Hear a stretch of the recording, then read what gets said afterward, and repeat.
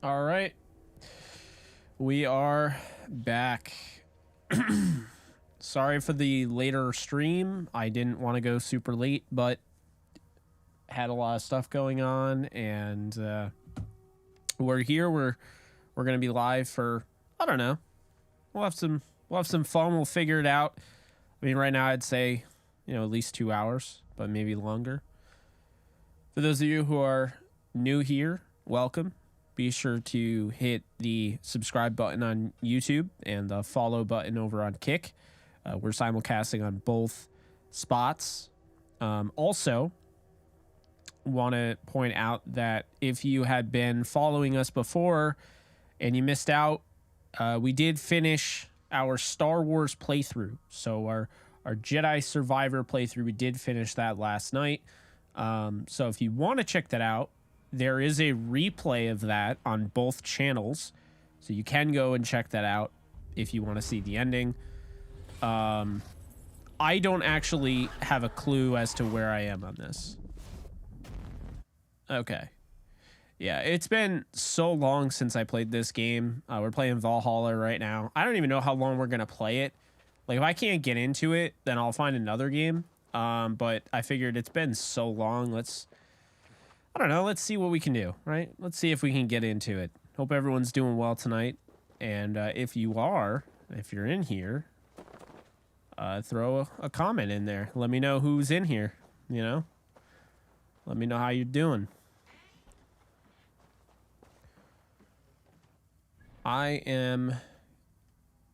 Normally I'm all about doing the, I'm all about doing the side quests and whatnot, but I think, for the sake of the fact that I really just want to beat this game, and it's been harder for me to go through this game than, say, Odyssey, which I could play Odyssey all the way through over again. I think we're just going to go with just trying to beat the main quests. So whatever that looks like. And I can't even tell you what the main quest is.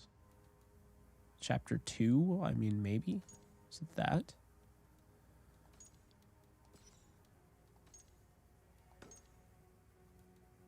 Okay. Yeah, this is definitely the main quest right here. Find and rescue Soma's advisors. So I couldn't even tell you anything, really. I haven't played this since, like, it came out. So that's the excitement, though, right? Alex, what's up? Appreciate you hollering in the Kick app. So I guess those green things. Yeah. Okay, cool. Let's do that. I'm not gonna get eaten by some Loch Ness monster, am I? I kid. I don't think so. I mean, maybe I am. I don't know. I don't remember. I don't even know how to sprint. Gary, what's good? Yeah. So if you missed it, I don't actually remember who is talking. Is that my character? I think my character's named Eivor. I don't know.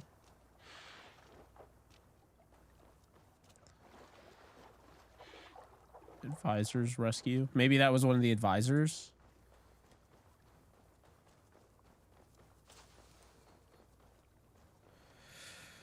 What's up, Liberty Wolf?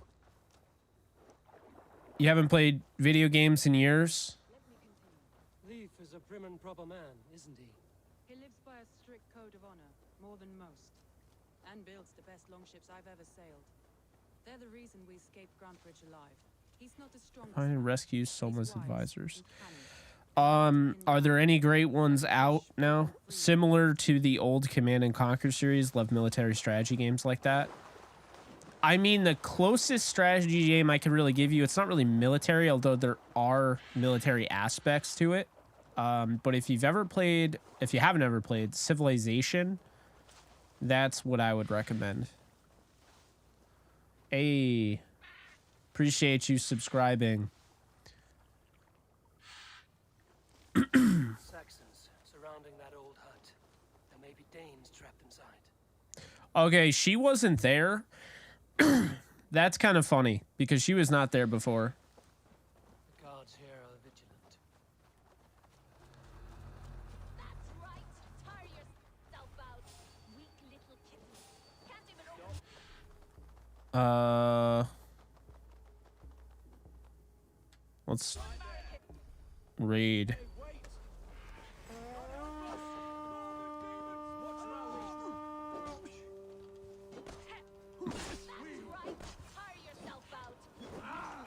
Oh, that's right. This combat. I have not been a fan of this combat. I'm not going to lie. I did not like this combat.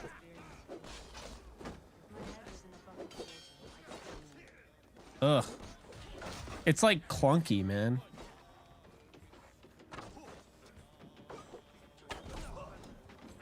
Should I just like be the guy in the corner who's just picking guys off as an archer? I don't know. Alex, you're saying Age of Empire Remaster or Company of Heroes 3? Yeah, so Liberty Wolf, I don't know if you got that, but that's what Alex in the chat over on Kick is saying. The hearth outside? We handle it just fine. Thinking of starting a new town, in fact. This house being our first. Fear not. I pitched a camp nearby. I have to say, I'm not trying to, like, you know, be grim in the chat or be, like, dull, but, like, hear me out. Assassin's Creed has been known for their free flow combat and how, like, perfect it is. Look at how long this takes to swing. Like, it's just like, ugh, why does he do that? There's just, it's so clunky. Am I crazy? Have you guys played this game before? Like, I'm not trying to be a hater. I love this franchise. I've played every single one of them, and I've beaten pretty much all of them except for this one and I think Syndicate. But man, it just feels so clunky, like the fighting. And Odyssey was like a masterpiece. I loved Odyssey's fight system. Absolutely loved it. Okay, now what are we doing? Yeah, we're going here. Then we're gonna raid another village thing. I'd assume this thing. And rescue them. They've surrounded someone. Must be careful.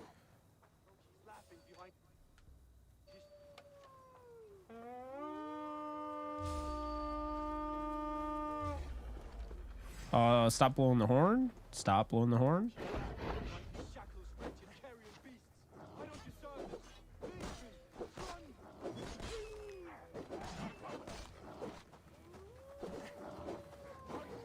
Oh. This is tough, man. I also don't like killing animals.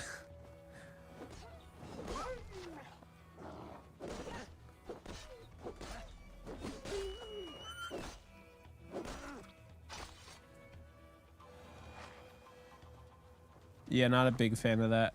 But no, the thing that's tough is still the combat. Haven't made it to Valhalla yet, but maybe the axes are heavier than swords.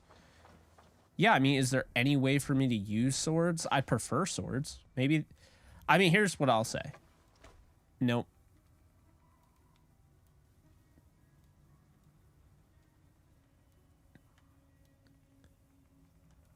That's speed.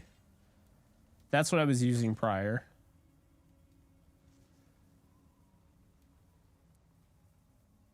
Oh, I might go with that. That increases the speed when you hit.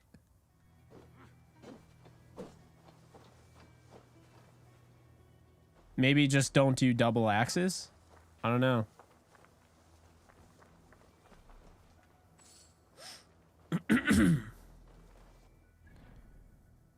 I mean,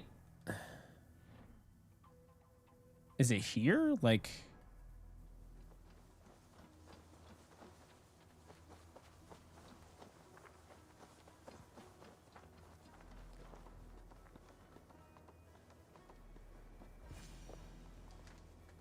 oh,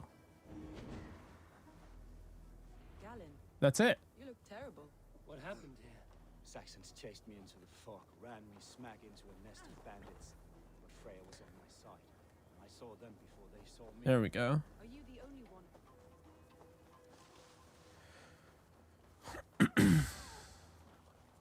Yeah, so I don't know how many of you that are in here, and I know that probably most of you that are in here follow football, but just wanted to throw out that my local arena league team, I don't know if you saw the news, but they basically got punked by Antonio Brown, who bought them and then didn't pay any of the league fees that were needed because, you know, the owners split the fees.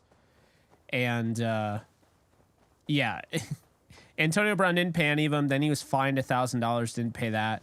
So now my arena league team, the Albany Empire, it has fallen because Antonio Brown got them kicked out of the arena league. You literally cannot make this up.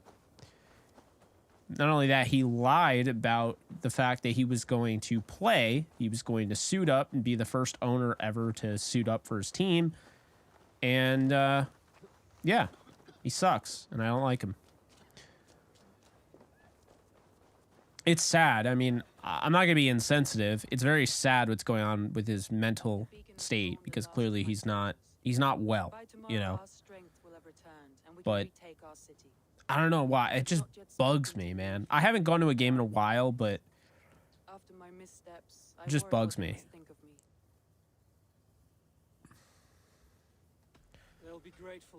I mean, we're called Smallbany for a reason, so I guess that's probably why. Shouldn't be surprised at this point. By Thor's hammer, I am glad we're together. In spite of our setback. Galen, you look well worn. Do not grieve the men you lost. They will be singing your praises in the corpse hall, waiting for us. Thank you, Jarl Sona. Leaf, you'd outlast any tempest. It's good to be back, Sona, all as one. And know this, that I will follow you through the eye of the storm if you called. Beer now. I'm delighted you're alive. I'm delighted to be living. I lost so many after all this. And Eivor, you have more than proven your worth. Help us reclaim our city, and you will have an ally in me. My blade is yours. For Grantbridge. We'll rest for the night. Gather our strength and our wits.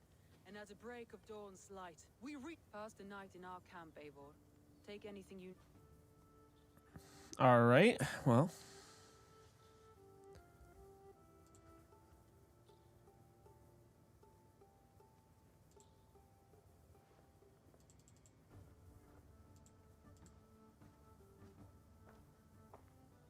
What's up, Dr. Dingus? How we doing? Forces followed the beacon back to camp. Hey, SG. What's up, William? The last 3 games I played were this one, Hogwarts, and Jedi Survivor, and you've played all 3. What are the odds? That's crazy. I just decided... I mean, this was completely random. I went live because, well, I told you... well, I don't know if you missed it, but I didn't plan on going live this late, rather. Just a lot of stuff caught up with me. I just had to do a lot of different things, you know, and get ready. Tomorrow I'm going to a wedding. But no, it's funny because I beat Survivor and Hogwarts. I'm kind of on a part where I need some time. Like, I need a little bit of a break to get myself refreshed to play it again. So I was like, yeah, I'll pick a random game, and I picked Valhalla. So out of all the games, just picked all 3 of yours. That's funny. I'm playing Assassin's Creed Valhalla SG.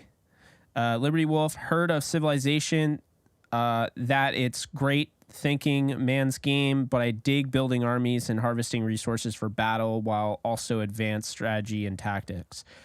Don't sleep on Civilization to scratch that itch, Liberty Wolf. I'm telling you right now. You got to get a little tactical. You know, you got to... It's interesting. You'd be surprised. You'd be surprised. It's fantastic. There's all sorts of that. Harvesting resources. There's, you know, trade routes, things like that. You can... The cool thing about Civilization, and maybe I'll stream it someday on here, but the cool thing about Civilization is that you can play it however you want. If you want to go for a cultural victory and take over the world with, you know, how... You know, your culture or whatever, okay, like, you know, you could do that. If you want to go for a scientific victory, you can do that. You can be the first to reach the moon. I think that's how you win the scientific victory. If you want to go for a total war victory, then you just conquer everybody.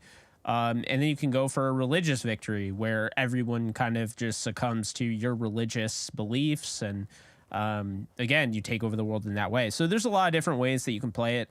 And I just think it's such a fascinating game because I'm not really a huge strategy buff, but I love history. And my history teacher would probably be laughing at me if she heard me say that. But I do. I love history, and I just thought it was really cool, like historically, the different things that are in there, the wonders that you can build. Definitely give it a shot. Yeah, you might like it. By the way, I am out of the loop on these things, but the graphics on this are sick. Yeah, the graphics on this are sick. You like Valhalla? Yeah, William. Valhalla is taking me a little bit to get into. Take your city back. You know, as you can see, I'm pretty casually playing it right now, just hanging out with you guys. As far as, you know, that goes, Jedi Survivor was awesome. I really enjoyed. While you're on this ship, Dag, you fight for me. I enjoyed the story, the gameplay, the free flow combat that this game apparently doesn't have. So yeah, no, I really enjoyed all that. And I gotta be honest with you, I understand Assassin's Creed has been going this direction. And by the way, like, Odyssey, I think, is one of the greatest games ever created, and I do believe it's the best Assassin's Creed game, and that's the one I was most skeptical of, right? But Odyssey, and I loved it, but Odyssey had a lot of, you know, sailing, and I gotta tell you, the sailing missions are my least favorite. I don't like sailing.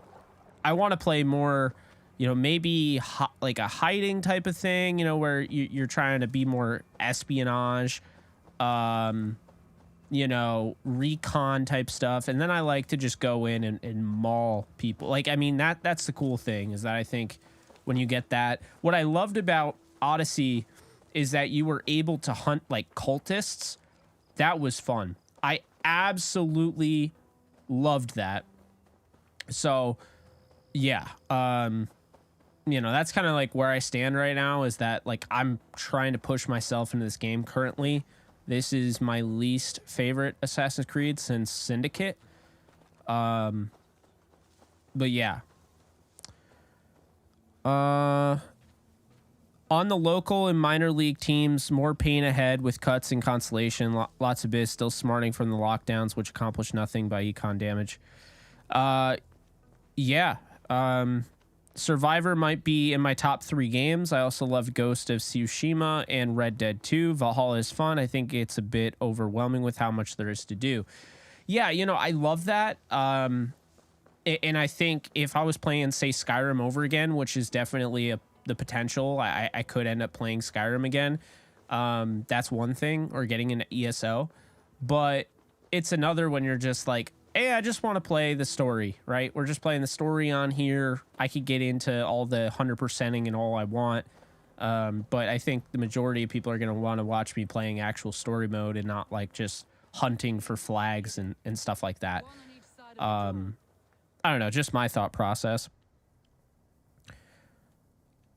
Plus, now we have inflation and a deepening recession, which this administration and the financial media won't admit, but small biz and upper middle class below are feeling. Yeah, I mean, Liberty Wolf, you're not wrong. You're not wrong. I know you're up there. Alex says, tell Liberty Wolf to check out Anno 1800. Less focus on combat, but definitely a fun, unique city building experience. What are we to talk about? You have nothing I need. Jake. By birth, even. Jake said, give me Splinter Cell. No, more like Metal Gear Solid, the greatest espionage game of all time. Jake, I know the supplemental draft isn't something big, but with it coming up, are you going to be covering anything about it? So, Dingus, it's funny because you always ask the right questions, and I can confirm that I'm working on a video for the Rams fans, talking a little bit about there's only one player so far that has been confirmed that's been accepted into the draft. And so we're going to be talking about Milton Wright, the wide receiver out of Purdue. I watched some film on him. I'll watch more film on him, and then that video will drop. So that should be in the next couple days. With the wedding, it might be Saturday. But you will be getting a Milton Wright video, who is the only player that we know that will be in the supplemental draft, and whether or not it makes sense. So that's where we stand right now. That was so stupid. Oh, yeah, I'm not even gonna mince words, man. What? How do I use the sword? I want to use a sword.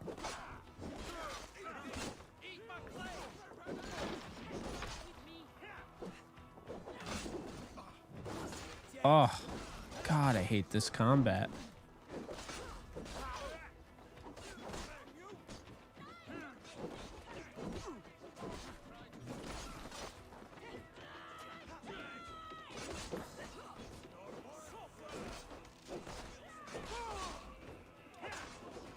Get out of here. All right. Oh, it's so bad. It's just so bad. I'm sorry I keep complaining. I'm not one to just keep complaining about it, but oh my good God. It's not getting any faster.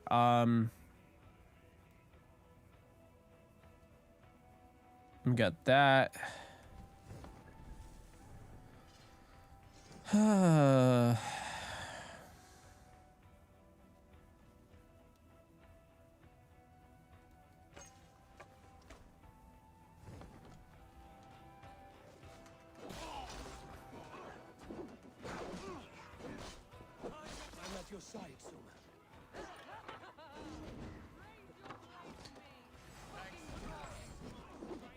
Let's see. Where's the... I got you. I love how reviving is just like shaking the guy's hand and lifting him up. That's pretty messed up. Where the hell did he go? I haven't seen Wigman since we breached the wall. Regroup at the Longhouse. We'll surely find him there. That was weird. You guys are active tonight. I love it. Oh, Black Flag was great, but I really don't like the sailing though. No, you're fine. I mean, there's no way you would have known. I didn't really cover any of the UDFAs because I'm waiting until training camp.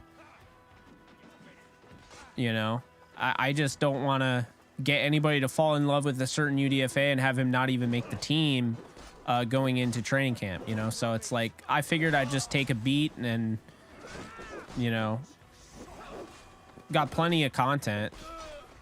And I was really, the debate was, am I going to make a Milton Wright video, just Milton Wright from an NFL perspective, or am I going to make a Rams one? And to be honest with you, I feel like it makes more sense to make a Rams one, because you could still argue there's a uncertainty about their need at the wide receiver spot. So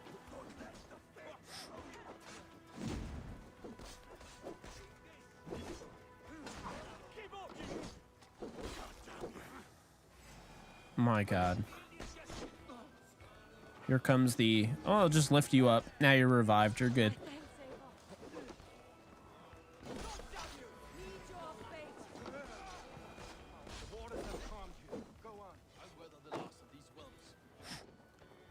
Everything from the environment, the puzzles, the combat for its time, LOL graphics, and sea shanties. Black Flag is the magnum opus of the AC series. For me, it's Odyssey. But I think Kenway might be the best character. I don't know. It's him or Ezio. I love Alexios personally, but it's him or Ezio in my opinion. Captain Kenway.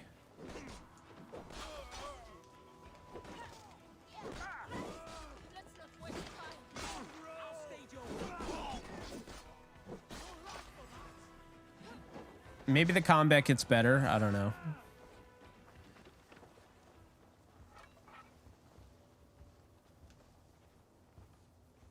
What's up, Exotic? Oh, you're on YouTube. Oh my God.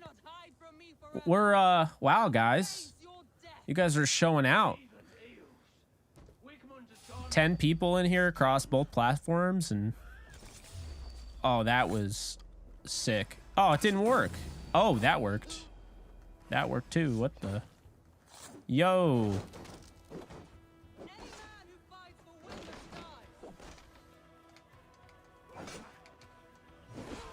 Ooh. Let your plague-ridden body feed my beings. Eivor, to me.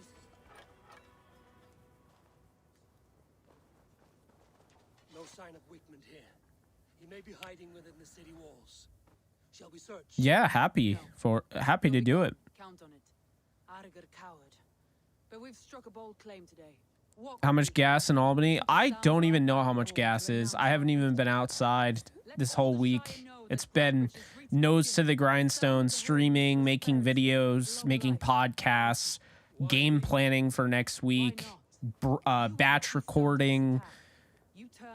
I mean, I've been meetings as well, so I haven't really had time, but I don't know, like over 3, I know that, but I don't know how much or whatever. Pretty crazy, right? I don't even know how much gas is in my area right now. That's how you know I haven't been out. Also, back to football. Did you see that Hard Knocks having trouble finding a team to let them cover? Why do you think that is? Possibly because Rams make behind the grind. So the reason I think that is definitely not because of Rams behind the grind. I think every team has a show kind of like that they do on their own channel. But I think there are teams that just don't want the distraction. And for a lot of teams, they look at it as a distraction. So, you know, I think when you look at, say, the Jets, they've already done it. They were the first team to do it, I believe, with Rex Ryan. They have Aaron Rodgers. They don't want to do that. They don't want the distraction, you know? So, yeah, I mean, I think ideally in a perfect world, the NFL would want the Jets to do it, and they can force them, but the NFL doesn't want to have to force any team to do it. So I think they expected more, and teams just don't want to volunteer for that. I think it's going to end up being the Bears. They were the last place team last year. They picked number 1 overall. They traded away. But I think at the end of the day, if you're looking for any team that is going to pick or is going to be the team that's forced to do Hard Knocks, it'll be the Chicago Bears. I think so.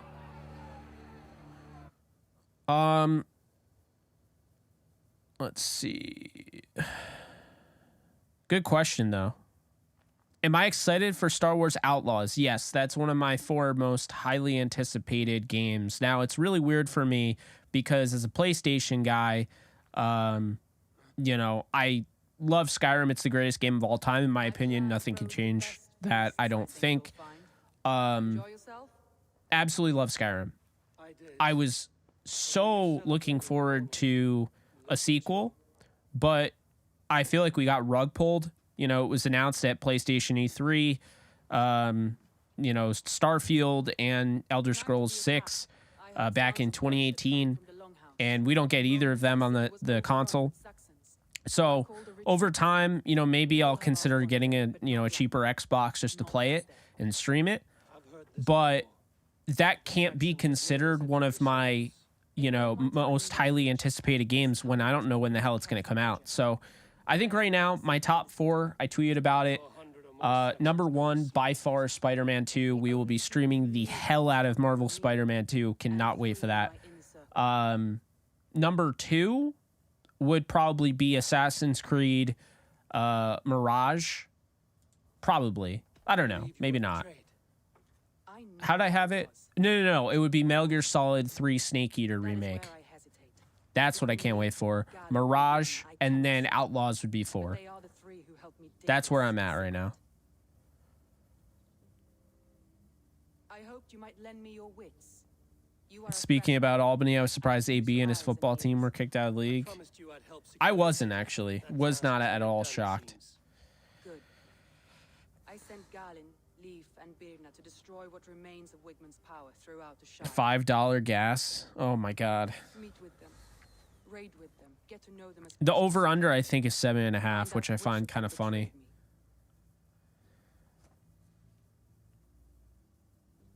A betrayal so wicked, I cannot imagine. Yet someone willing to break an oath like that must bear some sign or defect. I need clear, sound judgment. I need you, Eivor. You have me.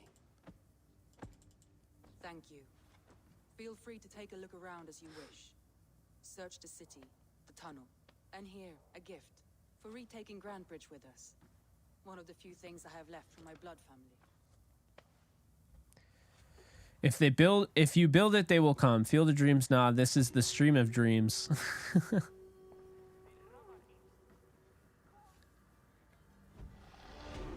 To be fair, Cole One did such an amazing job covering the UDFAs. Just retweeting his content felt like the right thing to do. I agree. I was like, anything I do, I mean, he kind of already covered it all. He did a really nice job. Yeah, Josh Kolak. Shout out to him. You know, he wrote for DTR, right? The markets are up and running again. I've known him for a bit now. Since probably 2017, I would say. He used to be under the name Kylo RN on Twitter. So that's, if you remember that, that's who he is. Did you see Jason OTC tweet about teams and their caps for Brandon Bean continuously taking shots at the Rams? The Bills cap looks bad this year, next, and could even be worse with the Diggs situation.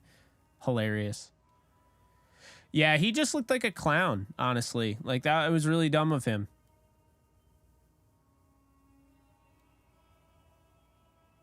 Eivor joins Gallen and his crew to destroy any hamlets loyal to the Wigmund. Do I have to do all this?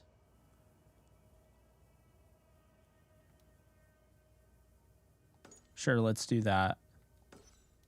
Yeah, let's do that one. Where are we on this one? 40% done. So yeah, we're 40% done with the story according to PlayStation. Anyway. Yeah, let's do it. Let's turn on this guy, I guess. I don't know. He is not very fast. I would say an O lineman is faster than him at this point. That's a great point, though, Dingus. Absolutely great point. I'm so excited for Spider-Man 2. I know there hasn't been much update, but I'm super excited for the Wolverine game as well. I heard rumors of Ghost of Tsushima 2. That would be sick.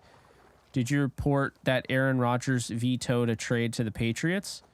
I didn't see that report, no. But that makes sense. I don't buy Mac Jones. It's nothing against him. I don't think he's bad. I just don't think the Patriots trust him. Like, I don't believe he was their guy all along. I think there's a chance that we could see a Trey Lance for Mac Jones trade. I think Trey Lance will end up with the Patriots and Mac Jones is going to end up on the Niners. I've said Mac Jones is going to the Niners for a while. If he doesn't go to the Niners, it's because they got Kirk Cousins next year coming in, who I believe that's where he'll go. But I don't know. Mac Jones to me always seemed destined to be a 49er. That's who they wanted. I know that. Kyle Shanahan 100% wanted him. He backed off because, well, the media was like, what? When it was announced that it was going to be him, that's funny. Didn't even know you could slide. When it was announced that it was going to be him at pick 3, like number 3 that they traded up to get, immediately they backtracked. Like they saw the outcry against it and they're like, oh, well, we're going to get clowns. Now we can't do it. We can't do that. Unprofessional, yeah, but that's what they did. You know, that's what they decided to do. So nice. Love running into that giant pole there. It was sick.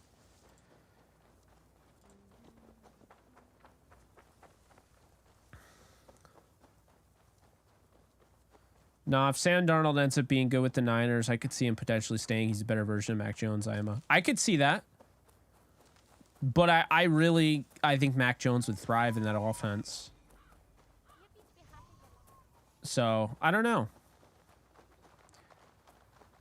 Man, if they tap into Darnold's untapped potential, that would be something else. Did you sail through a storm? You never mentioned. Eivor, a fine day for being out, no? Soma said I would find you here, Leaf. What's your plan? We're ridding the world of a priest who spouts praise for the elder man. The Chiefs copied and pasted the Super Bowl ring.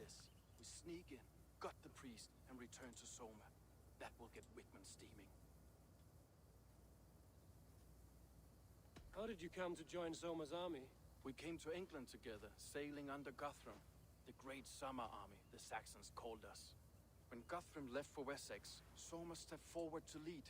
Something I would have liked to do myself. I'm looking at it now. If you were the Jarl of Grandbridge, I would run the city my own way.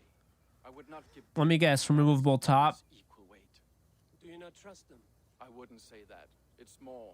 Binner's boots are stuck in the mud, and Galen's are in the sky.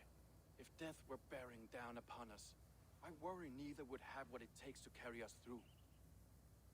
69, 19, and 22. Good conversation, Leaf. Now let's take that. I knew the removable top was Too right, coming. Too right. Wickman's whelp awaits his reward. My warriors will distract the Saxon forces at the gate. What? I don't understand the two Lombardi trophies. That doesn't even make any sense.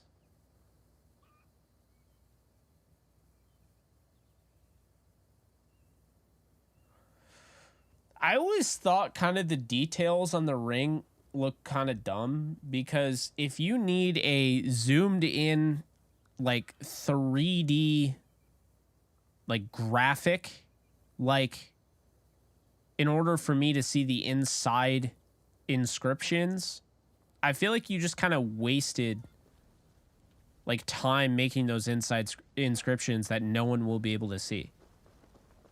I will never understand that as long as I live. Like Super Bowl rings that have like inside the ring, they have stuff that like you can't even see. It's like, oh, it's inscribed with this. Like, it looks ridiculous.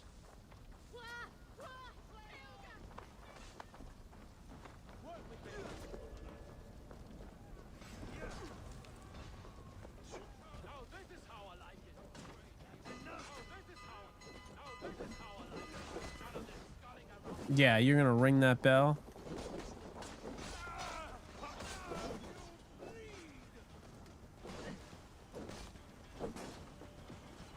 Get out of here. There we go.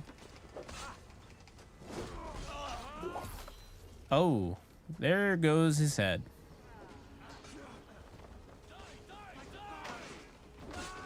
I was just collecting a raspberry. My God.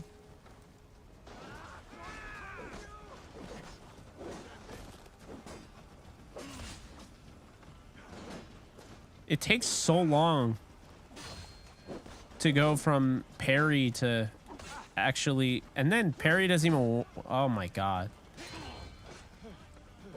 Are they aware of how badly they ruined like the combat? I hate to keep bringing it up, but like, good God.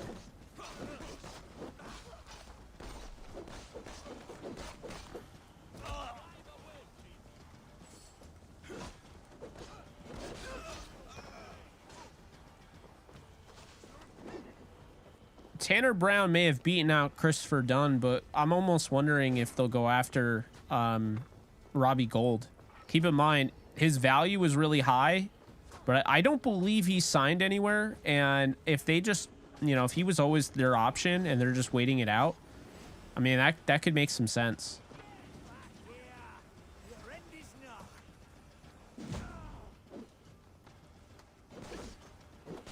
There we go. Mason Crosby as well. I know, like, they're going this remodel approach, but that doesn't mean they can't go after an older kicker. It's going to be like a 1-year deal, so it's not like it's a big deal anyway. They just don't want to lose games because of a kicker if they go that route.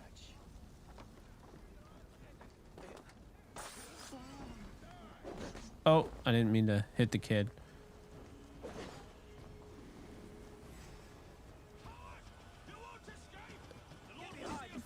How am I a coward, bro? I'm running at you straight up and you're using a pike.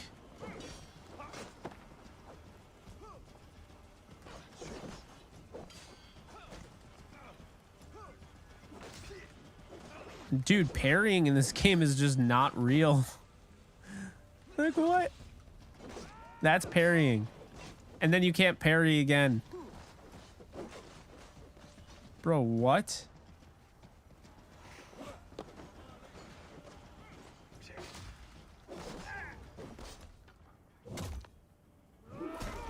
Oh. That was obnoxious. Hey, I mean, I wouldn't mind restructuring for a kicker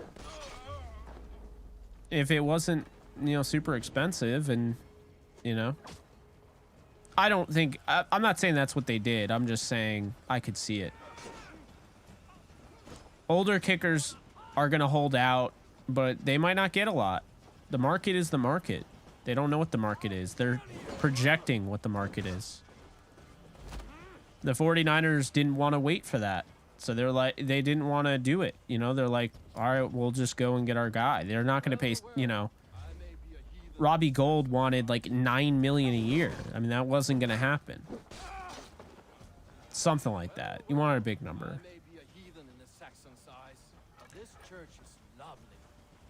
Do I have performance mode on? I know I have easy mode probably on.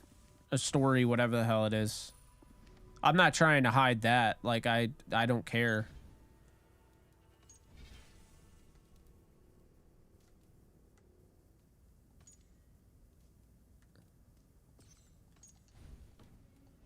High frame rate.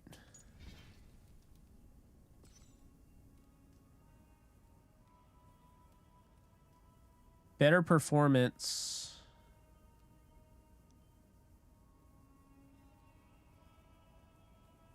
Okay, yeah, I have high frame rate on. That's how I'm gonna play. I love performance mode on any game.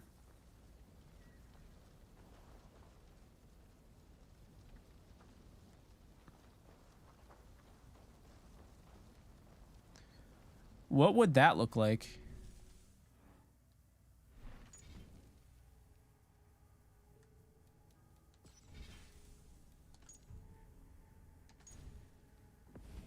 No, it's gonna restart the game? Oh, good God. Oh my. It's 2023 and we're still restarting games for changing to performance mode. That's, wow.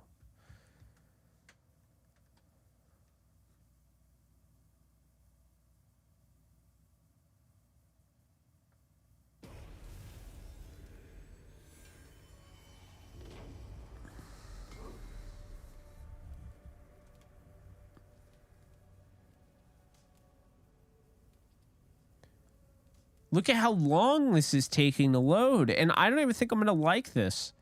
I'm probably going to switch it back. I shouldn't have switched it. I had kind of a weird feeling about it. I shouldn't have switched it. Have you been researching prospects for the Lakers at 17 in the draft, or are you in favor of trading the pick? I'm in favor of either trading up for Christian Brown or drafting Jalen Wilson, but I'm a Kansas fan, so just take that for what it is. To be fair, LeBron's never won a ring without a Jayhawk on his team. So. Oh my God, do you see this? Look at this. It's like...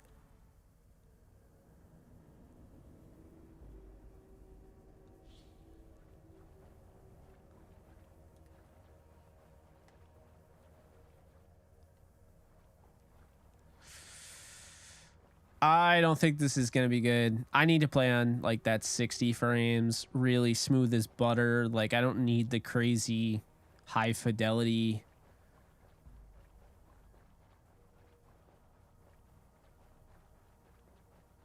Yeah, Malone needs to get over himself. The dude thinks he's already like Pat Riley, and it's laughable, and it's honestly kind of sad.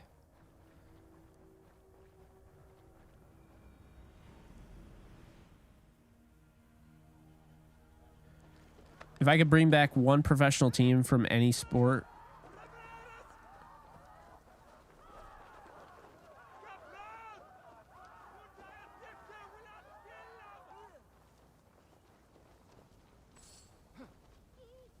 Yeah, I don't like this at all. It like just feels clunky.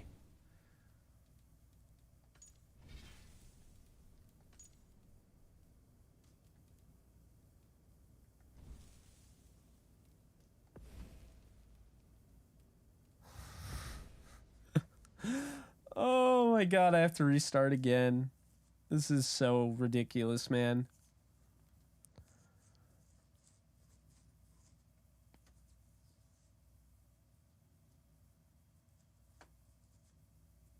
And that parade looked ridiculous. There was like hardly anybody there.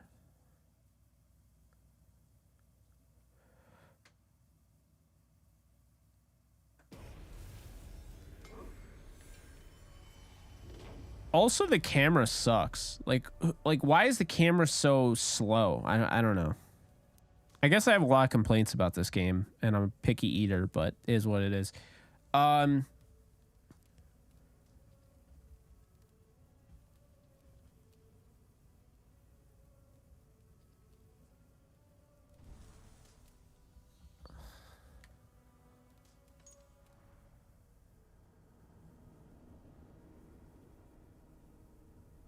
What was I gonna say?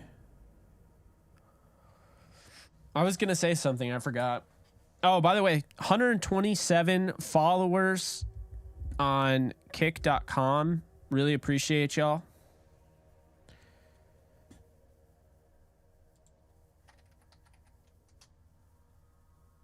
We're getting there.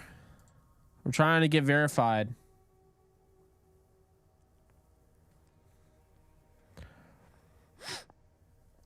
We get verified, and you know, then we start cooking with gas. So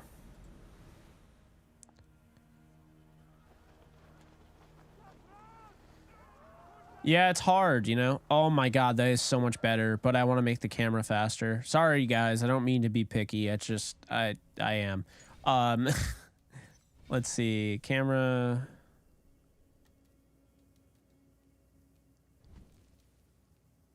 Controls.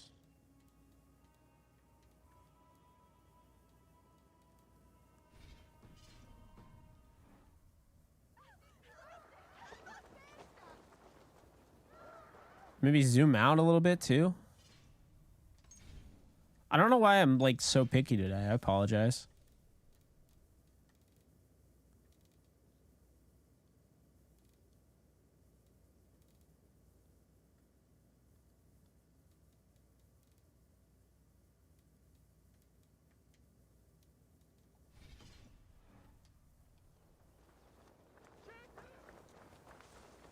All right, that's better.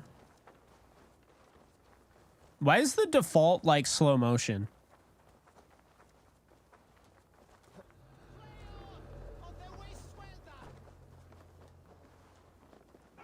Whitman's priest is in the church.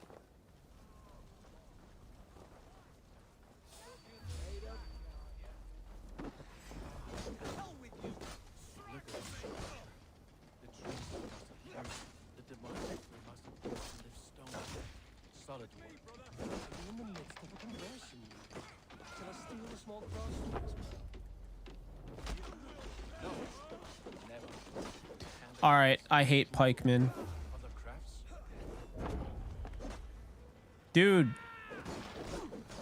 All right, I hate this guy so much. Did I tell you how much I hate this guy? Like, oh my god.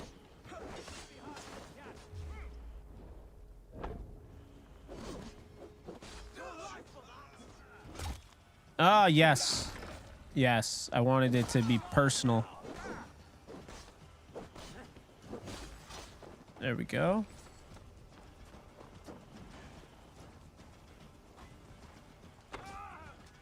Go. Ready for this? Oh, that was sick. All right, there's nothing there.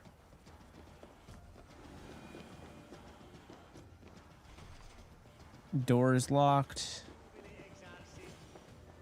Lord Wigmund of Walden, carry. That was so dumb. Why did it like do that whole? Not poison the Shire anymore. We should leave. Not reading. I will collect the Book of Knowledge. That's cool. My wealth just went up, or their wealth. I don't know.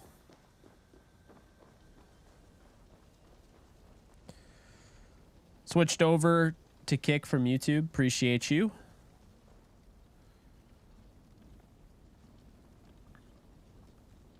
Cooking with gas. Don't tell your New York politicians that. They'll want to ban you too. That's funny. Best brace my hood here. What's my opinion on D'Lo? So my opinion on D'Lo at this moment is that I really like him. I think he has what it takes to be, you know, a starting point guard on a team like the Lakers. But with the emergence of Austin Reeves, they might not have a choice. You know, with the emergence of Austin Reeves and the trade for, you know, Rui, they might not have a choice. Like, that's a real thing that they might have kind of lost him. I mean, they might be able to get him back cheap, maybe on a one-year deal, prove-it deal.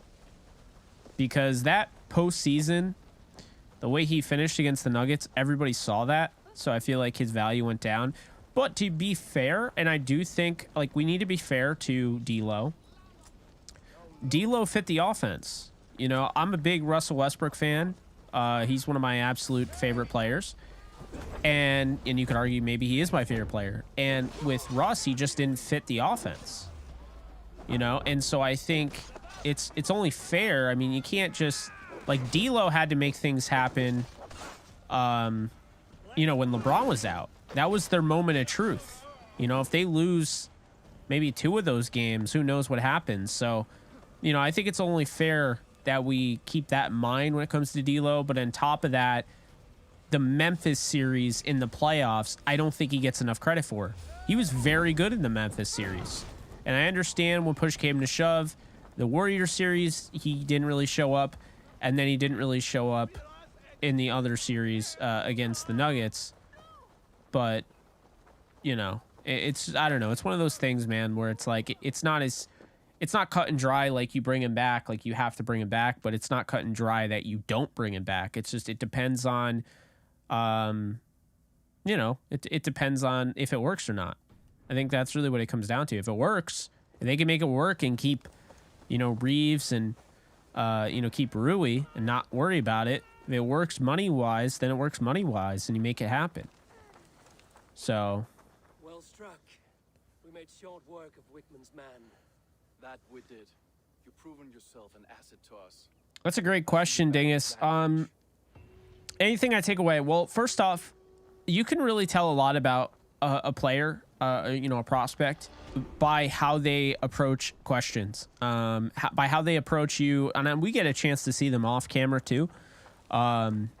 So there are a lot of different things. We don't want to go too into it because obviously there are guys that, you know, they just had a bad day and they might come off as not as great. But, you know, I'm not going to lie. I mean, we have players that just flake on us. You know, we agree to a time and they don't hold up their end of the bargain. Now, I understand, you know, we're not paying them, so that's something to be fair. But I also think it's a win-win for the prospect to come on our show because they're trying to build a name for themselves, try to build a brand, get people to know their story, get it out there. And so, you know, it's kind of, you know, it's a little weird, right? I feel like, to answer your question, the thing that I would take away, you know, when talking to an NFL prospect is that we like to ask the icebreaker questions and to start the show. And we never did this before. We kept it all like, you know, professional and whatnot, but we like to ask them something that kind of get them comfortable. And so when we ask them like their favorite TV show or favorite movie or whatever, that's always cool. And then, we ask them, how did they get into football? That's where the individuality of just a human being comes in, because they'll give you all sorts of answers. Some people are like, yeah, I just tried football. Is just kind of like, I just put it out there like, oh yeah, let's do this. And then it ended up being a big deal. And then others are like, I've played it my whole life. And there are others that are like, yeah, my dad got me into it. You ask them, who they modeled their game around. And, some guys have, an answer immediately. It's like, oh yeah, I grew up idolizing Deion Sanders, right? Or, oh yeah. And then some don't. Some like, oh yeah, I actually found a decent amount of players that we interviewed do not care about the NFL. And I don't mean that in a bad way. But while they were playing, like, you ask them like, oh, who's your favorite player, or what player do you model your game after? They're like, yeah, I don't really watch NFL football. And I always find that really interesting. Because it's like, okay, you don't watch it. Like, some guys are just, they're not really into it. And it's just like, it's a business, and like, it's what they're good at. You have guys that are just like, yeah, I just happen to be good at this profession. I'm not exactly a huge fan of it. So I don't know. It's interesting. So that's what I would say, kind of a long answer, but there's a bunch of things. I think the cool one is like, asking them, their story, anything interesting about them. I mean, you have a guy that his father was, Top Chef winner twice. All sorts of stuff. I think it's really cool. Do I have a favorite from the pre-draft interviews I've done, whether or not they became a Ram? Yeah. I can tell you right now, Alexis and I interviewed Quentin Lake and absolutely fell in love with the guy. And he is a Ram. He was awesome. He's been on our show multiple times. I think it's 3 times, if I'm not mistaken. So yeah, Quentin Lake is great. Love Quentin Lake. And then Terrell Burgess, a former Ram, he was also great. He came on multiple times. A guy that wasn't a Ram that I absolutely loved interviewing. He was our first interview Alexis and I did together. Dalton Reisner out of Kansas State. We were big fans of Dalton Reisner. He just came away like one of the nicest guys that you could interview. Another guy that was a great interview. One second. Another guy that was a great interview was Andrew Whitaker from Washington U in St. Louis. Andrew Whitaker was a great interview. One of the most, he blew me away. He was probably the most intelligent guy from just the standpoint of IQ, not necessarily football IQ, but just in general. He was probably the most intelligent guy I've ever interviewed before. So he was really cool. But yeah, absolutely loved Dalton Reisner, Andrew Whitaker. And there's so many others, man. I mean, Isaiah Wynn was my first in-person interview. I absolutely loved interviewing him in person, and he was great. He was so respectful. Like, we sat down on a table and just talked, and just seemed like a really nice guy. I really liked Matt Parrott, who was on the Giants, the tackle from UConn. We talked about how his name was spelled like the great drummer Neil Peart, and he thought that was funny. He knew who that was, so that was cool. I'm trying to think about who else. I mean, there's been so many. We've interviewed over 400 prospects. How did you come to be in Well, Thomas Clan? I think the obvious number one is a guy who's become my friend. It's Kyle Sloter. Like, we've texted a decent bit, and we've stayed in touch, and he's reached out to me. It's really cool. I would give Kyle Sloter a nod for, one of the best interviews, because I actually did that by myself when I was just starting out, before I even knew who Alexis was, before we even had a podcast, before Blaine and I even started the podcast. George Kittle was a great interview. Just hearing what he had to do his credits didn't transfer. He had to basically take summer school classes to get to Iowa. So that was that. And he's a great guy. Like we chatted for a while. We kept in touch, and then we fell out of touch. There's so many, man. You know, it's crazy all over the league. You know, you see guys that you talk to and you have some sort of, I'm not going to say you have an ownership over them, but they're always guys that you don't forget about them. You know, like I watch like Kyle Duggar of the New England Patriots, and I just remember, hey, that guy from Lenore Rhine didn't get a big enough head where it's like, you know, he started, you know, rising up draft boards and he killed it at the Senior Bowl and all that. He still gave us the time of day. Colin Saunders, he was awesome too. Colin Saunders was great. Super Bowl champion. He left the Chiefs this offseason to go and, you know, play with the Saints. But yeah, Colin Saunders, I would say, is another one. There's so many, man. So many.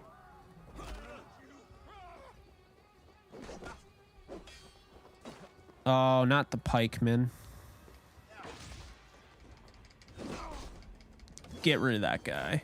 I'm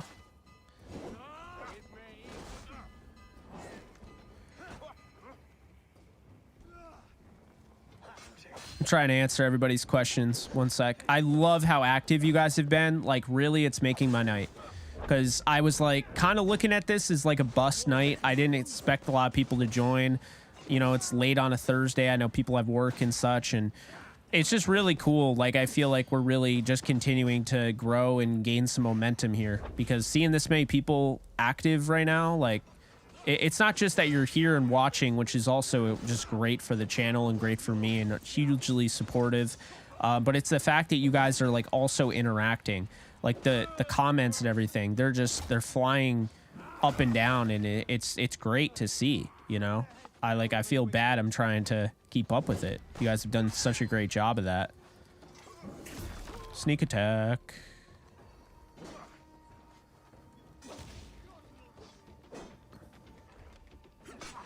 Oh my god.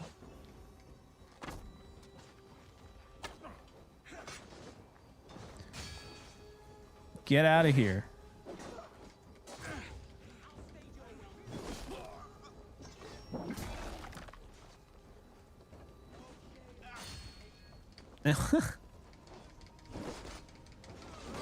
There we go. I'm gonna answer questions in a sec, so don't go anywhere. I might even pause it now just to give everyone a chance. So, Liberty Wolf over on YouTube.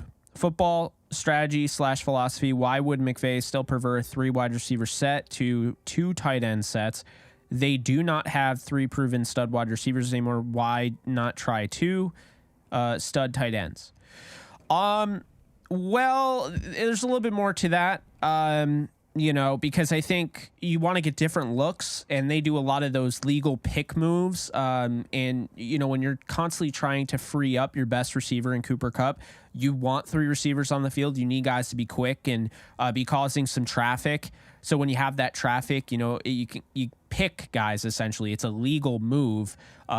You know, that's not considered pass interference. It allows, you know, a defensive back to maybe get caught in the traffic, have to redirect, make a quick decision, and now all of a sudden Cooper Kupp is wide open. That's how he gets so wide open, is that they use moves like that, and you have to do that, you know, using that 11 personnel grouping. The 12 personnel grouping, it works well in the run game, and they have experience in the passing game as well.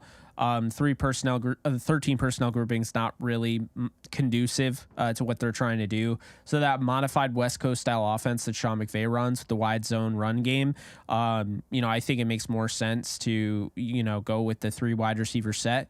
Also, Stafford loves being in the shotgun. He's been vocal about it. You want to have those 3 wide receivers. As far as the 2 tight ends, I don't think they have another tight end that's as good as Tyler Higbee, where you don't have a Goddard, you know, Zach Ertz type of situation, right? You don't have a Gronkowski Hernandez type of situation. I like Bryson Hopkins, had a fantastic interview with him. Back to that original question. But You know, I don't think that they're in that position where it's like, all right, yeah, we'll put Hunter Long there. We'll put no. I think those guys will get opportunities, but I think they'll predominantly be a team that they'll mix things up, but they're not going to sacrifice their 3 wide receiver sets and just go 2 tight end sets. It's also going to be depending on where they are in the game, you know, whether it matters or not, who the personnel grouping is. You might see personnel groupings that put Tutu Atwell on the field. You might see personnel groupings that put Ben Skoranek on the field. Just gives you kind of different looks, and so I think that's what McVay's all about, is like having, I want to look for every type of situation, so I'm not going to stick to one thing. It's why they're not going to only stick to you know, that 11 personnel grouping. You know, they'll mix it up.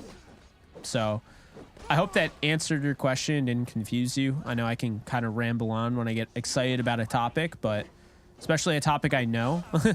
So yeah.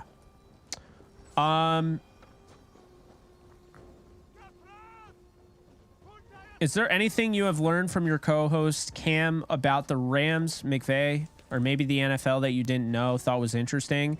I think it's pretty cool to have a show with not only a former player, but a guy that played on your favorite team. That's a great point. And it also, Dr. Dingus, he's like Mr. Question over here, always just nailing it. Yeah, so Cam and I have become really good friends, like really good friends. Like I have talked to him about personal stuff. You know, we've shared things. He's a great guy. So that's the first thing, is just everything you see on camera, that is Cameron Lynch. Like, he is that great of a person. Now, what have I learned? I've learned actually a decent amount. You know, I've learned things like, you know, for instance, when you look at those moments where you're going up against guys in practice, like, you're able to see how great these guys are. Like, I didn't know, what is it? He said Devin White, he was playing like cornerback reps. He was playing cornerback reps in practice. Like, he's had his hold on things. Like, he's been able to see things that, like, I just realized I was doing the wrong thing. He's been able to see things that, like, just the fan doesn't get to see. So when he talks about it, he had a really funny quote today when we were live, or not live, but we just posted the video today. You know, the episode 26 top 10 corners. He was like, Janoris Jenkins, Jack Rabbit, that I don't know. Like, I can't understand jack shit of what he's saying. And it was so funny because, like, I didn't know what he was talking about, but like, it's just like he has these different experiences with players. You know, he's told me stuff that I wouldn't really say out loud, you know, about other players and whatnot. And that's just the way, like, you know, the league is. But then there are times where, like, on Believe in Rams, like, he basically said, like, he didn't like the way Taylor Lewan carried himself. You know, he thought he was a jerk, you know, just based on that training camp or whatever practice thing that he had with him. They did like a joint practice, and he said he came off like a jerk. And I think that's really fascinating. Those are things that you normally don't, like, you only get that from the player. And, you know, just the business aspect of it and special teams, and really explaining the whole special teams thing, because, you know, you don't really realize it. And then Cam starts explaining it like, yeah, it's like a bunch of car accidents happening over and over and over again. And, like, it's a really dangerous thing. And now you look at it like, maybe you and I take it for granted because we just see it all the time, and it's become, you know, something that we see on TV and we get used to and whatnot. But for him, you know, that was his life. You know, that was his football life. That was his career. You know, he played on defense, but he also played a ton on special teams. He's able to give insight on guys like, say, Taysom Hill, who he said, no, Taysom Hill, what he does on special teams is, like, unreal. You know, he gets a chance to work out with Brian Smith, who he mentions was also working out with the Diggs brothers. And he comes out and he's like, yeah, Stephon Diggs, Trayvon Diggs, they are elite athletes. Like, I remember them dunking in gyms and doing all sorts of stuff. So it's great to have the perspective, and then just the things that he's been able to tell me, you know, about the Rams. And, you know, he mentioned on Believe in Rams how there were some guys pulling for, you know, Wentz to be drafted, and he was one of them. Why am I on fire? Yeah, he wanted Wentz over Goff, you know, and there were guys that did on that team. So it's interesting getting his perspective of things when, you know, this is somebody that I really liked from afar. I wrote an article about him on Rams Wire, where, you know, I really originally got my start writing full time. You know, so that was cool. And I reached out to him, and it's funny, you know, because I'll tell you right now, for those of you that are fans of, you know, the channel, fans of the Rams and my Rams content, and don't know the story, I'll just elaborate real quick as I try to pillage this area, but don't know how to do it. So essentially what happened was that back in the day, so I wrote, you know, I wrote a, Smell of burning wood. okay, I guess that's all I needed to do for that to be done. Thatch and a heady turf. How do I get rid of this torch? Can I just drop it? Okay, there we go. Yeah, so essentially what ended up happening was a while ago when I was writing, you know, for Rams Wire, I wrote an article about Cameron Lynch being this underrated, kind of under the radar UDFA that I thought would make the Rams. Sure enough, he ends up being on the Rams and having, you know, an impact on their special teams unit, playing a little bit on the defensive side. But the point of that is that I reached out to him asking him for an interview, and he wanted to, but Rams PR blocked it. So they blocked it early on, and, you know, I was kind of not heartbroken, but kind of disappointed. Like, my favorite team, I'm getting into content creating, and, you know, they didn't really make anything easy for me. I had an interview blocked with John Franklin Myers and so forth. But anyway, they blocked it. And so, you know, years later, he's retired, and now, you know, I get reached out to by Believe in Rams. Just after Locked On Rams, you know, kind of, I was told they were interested, and then I just never heard back from them. You know, because, you know, I was told that I was one of the candidates to take over, you know, for Sosa on Locked On Rams, and I never heard back from them. So, you know, I find out that, you know, they picked somebody else, and I'm feeling kind of not distraught, but I'm like, all right, you made a mistake, like, and I'm going to prove it to you. And then Believe in Rams, or, you know, Believe reaches out to me, and they're like, hey, we want you to do Believe in Rams. And it's not even on my radar. And I'm like, oh. He's like, yeah, like, you know, Isaac Bruce is, you know, going to be leaving the channel, or, you know, he's going to be leaving the show, and we need a new host. And, you know, it just makes a lot of sense. And I was like, oh, okay, like, yeah, I'll do it. And then, like, I was like, oh, it's nice to feel wanted. And then, you know, they come to me and they're like, yeah, we're trying to get a few names. And then they go and they get Cam. And, you know, that's how Cam and I eventually, despite getting blocked initially when he was a player, we united. And, yeah, I mean, we've been friends ever since, man. I think we put in great work. I love working with him. You know, I really feed off of his emotion, because I know it sounds really hard to believe, because, you know, I keep myself relatively not happy-go-lucky, but, like, you know, I'm excited about what I'm talking about, passionate. You can hear it in my voice.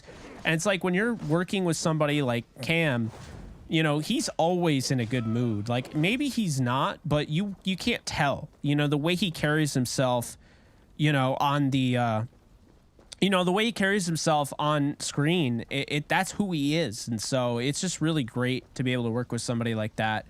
And so, yeah, that's that whole story. I know I kind of elaborate a lot. Hopefully I didn't lose people, but yeah, I mean, that's pretty much the whole story to answer your question about Cam. And, you know, I think I agree with you, Will. Like, he brings such a cool POV to the show. And, you know, the fact that, you know, he played under Sean McVay, and, you know, he has just all this experience. It's just really cool. And, like, for instance, when we're doing the top 10 list, and, you know, we get to the top 10 linebackers, like, he played the position at the NFL level. So it's just, it's really cool stuff. You know, it's really cool to be around that. I don't take any of this for granted. And what's even cooler is as great as Believe in Rams is, and I love the opportunity. I was so excited. You know, just like I said, it felt nice to be wanted. I mean, if I'm, you know, if that is a red flag, then so be it. But I'm going to be honest with, you know, always transparent over here. But, you know, at the end of the day, when Believe in Rams turned into Believe in Rams and Off the Edge, that's when I was like, all right, we got something here. You know, when you have people coming to you and saying, yeah, you're really doing a nice job, like you guys are doing a nice job, so we want you to do our flagship NFL show, that says a lot. That's an endorsement of you, your ability, you know, and your brand. And so, you know, Cam and I were really excited about that. And you know, we've been doing it ever since. We've done 26 episodes. We're really excited because we're doing it in the off season. Whereas if you guys remember, Cam and I were thrown into the fire, Believe in Rams, about week 4.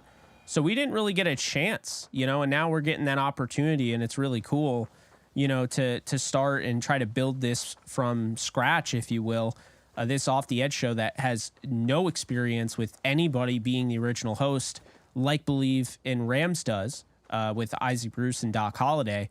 So it's really cool when you think about that prospect of it, like starting from scratch and, you know, being able to kind of just pave the way and build your own resume. And that's really what we've been doing. You know, we've been put out 26 episodes. I've been working nonstop on clips. We have over 100 videos posted on our YouTube channel, Off the Edge.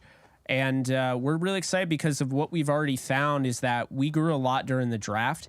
And this is the dead period, and we're already over 500 subscribers on YouTube. We're already over 80,000 views, and we really feel like the sky's the limit. And when the season starts, that's when we're really going to see, you know, the fruits of our labor, if you will. And so, really excited about that. It's on TV. It's on Fubo. Excuse me. It's on Fubo TV. It's on. It's going to be on Roku TV. It's on all sorts of. You know, streaming services and whatnot. So really, really happy about the direction that's going in, and just a lot of fun to do that. Plus, I really like the Believe Network. I'm a big fan of what they're doing. And this is the future of TV. I've mentioned it before. I'll say it again. This is the future of TV.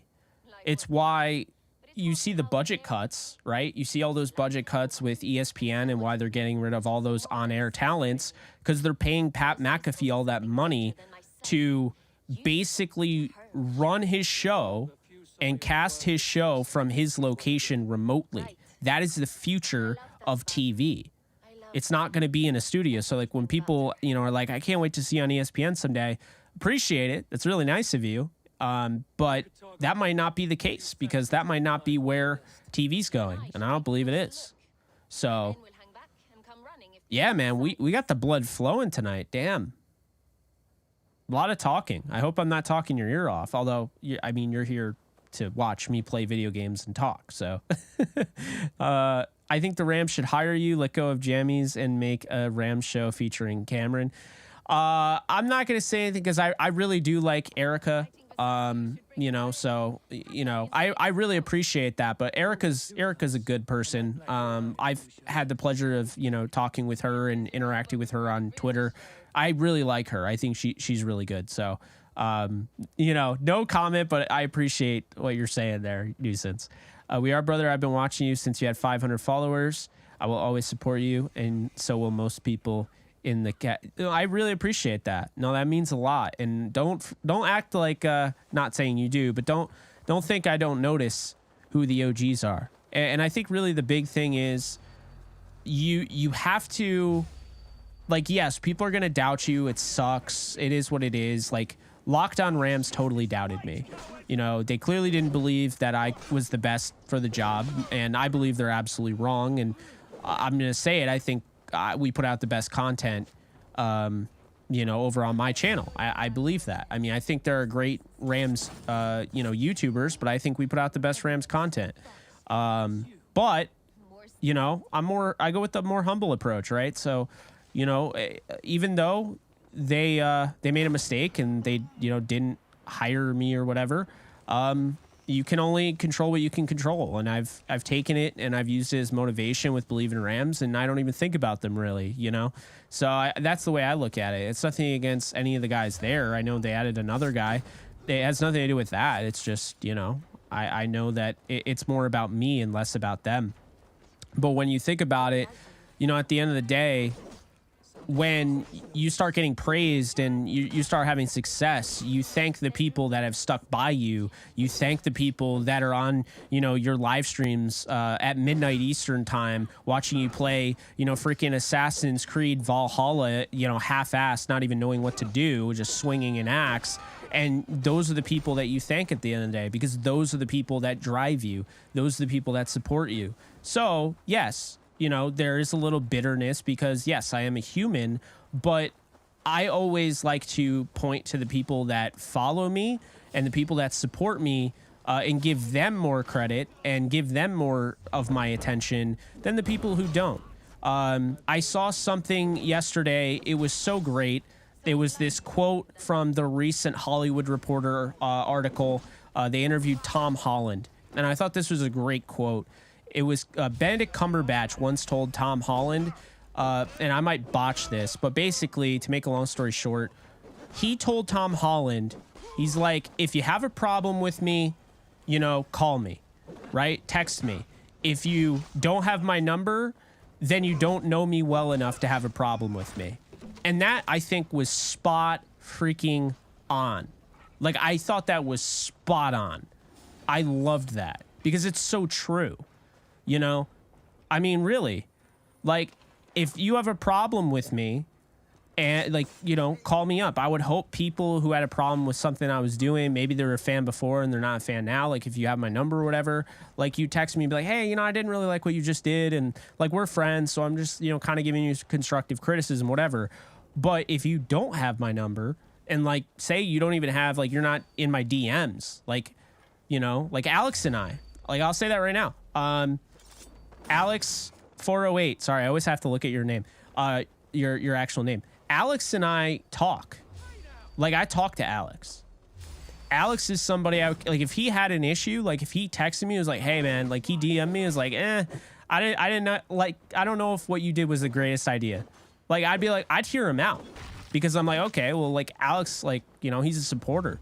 Like, any of my, like, OG supporters, people that are in here constantly, you know, supporting the live streams, if you guys had an issue, like, I'd hear you out. I'm not going to push you away.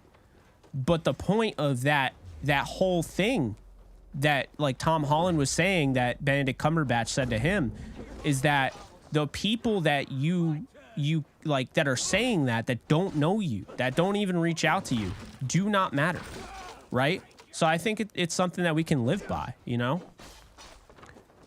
Like, I've talked to a bunch of you in DMs. Like, I always say, reach out to me. If you have anything that you want to say, anything rams, I might not get back to you the same day because, you know, my life is hectic and I'm constantly trying to decide how much content I want to put out each day. But I do try to get back to everybody at a decent time. And, you know, I get YouTube. They used to have DMs. They don't anymore. But I get, like, YouTube comments I try to go through. I am not very good at YouTube comments. I'm going to be honest with you. I read all of them. But what I find is that I thought I, like, replied to somebody and then I didn't. And it sucks. And then after the fact, you've waited too long. So you feel like kind of a dick. So, you know, I got to get better at that. And I know it. Twitter, I try to, you know, any DMs on Twitter, I try to get back to pretty quickly because I'm on Twitter a lot. You know, Instagram, I have people that DM me on Instagram, even TikTok or whatever. But in all honesty, like, I'm an open book, you know, I'm transparent on my streams. Like, what you see is what you get. You know, I'm not really hiding anything. And I think that's the problem with some people is that they do. For me, it's like, man, I'm 100% unapologetically Jake Ellenbogen. What does that mean? I don't know. It means what I say it means, right? So, you know, that's kind of where we are. I know that was a little bit of a ramble on rant, but that's how I feel truly about all the whole situation and everything. And also, as you guys know, like, I've gained more of an edge over the years. You know, I was more happy-go-lucky. You know, like, oh, like, I'm just humble and I'm happy to be here. And yes, I'm still that person. But I've gone through some shit and, you know, I've gone through some mental shit where, like, you know, I have depression. I battle with depression and anxiety. There are days where, you know, I just want to lay in my bed all day and I have to kind of force myself out of that situation. Now, when I say that, people don't believe me because they're like, you put out how many videos this week? I'm like, yeah, but you don't know the willpower that took. You don't know, like, how close I was to just being like, you know what? I'm just going to lay in bed all day. And I've had days like that where I planned on putting out content and it was just like, yeah, I just decided to lay in bed. It's not a good excuse. But again, it's the transparency factor. So, you know, I think that's really, you know, what it comes to. But yeah, you know, I think over the years I've just gained more, you know, insight on the industry, and, you know, that's pretty much that. But I love the Rams, but I feel like the media team can be improved. I feel like they can be more interactive, especially with content creators like you, Jake. Yeah, no, I don't mean to bag on them, but you're absolutely right. I mean, they don't even follow me. So it's like, you know, I mean, I have inside sources with the Rams, and like the Rams, like media doesn't follow me. Rampage interacts with me, but like, you know, the Rams official social media does not follow me. You know? So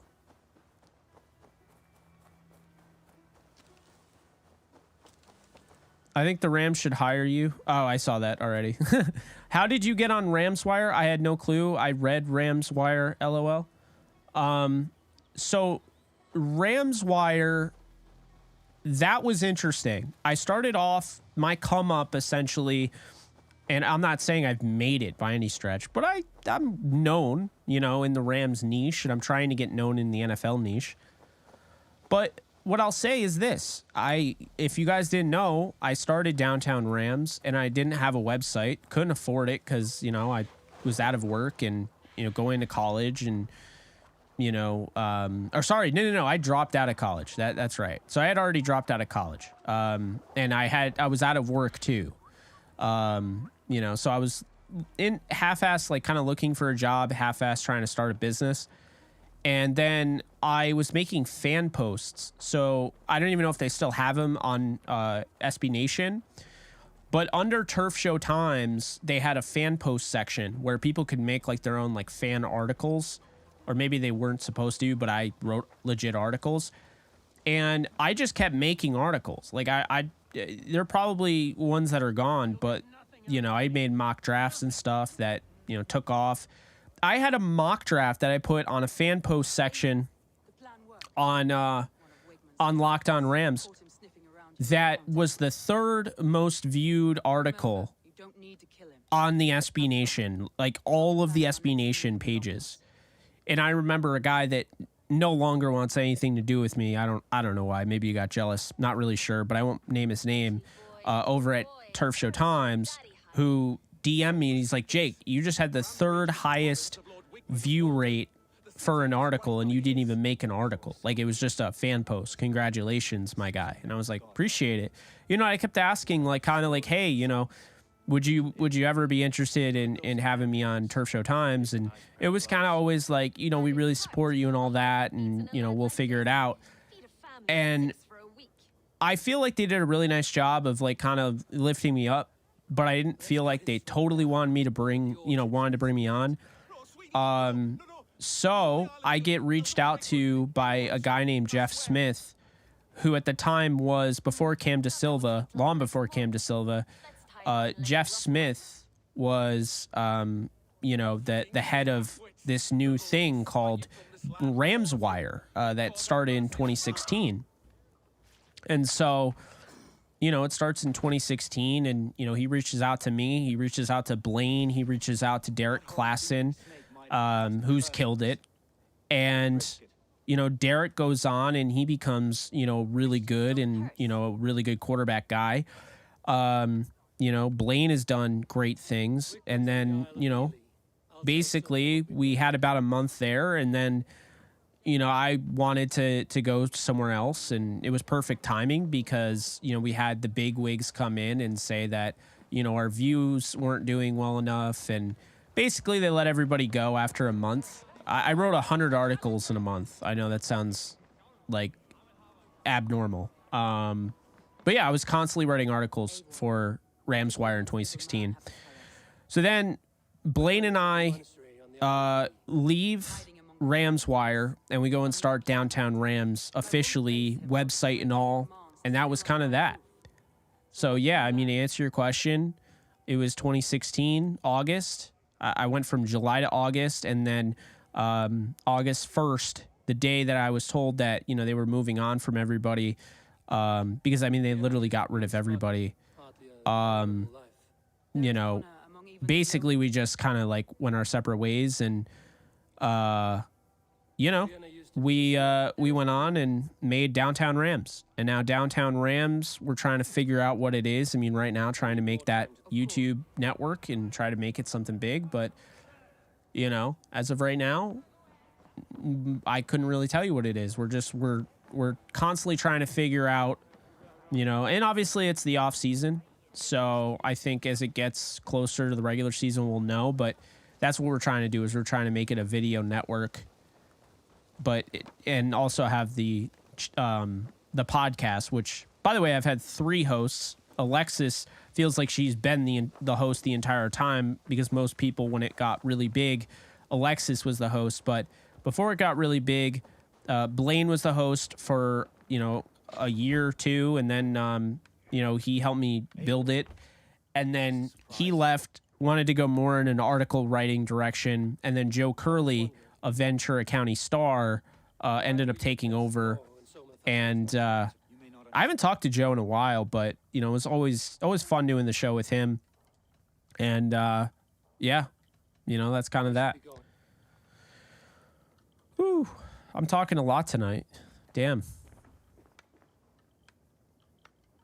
Let's see. We believe and believe. I like her too, but you're better in my opinion. I appreciate that. Yeah, no, I think she's nice, and yeah, I mean, no disrespect towards anybody. And that's what I was saying about Locked On Rams. I have nothing against any of the hosts. You know, Travis Rogers or the other guy that they added.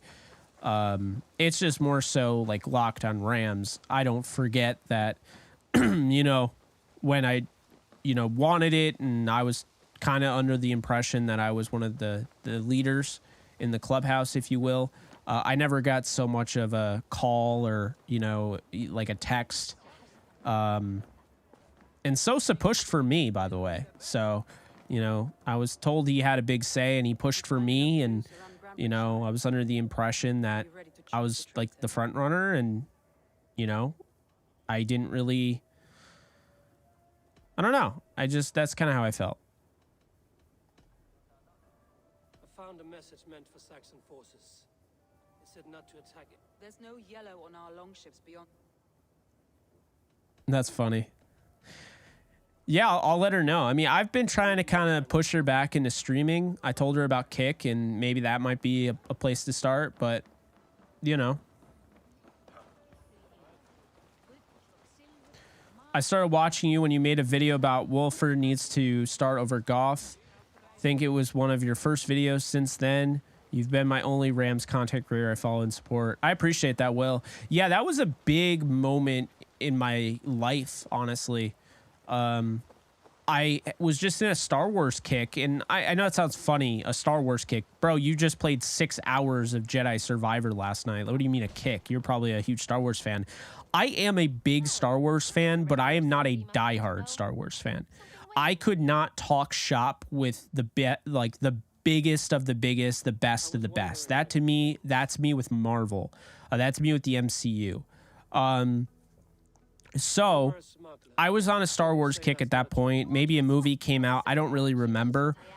But John Wolford was a guy that I really liked. And I remember watching him, a lot of his tape. I watched him in the AAF when he was killing it with the Arizona Hotshots. And so I saw this as an opportunity to go out and get use somebody that's like, okay, you know, I could definitely, I definitely think it could have been, like, I think he was definitely somebody that could have been better than he ended up being, but going into that, like, that opportunity that year, I thought he was the best chance for them. Goff had kind of lost all his confidence. So I was kind of on the Wolford train. Then Wolford hurt his, or not Wolford, Goff hurt his finger. And then I was like, oh, well, everyone is going to be searching for John Wolford. And I just started this YouTube channel. I have a few, I have a decent amount, maybe 500 subscribers, but you know, my past and like my writing and all that got me that. But like when I put out that John Wolford video, it got 28,000, you know, views. That was the moment where I started grabbing the attention of people that didn't know me. And that was cool because when I started doing YouTube, I had a really good community of people. But they were people that came over from my writing, and I didn't feel like I was really growing. I had some good, you know, runs with videos, and I had 1,000 views on my LaMelo Ball video. A lot of people forget my second video was about basketball. So that's the funny thing about it. I didn't intend on it being a straight up football channel or a Rams channel. So that's why I think what I'm doing right now makes a lot of sense, because I've never stayed to one thing. But I know the Rams more than anything. You know, I know their history. You know, I can tell you, you know, who started their, you know, just all sorts of stuff, right? And so it made a lot of sense, and that's basically what happened. But the John Wolford video is how that's when this whole thing turned around. I got 1,250. Yeah, it was like 1,250 subscribers in like 3 days after that video. And it just, that dopamine rush, seeing the numbers like run up like that, just, it feels like something else. And I just kind of got addicted to that. I got addicted to not approval, but just like people getting to know me and like giving me a shot and just, you know, really cool stuff. And, You saw me near death in the fence. you know, Searching for lies, and you will be cursed. yeah. I'm not installing anything. So yeah, I don't know. I mean, that's how I saw it. But yeah, that video was huge. That video was huge. My channel took off after that, really. So I'm going to look this up because I don't want to pick the wrong person. I'm just, full disclosure, I'm playing this super casually and I don't want to pick the wrong person.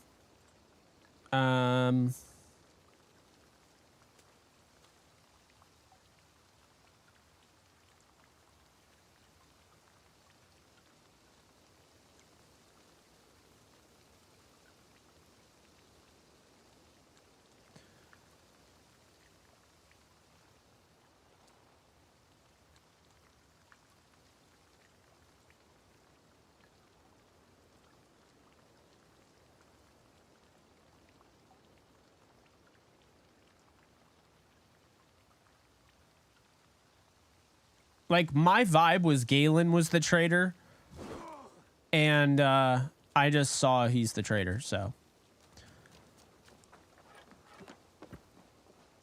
that was my first thought. Anyway, going over to YouTube, great elaboration on the 11 personnel preference logic, Jake. Thank you, Liberty Wolf. What's up, HD? Jake, you absolutely should have been the host on Locked On Rams. They blew it. Thank you, Paul. Jake, should the NFL bring back mascots versus kids as a Pro Bowl event? I never thought about that, but that would be interesting, to say the least. It took me months to beat that Assassin's Creed with all the DLCs. Yeah, I don't know how long this is going to take me. As you can see, I'm very casually invested in this. Like, this is a perfect game to stream because I'm just talking with you guys the entire time. Like, the story I'm not super immersed in. You know, that's kind of where I'm at. Evidence I think we need. You've been thorough. Who is the traitor?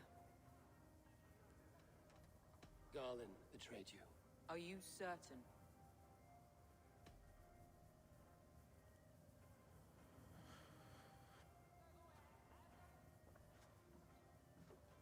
This will be the hardest thing I've ever done. Stay close by me, Eivor. I will need you. How do you plan to deal with this? As a leader must.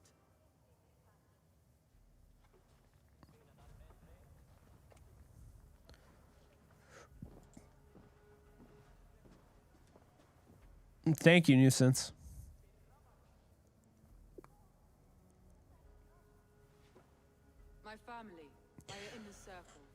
Things I want to see McVeigh improve on. Will never happen again. Good question. We end Wigman's life. Game management. I think he does a good job. I think he could do a great job. For you cannot Red survive zone the play winter calling. with a rat in your larder. That's pretty much it. I think that's really it. Galen, you have betrayed me, Galen. I haven't. Soma, you're the key to my life. You must lead me to my destiny. Carry me to the summit of victory. Do not warp what is real with the stories you tell yourself. I have seen no signs of your destiny. What I have seen is my people slaughtered, my city befouled, and your delusions fueling the destruction. How dare you think your destiny, your greatness, outweighed all of ours?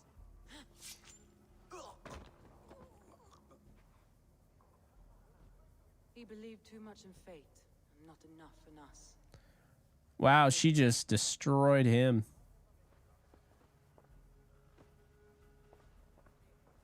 I feel as if I have torn off my own arm.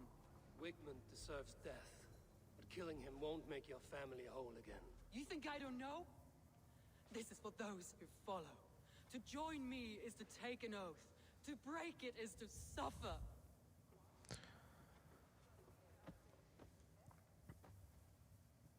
We make camp on the outskirts of the Isle of Ely. Roy, appreciate you. What's up? I feel like it's all over again. Roy used to be the lone wolf. Funny, Roy the wolf. Roy used to be the lone wolf on my my Twitch stream when I would simulcast to Twitch. Those were the days, man. I could not grow Twitch to save my life.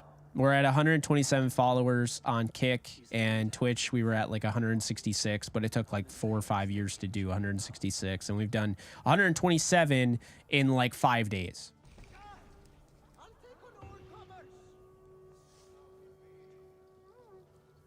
I'm no Star Wars theory, but I'd say I can hold it down in a Star Wars discussion. If you disagree, I'll chop your hand off with my lightsaber. Jake's seen it and can back up my claim. LOL. You crack me up, Alex. I just said crap me up. I don't know what that means, but yikes. That's funny. Not abandoning the run wit's working. Yes, absolutely. That's another one. Very, very much so. Doing some DoorDash. Nice. Nice. I see you. Gotta pay them bills, you know?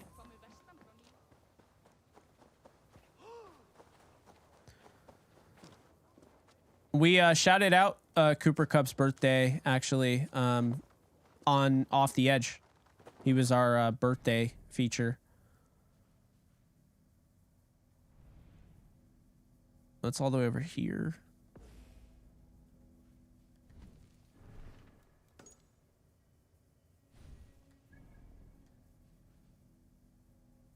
Not synchronized, not synchronized, not synchronized. Pain.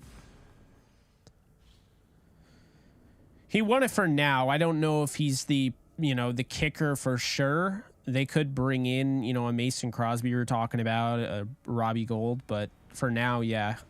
He did like my one, I don't know if you guys remember my Twitter thread where I basically said, like, people doubting the Rams are really just not understanding. It was like 21 reasons why doubting the Rams is dumb or something. I don't even remember what I said, but anyway, he liked that. So that was my interaction with him.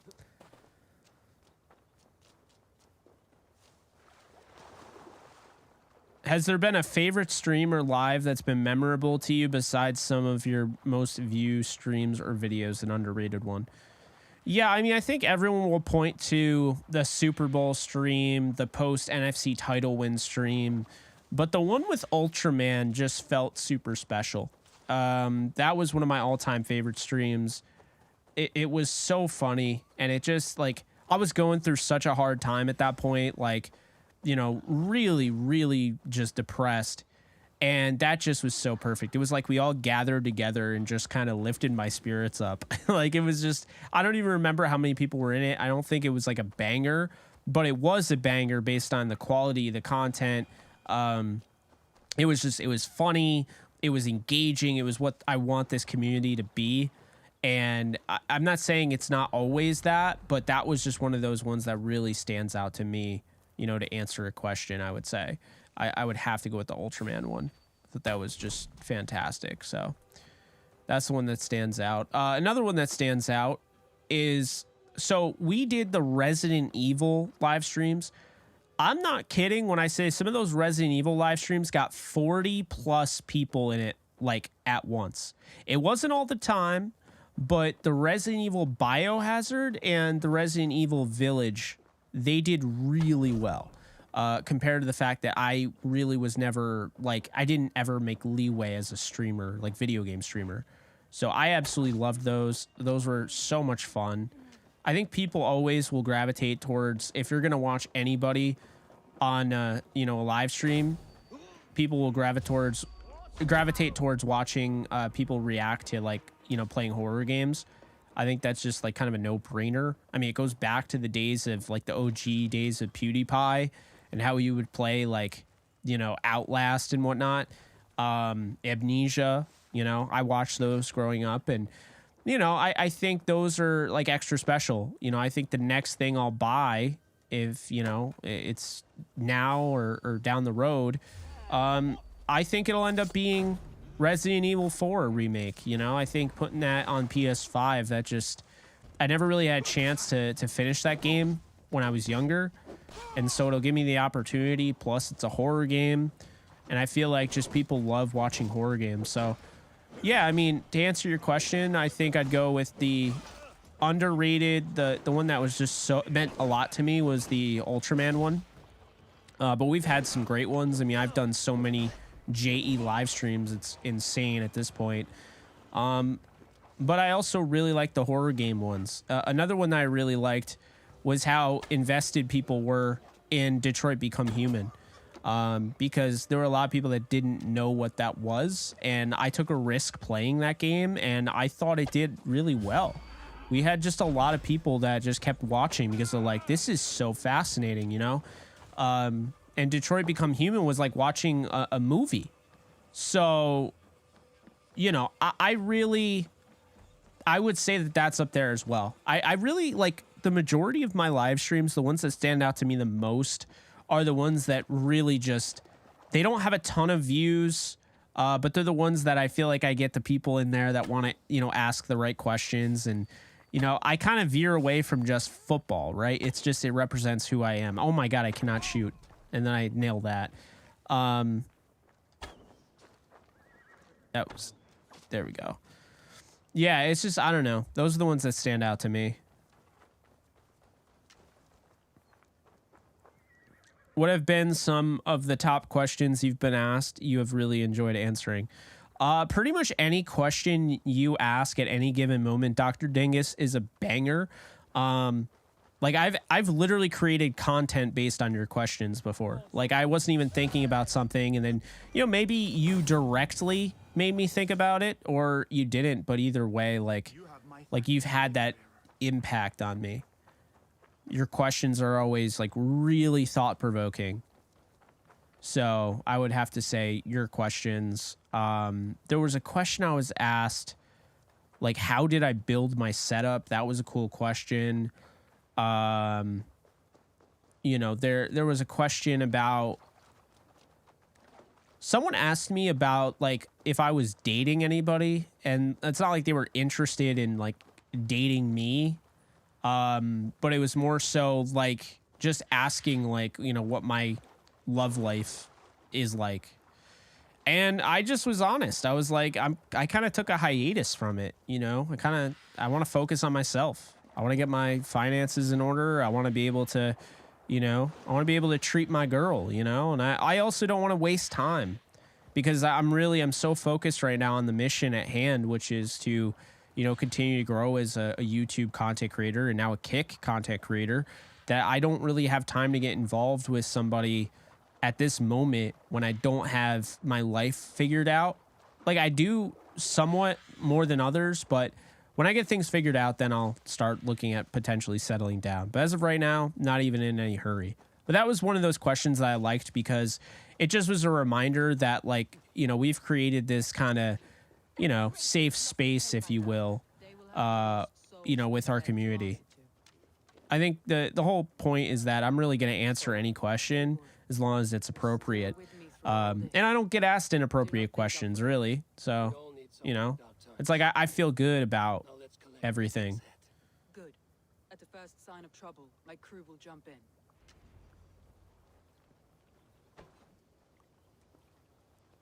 Find and assassinate Wigmund. Also, the Ultraman stream don't hit the same without Dingus and Nolan. That's true. That's true. That's how that even happened. Oh, Nolan is also one of my favorites to interact with on here. That dude is constantly, he kills me. Back in the day when we did the call-in app, back when I had to deal with them, oh my god. Call-in shows with Nolan. So funny.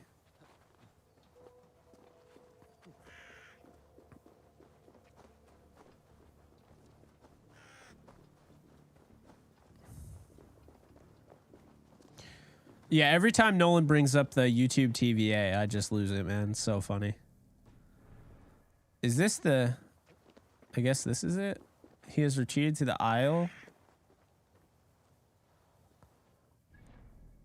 Is this dude hiding on me? No, he's over here.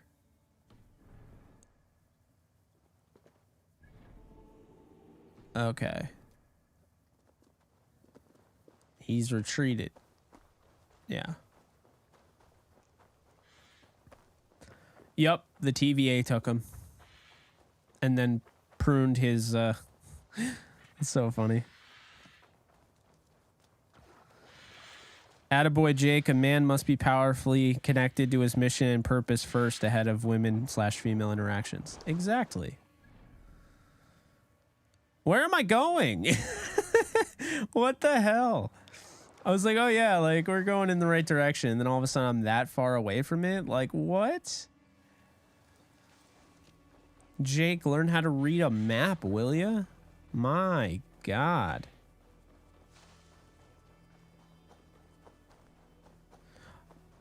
I see that. I like THT. So it is this thing. Oh my... It was the mon... I can't even read, man. I don't even know what's going on. What even is anything anymore?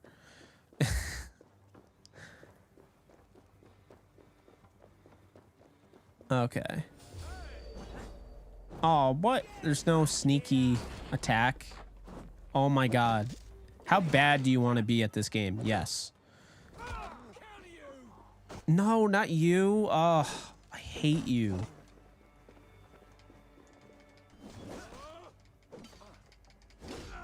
Yes. Yes.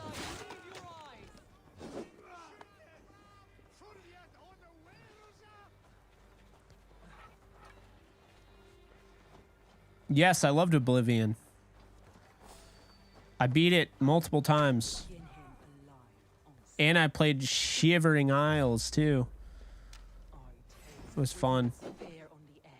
Oh, I thought... You do not have the advantage of anything. Bro literally was like, we have the advantage, and then took an arrow to the eye. Like, bro, what? I used to be an adventurer like yourself, and then I took an arrow to the knee. Patience. I'll attack this time.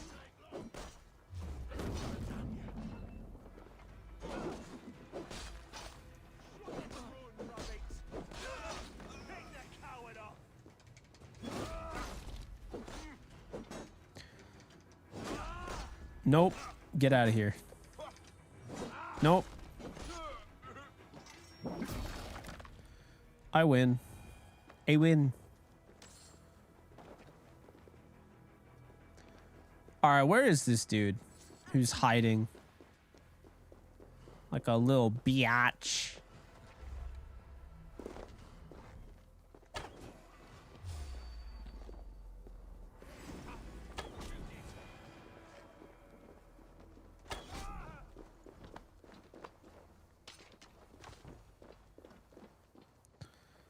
don't even think this is the spot.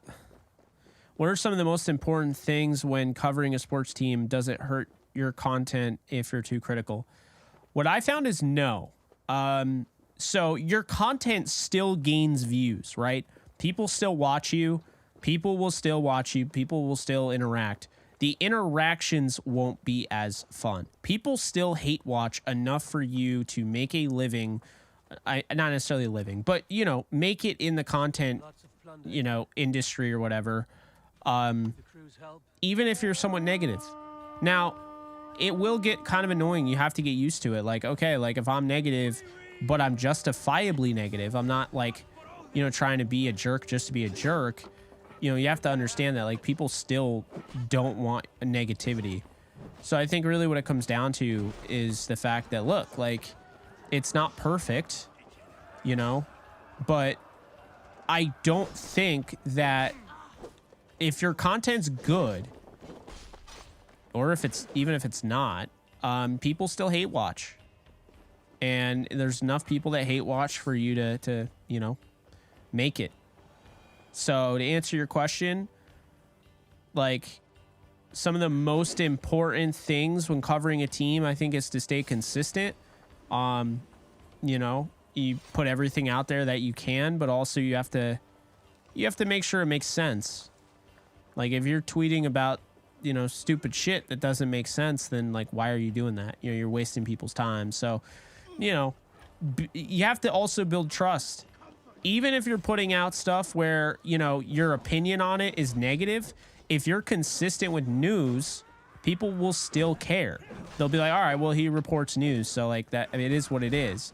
But if you're not consistent and you make up shit, you know, like certain people on Instagram, then people won't care. It doesn't matter how, you know, friendly you are and how, you know, happy you are about the team and how not negative you are. People will still have an issue, you know, if you don't have consistency and if you put out false shit. And that's why I just try to make sure I don't do that. And, you know, I try to add things to my content stream and to my audience that you're not getting anywhere else. And it's why, like, our Downtown Rams live stream that we've done year after year now, I think it was 4 years in a row, you know, that has been all about just being one step above. You know, it's like, all right, we want to give you the best damn content possible. And yeah, at some point or another, it's going to start, you know, getting a little casual and whatnot. But, you know, hey, who else is streaming for 15 total hours throughout the draft, you know? And so I think that's the thing, is like we want to add things that no one else is really doing, not for the sake of being different, but for the sake of adding it so people actually have it at their disposal. You know, it's like you don't know what you're missing if you literally don't know what you're missing. And so I think that's the thing, like you try to add value. Like when we, you know, I was able to break the stuff about that they were interested in trading up for Dalton Kincaid before anyone else. Not saying, you know, Jordan or somebody like that didn't have that information on them, but they didn't report that, you know, until I did.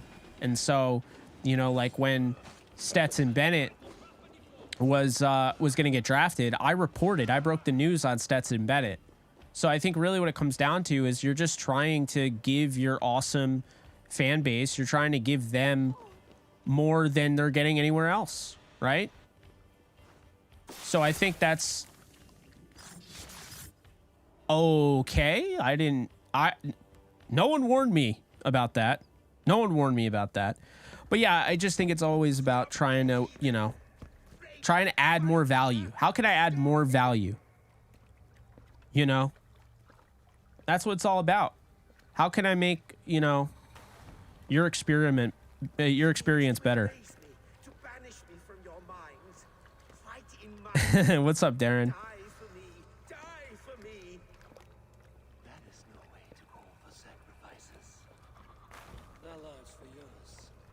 We got Odin in here.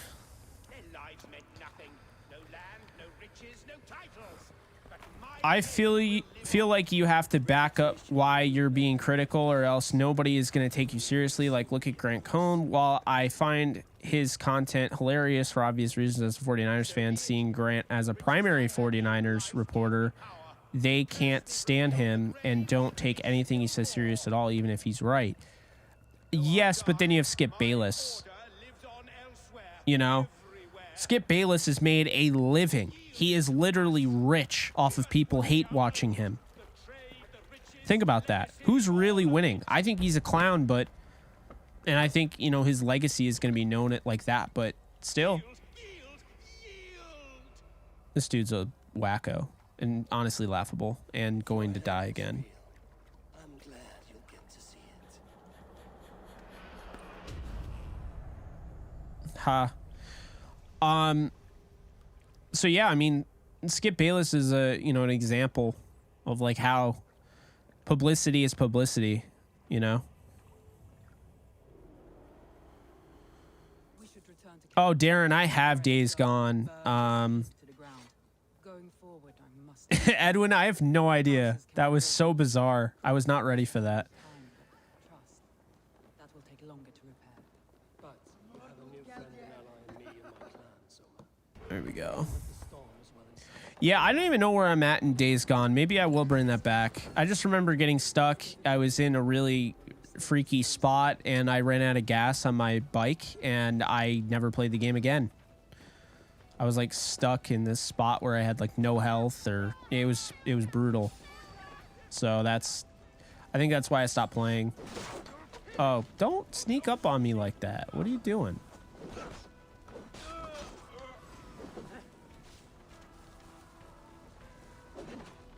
Oh my God, why do you wear the same... She wears the same cloak they wear. Like, why would you do that?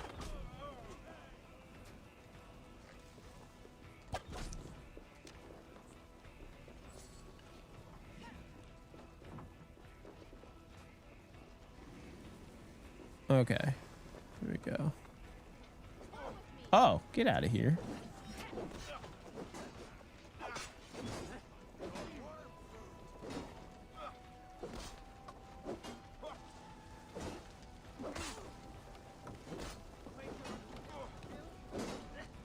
Oh.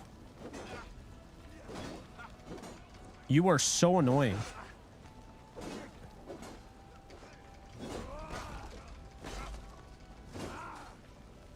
What? And he gone.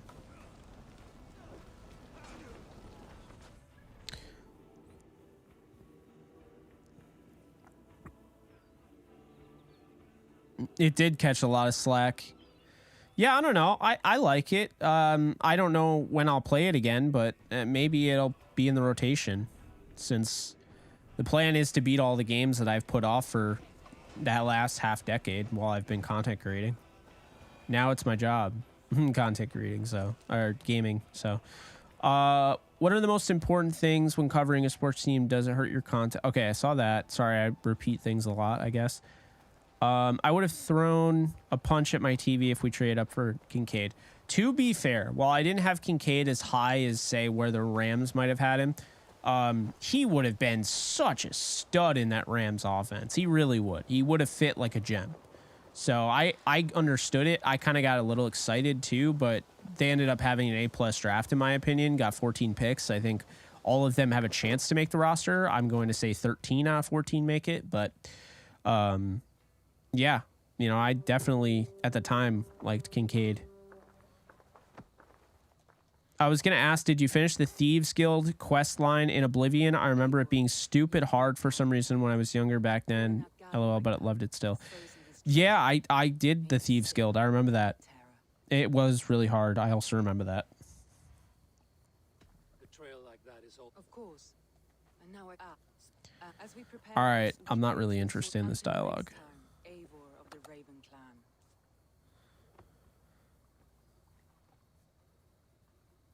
Eivor! Birna, you struck quite a victory today. Don't undercut your own ferocity, Drengir. It was your We all thought hard. And now Grantbridge is yours.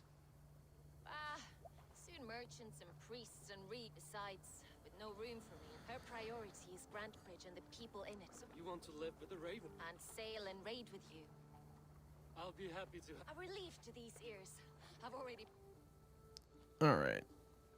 It just seemed with Rams fans as recent, you can't be too critical of the Rams, but you can't be absolute homers either. Then again, we live in a world where people are critiquing opinions telling you you're wrong. LOL. That is so true.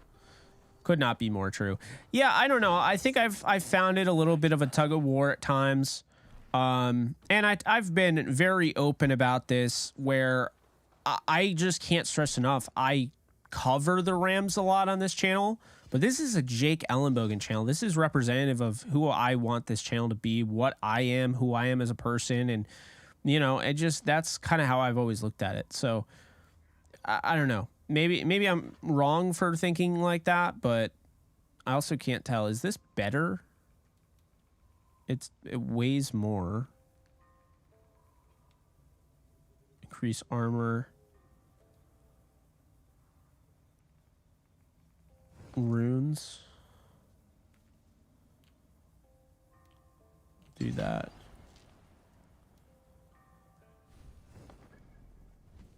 All right. So yeah, I don't know. I like the idea of you know, keeping this true to who I am, and that way burnout won't really matter at the end of the day. I won't be thinking about burnout. Can I wear the helmet but then hide? Yeah, there we go. That's cool.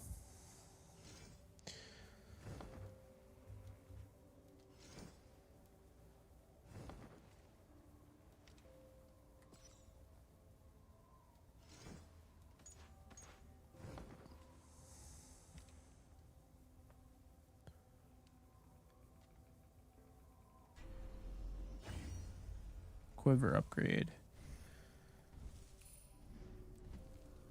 Oh my god, what is all this? See, this is like overkill for me. That's kind of cool. Now we'll do skills. This is, like I said, this is overwhelming.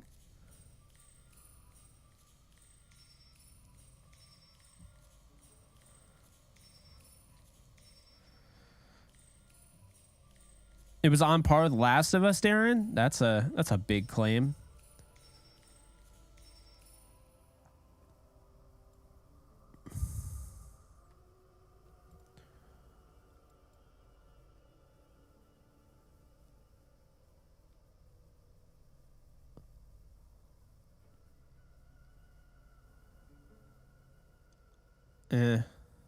What's that?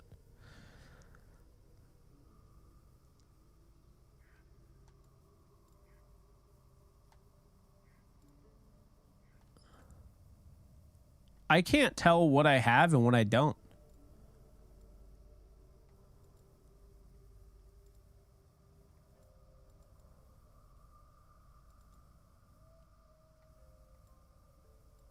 Melee.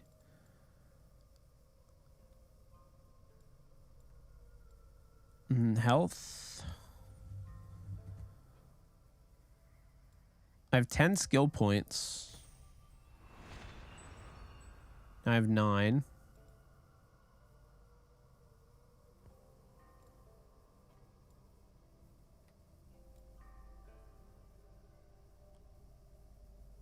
That's sped up because I certainly can't swing like that. Adrenaline Fiend.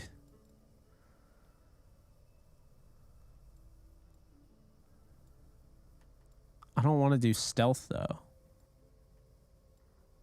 Like, we're playing with Vikings. I don't want to do any stealth.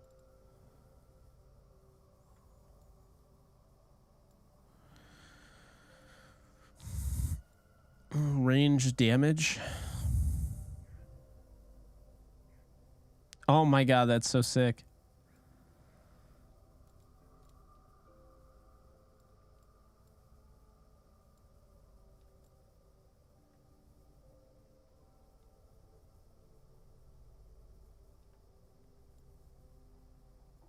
Assassination damage.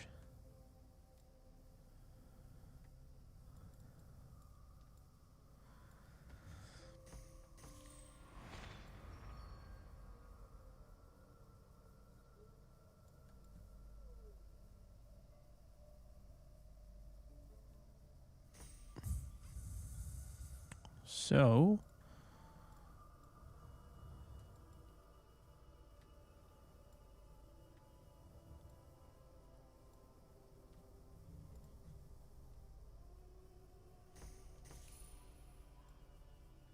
oh, that did that.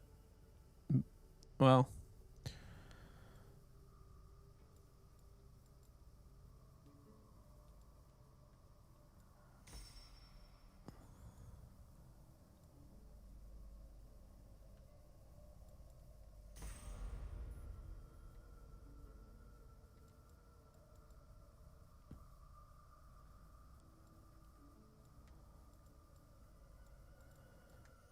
I'm just going to do this every time because I get overwhelmed by all that.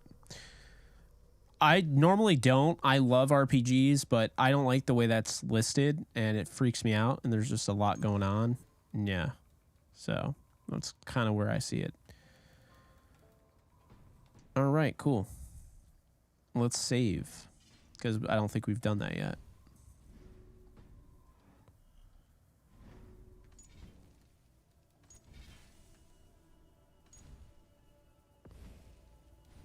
Now played 8 hours of this game. Did we get any progress? We're still 40% of the way through. Hasn't gone up. So, alrighty then.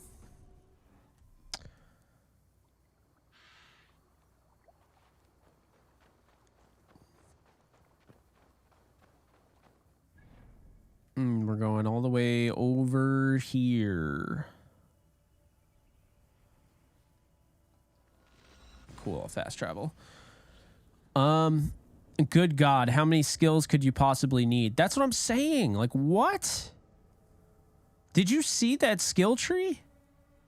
Or constellation? I don't need the Big Dipper, man. Just tell me, like, the way Star Wars has it, it's more simplistic and it's easier. Like, I don't need that many skills. And what can I do for you on this fine day? Nothing, but thank you for asking. The Rams have never big in free agency since maybe signing Robert Woods and Andrew Whitworth. They've made their moves through trades, and if they don't make any trades, go into 2024 with their cap. Are you concerned with who they may sign after A-Rob being a big failure? Would you prefer them making a trade instead? No, I actually don't mind them signing anybody because I think, you know, Bobby Wagner was the perfect signing. Too bad they just, you know, couldn't figure that thing out and keep him. But You look well. no, I think. Oh, I remember her. Okay. Well done, Abel. I think there's definitely somebody out there, multiple guys out there that makes sense in free agency. I'm not really worried about them having too much money and spending it. I don't want to trade all the time. I think you trade when a guy like Glad to have her. Chase Young is available. You know, I don't think you trade for like just anybody, you know?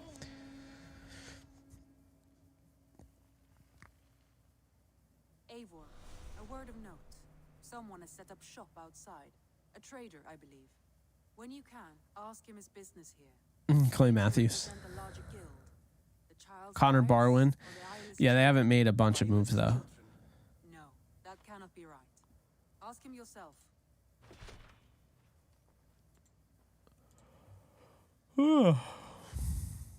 Finally a yawn. I was wondering if I felt any tired or anything like that.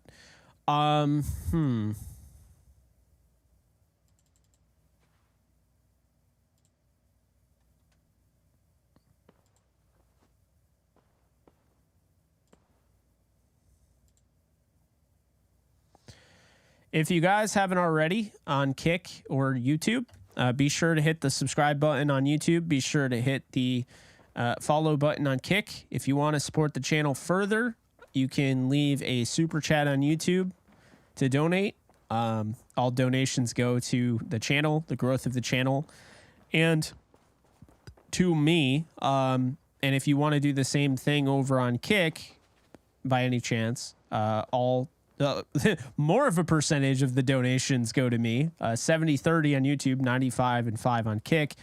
And the reason I'm saying this is because I've had people ask how do I sub on Kick. It's $4.99 a month. You can cancel at any time, and you just hit the subscribe button on the channel. My father just followed. What's up, Dad? Appreciate you. Are you the leader of this bustling encampment? We come on behalf of 1,000 eyes. 128 followers. We're rolling. I think it's funny, this stream especially, this is the one game I've felt so... I mean, no offense. I really like Assassin's Creed.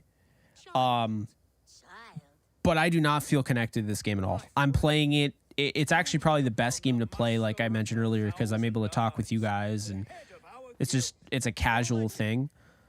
But, like, I just don't really feel a connection to this like I did with... Star Wars Jedi Survivor. And I'm a huge Assassin's Creed fan. This game does not... I don't think it's bad, but they're just, you know... It's quite simple. For a fee, I can connect you to a shadow market that stretches from the dunes of Egypt. What sort of fee? It varies with the item, but through this market, all prices are paid in opal. Ooh. Behold it and keep it, Eivor. Now look. I mean...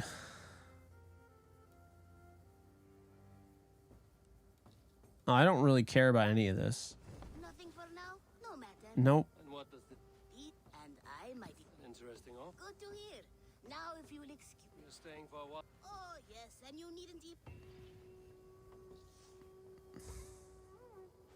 This kid is running shop, man. Damn. He's got a whole opal industry going on. Opal business. Okay.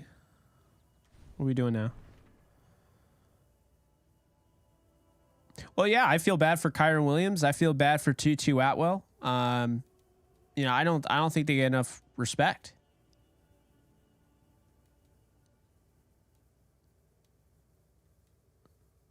Mysterious stranger arrives, and this has to be...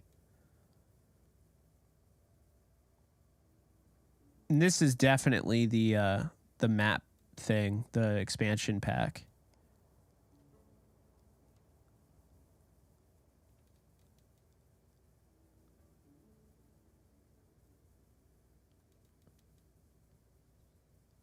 Build the barracks in your settlement. I don't know. I'm sure this is really cool, but like I just want to go through this game kind of linearly.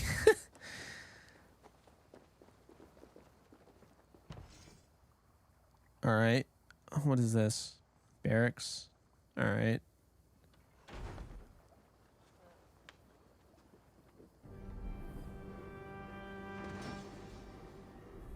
A building has appeared.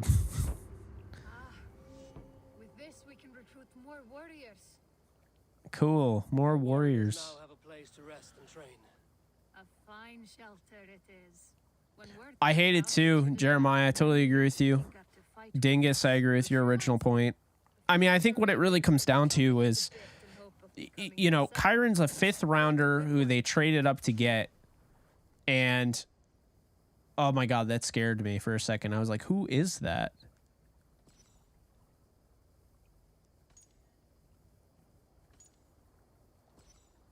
Who is this, by the way? What am I doing?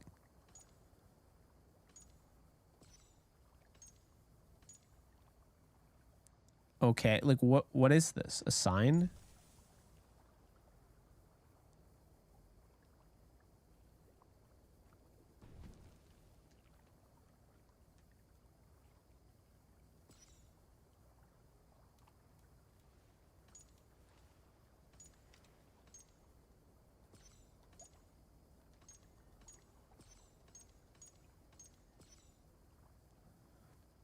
I'm really confused right now. Like, what even is this?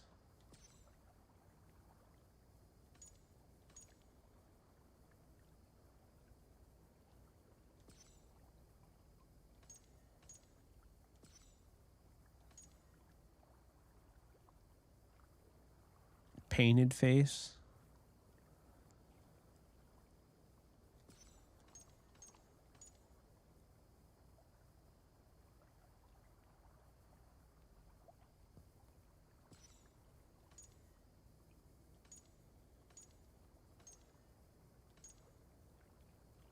Hairy armed. I don't know, man. Him.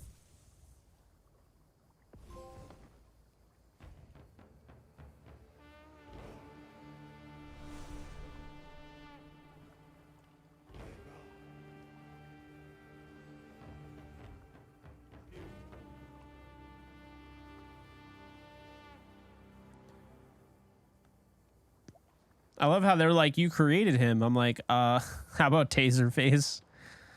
Great. I love that.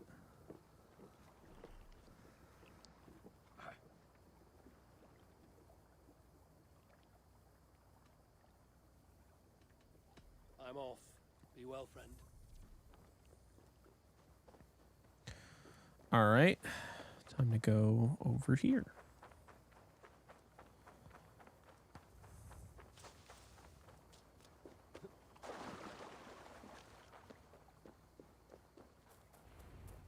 I've never heard tell of any river champion.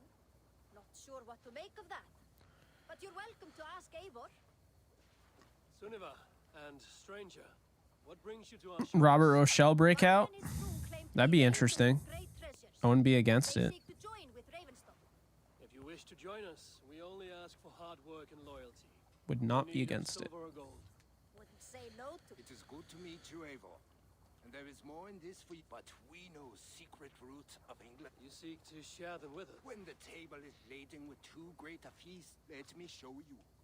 I appreciate.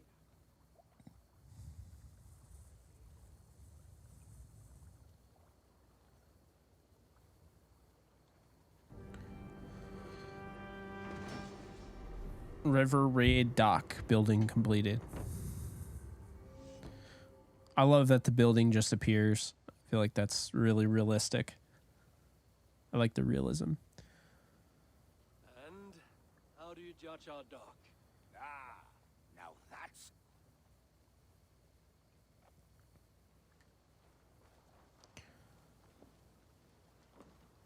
Are you ready to set sail? Yes, get me out of here. I'm ready. We will use latest.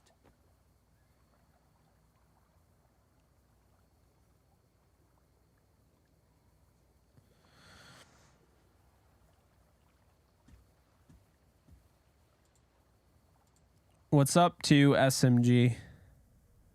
How's it going?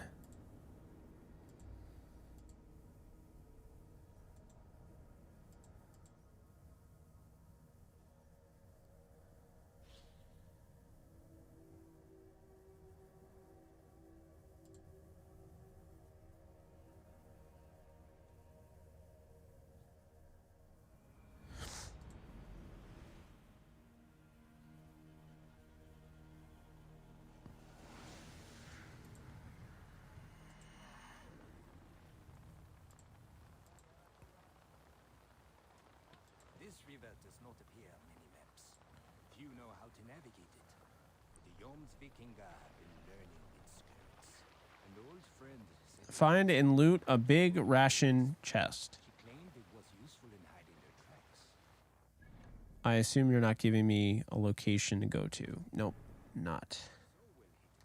You could raid your very neighbors and they would More to Kobe Durant's. something to think about. Fearless Corners, yeah. Look, there! Villages! Not hoarders of wealth, mind you, but well worth the trouble if you're seeking rations for the crew. Remember, my crew is like a pack of trained wolves. There we go. They will respond to your orders. I will say, with everything going on, with like Twitch and Kick and everything. I would like to see YouTube really take their streaming community seriously. Like, I'd really like to see them start pushing a streaming algorithm and not making it like a video. So, like, that's the problem. This streaming, like, I love doing it. Obviously, I'll never stop on YouTube. But, I mean, they just don't generate the views after the fact. And also, I just don't... Like, people find them, but I think it's harder for some. So... I don't know. That's just a thought. I like to see them try to make visibility better. Oh, okay. They're just civilians. Wasn't sure what they were. If that makes sense. I'd like to see the algorithm punish less. Like, wait, are you bad or? I can't even tell who's on my side.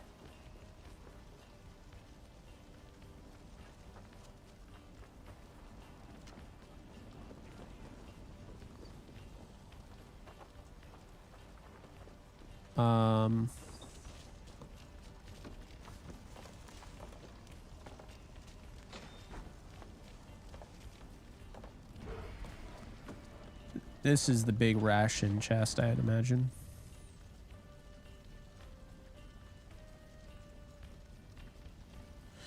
I know. I love streaming.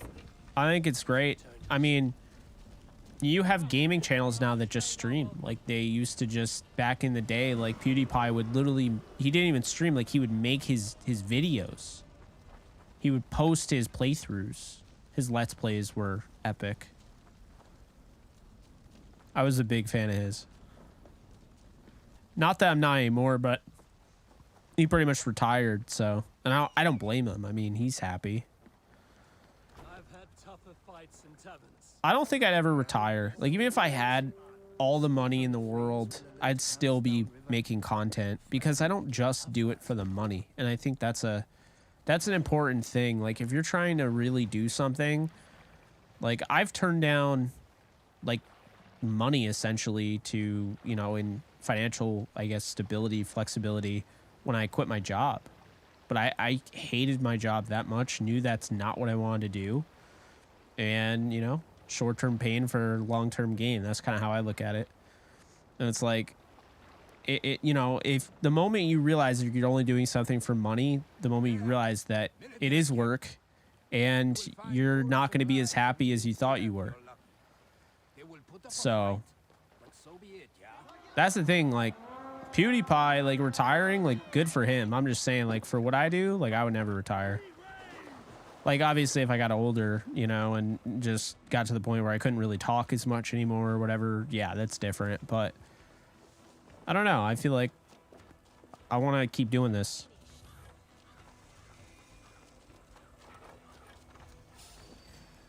What got you a fan to be what got you to be a fan of superheroes and kept you a fan this long? What got me to be a fan was Spider-Man. So my parents bought me the original PS1 Spider-Man game by, I think it was Activision, and there was another one. And I just, like, I watched the animated series, I had the toys, you know, I played the PS1 game. They got me the PS2 game. I remember they got that for me on Easter. Just a weird memory there, but yeah, I think that's really what got me into, you know, those superheroes essentially. I never played the old Batman games, but I probably should. Probably should go back and play them sometime. I played the one on PS3. Like, I played Arkham Knight and not Arkham Knight. I mean, I have Arkham Knight and I've streamed that, but I've played Arkham City and Arkham Asylum. And those games are S tier. Like, Arkham City is one of the best games I've ever played. So yeah, I would say Spider-Man got me into all, like, comic book, you know. And keep in mind, the Spider-Man PS1 game, while I wasn't really a comic book fan, because I didn't read comics as a kid, really. A little bit, but not, like, I wasn't, like, religious about it. I played the PS1 game, and in the PS1 Spider-Man game, they have all sorts of ones that show up, like Daredevil and Punisher's in it, and, you know, Captain America and Thor and Hulk. And I'm not saying that they have serious roles, but, you know, it just got me into it. So, yeah. Find and loot supply chest of foreign supplies. Foreign supplies can be found in monastery locations. Do I have to go here? Like, is there something I'm missing? I thought I got everything.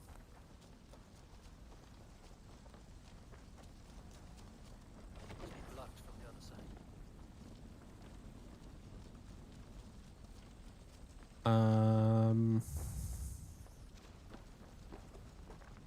Yeah, I don't know. Need to get on the other side.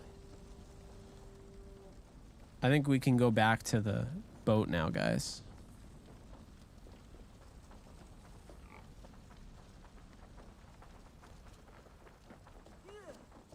Yeah, the first Ultimate Alliance is really good. You know what else is really good? A game that probably some of you might know what I'm talking about. Others might have never heard of it. Marvel. What was it? Marvel Injustice, was it? No, what was the...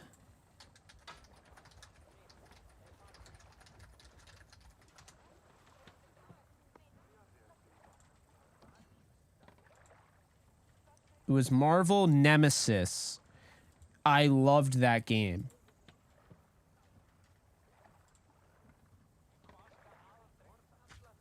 I loved Marvel Nemesis, Rise of the Imperfects. That was great. It was a fighting Marvel game. I might get I forget what it's called. Midnight Suns. I might get that down the road. It's a strategic combat. I thought it was a card game, so I was not interested in it because I don't like card games. But I found out it's not. It's just they use cards for the strategy. Like, it's not actually like a true turn-based card game. So I don't know. I got more interested hearing that. So I think that might be, you know, one of the games I want to play eventually. Marvel Midnight Suns. It would have been great if it was free flow and not turn-based and, you know, not strategy, but hey, maybe it'll be interesting. Oh, unpopular opinion. I thought the Marvel Avengers game was pretty solid. I'm not going to lie. I know a lot of people said the Avengers game sucked. I actually enjoyed it. It was very dark as a kid. I remember it being dark. But I really, really liked it. And I remember it to this day, so that tells you something.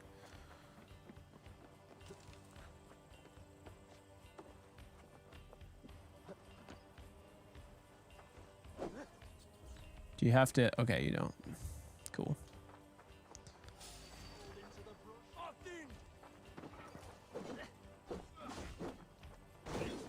What is happening? Why does it... Oh, that's the...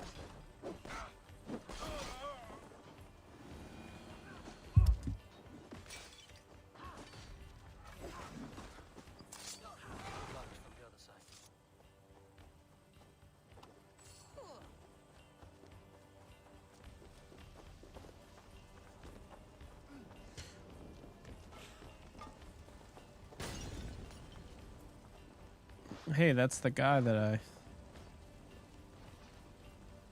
I don't really understand what I'm supposed to be doing. Like, where are all the... This is such a weird settlement. I don't even know if I'd want to raid it. Just don't really know what it really does for me.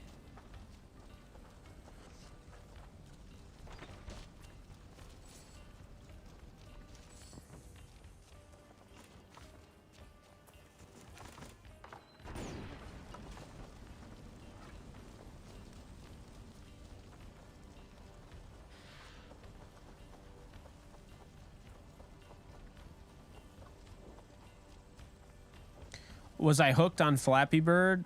No, I actually never played it. The one iOS game that got me hooked was Temple Run. Oh man, I remember my friend and I, we were friends with each other on the, you know, the game thing, whatever it is for iOS. And we just kept trying to best each other in Temple Run. And it was like every study hall, him and I would be playing Temple Run the entire time. If we didn't have like homework to do or whatever. And it was just so, it was so addicting, man. I love Temple Run. And I was so good at it too. I remember getting to a part in it where like my friend, because dude, like this is how it would be early on in high school, like freshman, sophomore year. If you got far enough, like while you were playing Temple Run, you would be like a certified badass.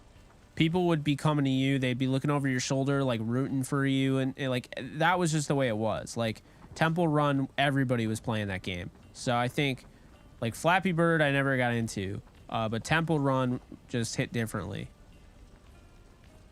There's nothing here though. I don't see a monastery. I don't see anything. Like, oh, that's oh, is this it? This is it. Let's go.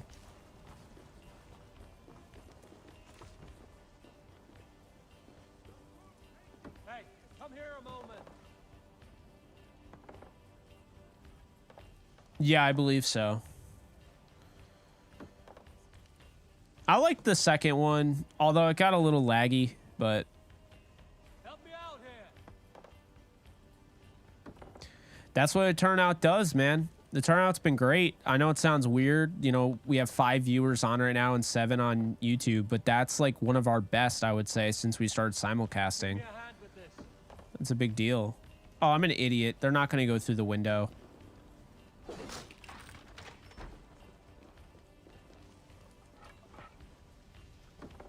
That guy just appeared.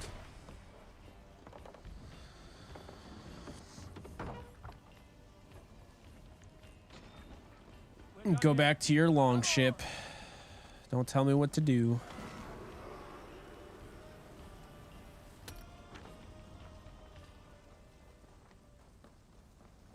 I think Mirage will be a lot better than this game, but maybe I'm wrong.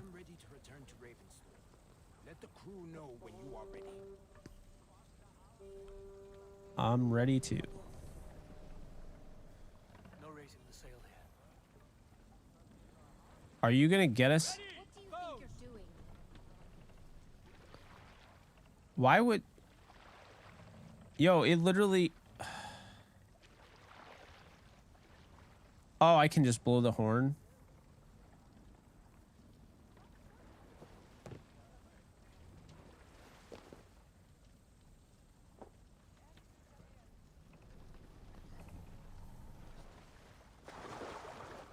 That's annoying.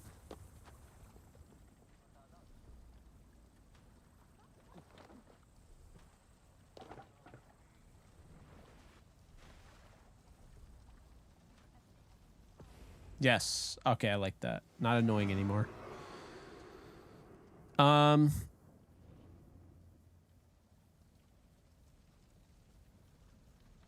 I already know what the next alternate uniform is.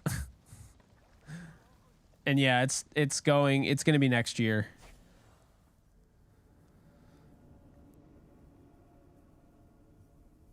Yeah.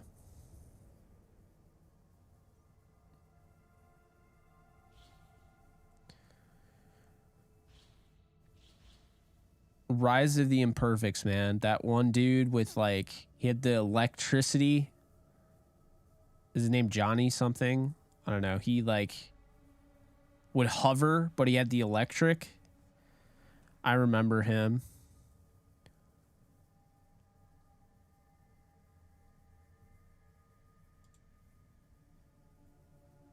So here were the Imperfects: Brigade, Fault Zone, Hazmat, Johnny Ohm. That's who I'm talking about. Paragon, Niles Van Rokel, Solara, and Wink.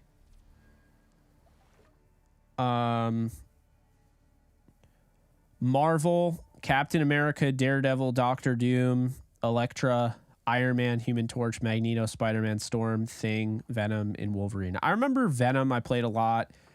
Hulk and Punisher were in it, but they were not playable. Lucrative as I promised Oh, this was on PSP? I didn't even know that. Here to put something together. Something like what? A place to stay where we can stretch out. Oh, That's weird. It was on PSP. It wasn't it imperfect.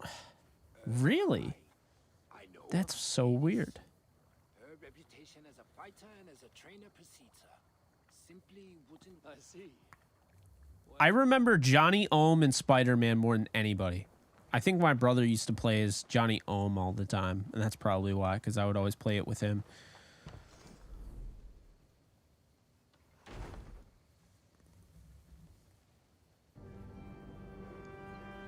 You ever just turn a tent into a giant longhouse? Yeah, me too. Welcome to the Yom-Speaking Hall, Eivor. Been a long time. Come here to. All right.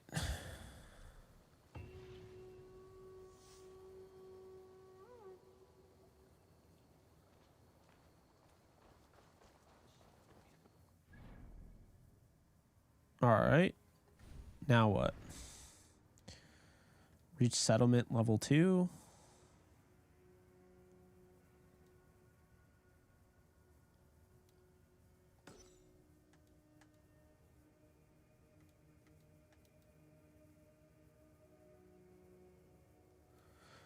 Now I keep seeing suggested power.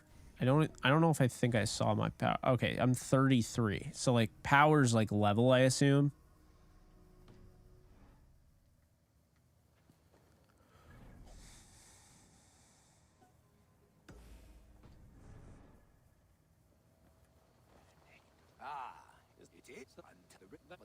All right, come on. Cool. River X.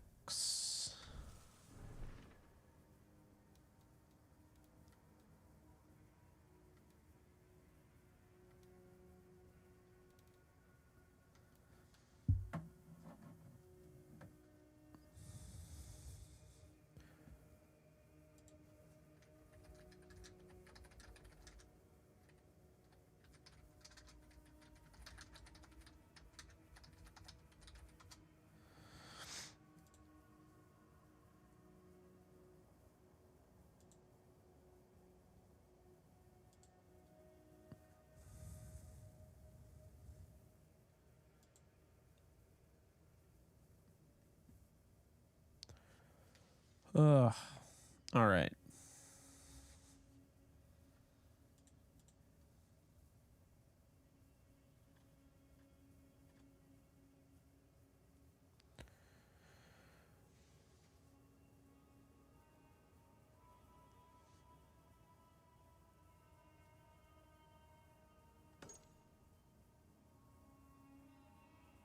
I think that's... I don't know.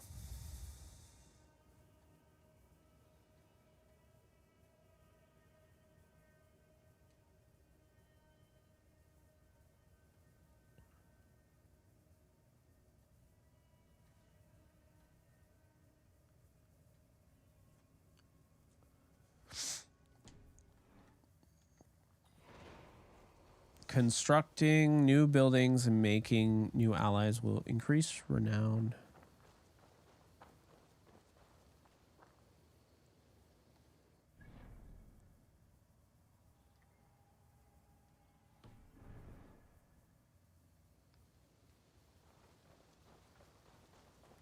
Reach settlement level 2.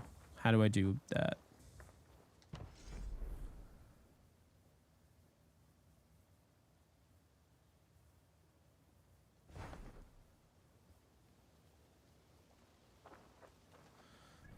All right, so I see it's almost level 2, but I need to do more. What's that?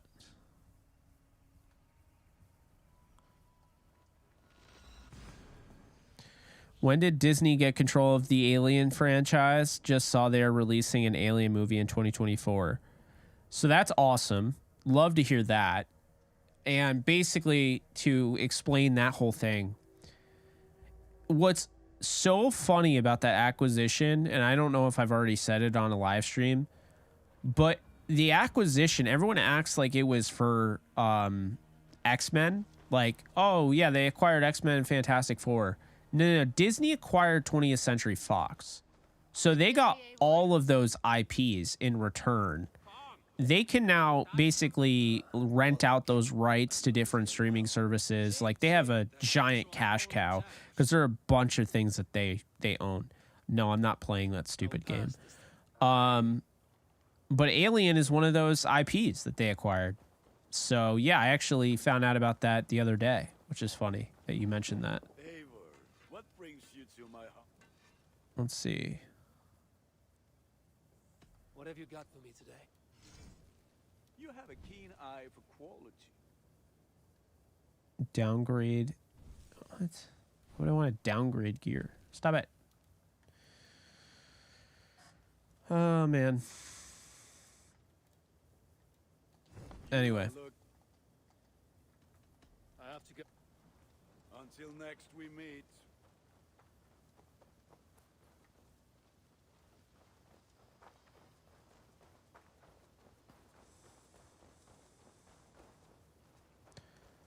I don't know what this is. I must be on my. Until next time, Eivor. I mean, the problem right now is I have to figure out a way to upgrade the settlement. And I don't know if I have any materials. I just did all those raids, though. I don't know how I don't have the materials.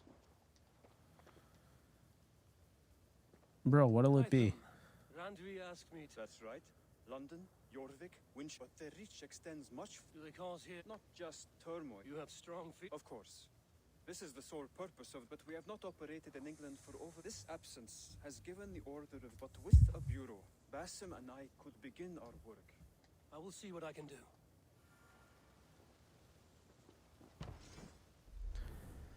$400, huh?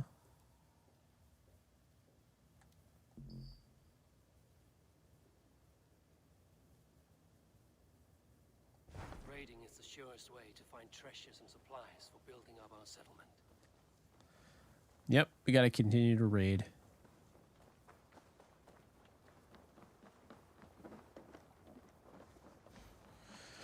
Yeah, I definitely want to see Flash at some point.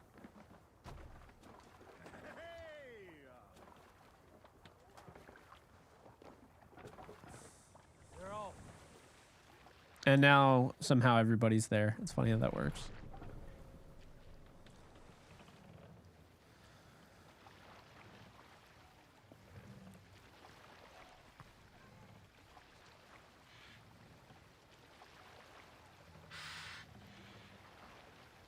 That's one of the craziest acquisitions, going back to Disney acquiring 20th Century Fox.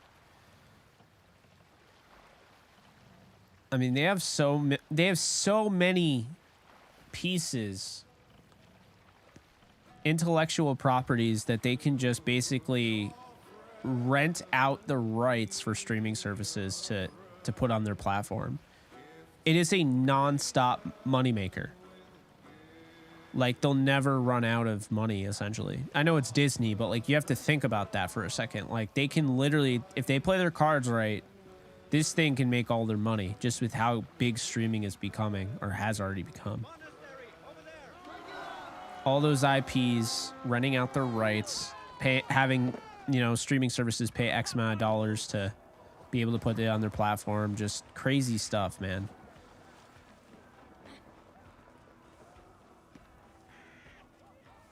Also, I need some clarity. I don't know for sure, but I guess Incredible Hulk is going to Disney Plus. I don't know if Disney retains the rights now to make a Hulk movie, but if so, I'd definitely be down to see a World War Hulk movie. Okay, well, we already did the raid, I guess.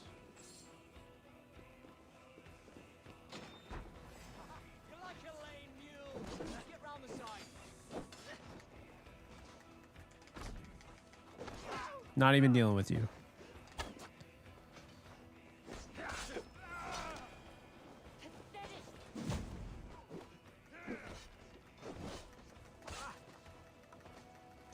Get out of my face.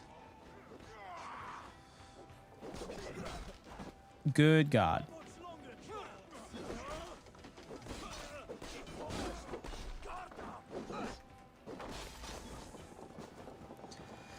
Yeah, this game does kind of force you to do a little bit of the side quests, even though I didn't really want to.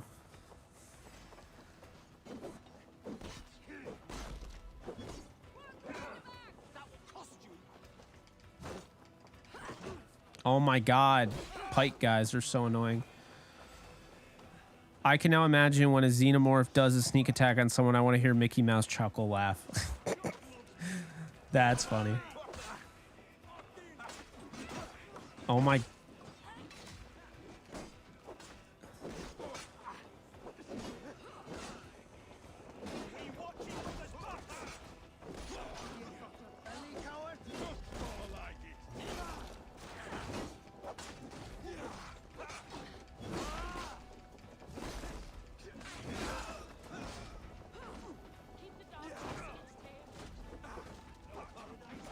I have no more healing potions or whatever.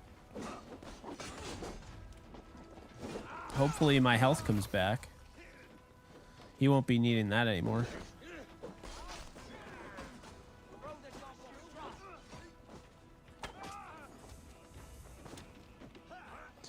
I don't know why it gives me aim assist. I don't need it, and it doesn't help. It's annoying. I hope I can turn that off. Anyway, back to pillaging.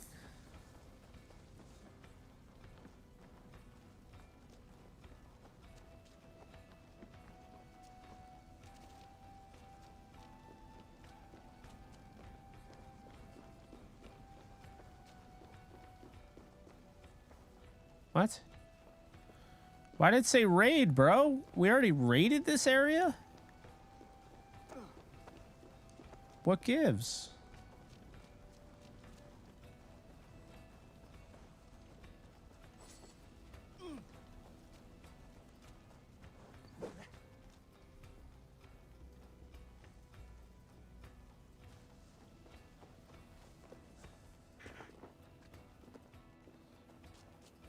All right, back to the long ship.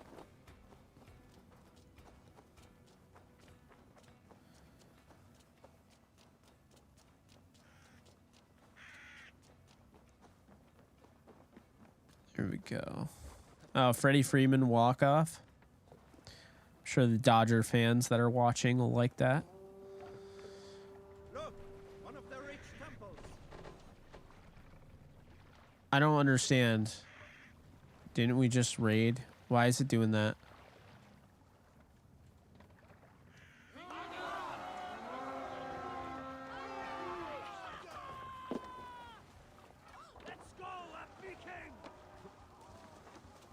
I'm... Alright, consider me beyond confused right now. Take the plunder, burn the rest.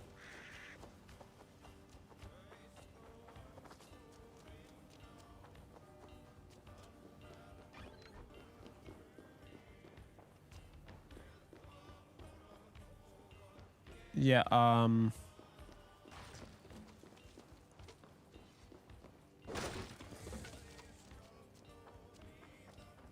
what is happening right now?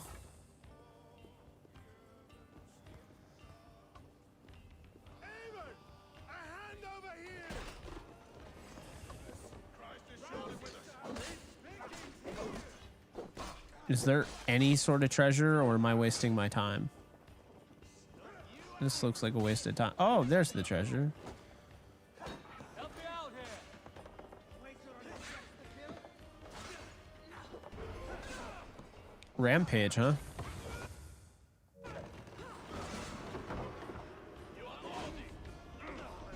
Completed our first raid in England.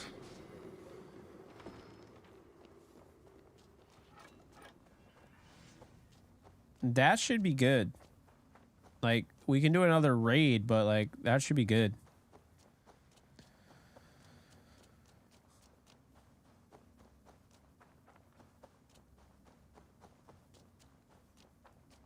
Yeah, I was gonna say, I thought the Chiefs got the rings pretty quickly. What's next for the Halloween franchise? Do you see a possible reboot in the future, especially after a lackluster ending? Yeah, I didn't. There's just so much about that movie. Like, maybe if I watched it, I don't know. I watched it twice, so maybe if I watched it a third time, I'd understand a little bit more. But I mean, I understand it. I don't know. I guess I didn't like it. I didn't like the idea of Michael Myers embodying the face of evil. Like it's like, oh, well, Michael Myers is just like, he turns people evil. Like, I don't know. Like The Mask, like that. Because that one kid, I'm sorry, he was annoying, but like, I don't know. I don't know what you guys thought, but there are people I know that thought it was great. There are people I know that thought it was terrible. The Lions doing Hard Knocks, that'd be interesting. Yeah, as far as what they do with to answer your question, Dr. Dingus, I think, and I don't know if I already answered Alex, but yes, I definitely want to see the Flash movie at some point. What is happening over there? Save it for later. Let's see.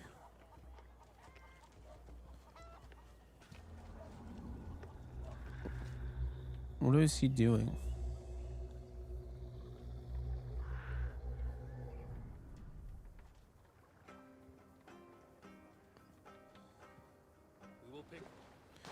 Anyway, the Halloween franchise, I kind of feel like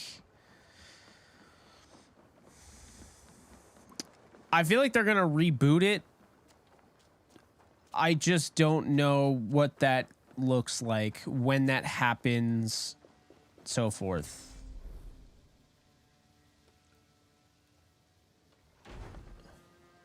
There we go. This should level up our area. We should be able to move on to the next level.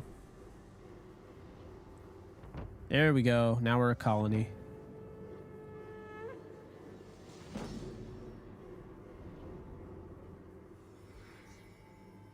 Everything is getting a reboot. What's up, Jordan?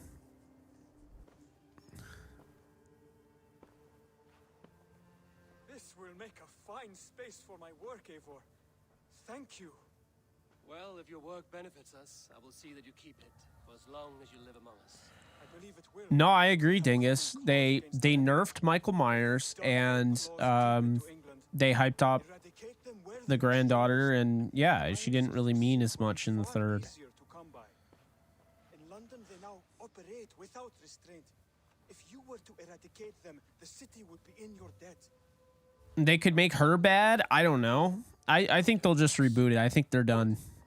Yet, before you do, there is something else. A gift I wish to share. A gift? I cannot show you here. The granddaughter didn't get killed. I will. Lead on.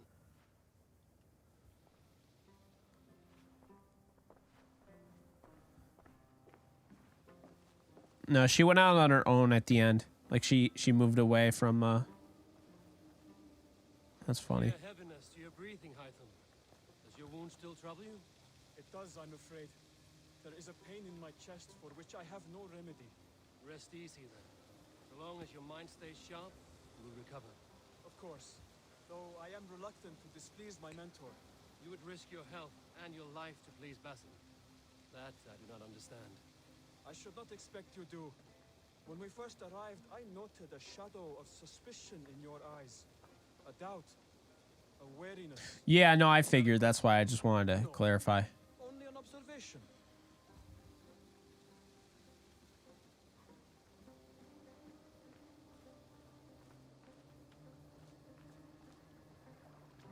Are you well enough to stay this boat? I am.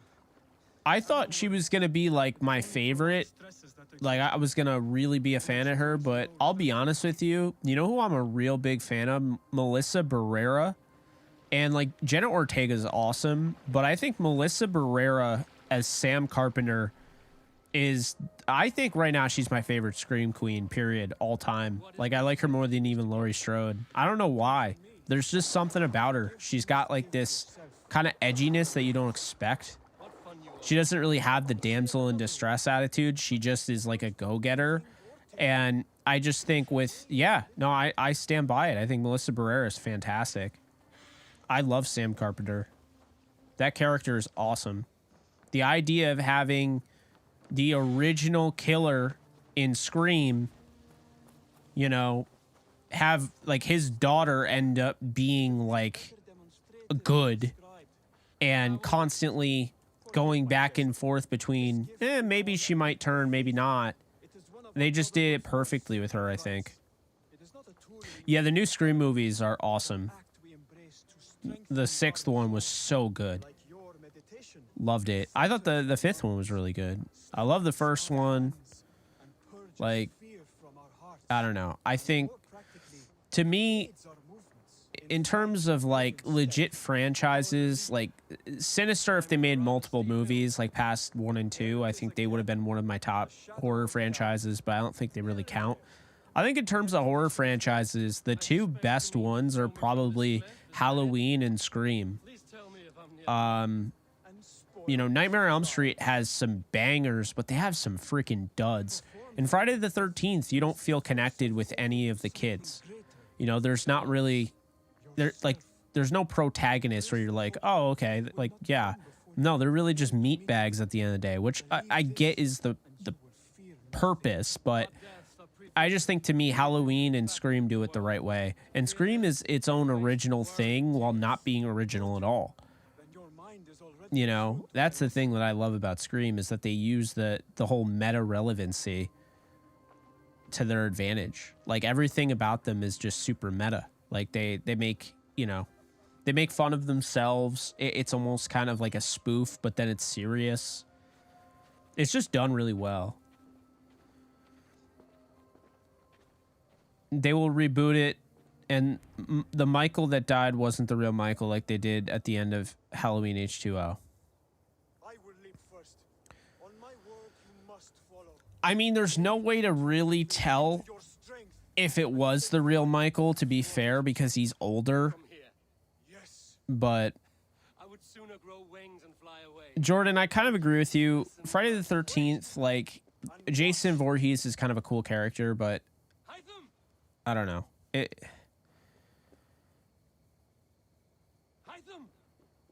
Hytham.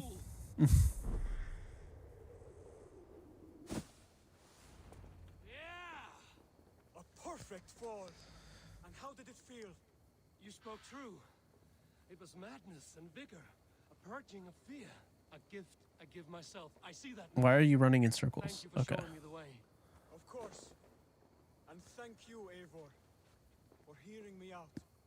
You called this. Oh, I love the Rocky movies, Jordan. Now you're trying to. I mean, to each their own, of course, but. No, I'm a Sylvester Stallone fan, big time. I'm planning on watching all his movies and doing a full movie watch through at some point.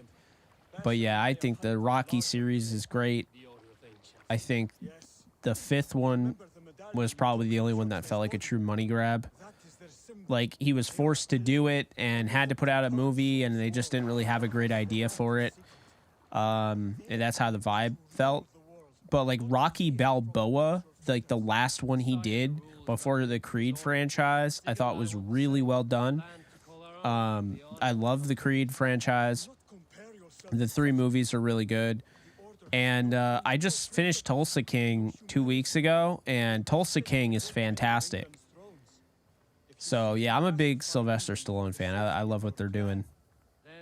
I love what they're doing with Tulsa King. I'm hoping they keep going with that. I'm hoping it's not like done after 2 seasons, because that has some real promise. These hopes meet, our cause does too. You may think this land ruled by harmless jarls and bumbling thanes, yet look more. That is a hot take. Joe Burrow is not top 3 and overrated playoff performer. I disagree.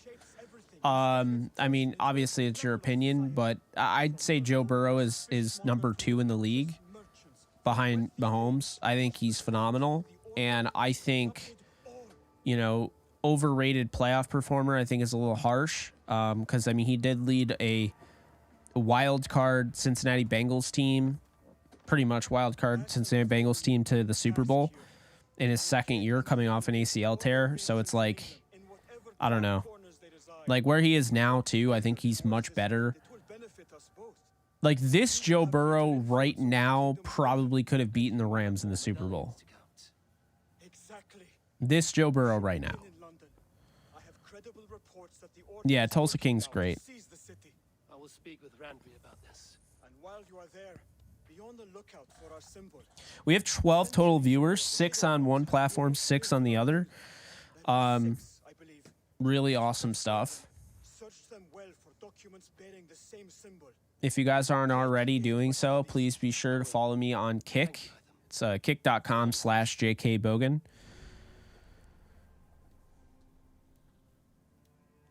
Oh, we're doing the cultist thing all over again.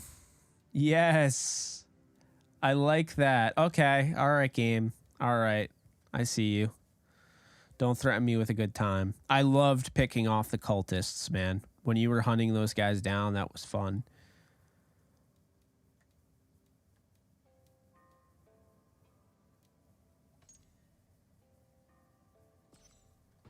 Target marked.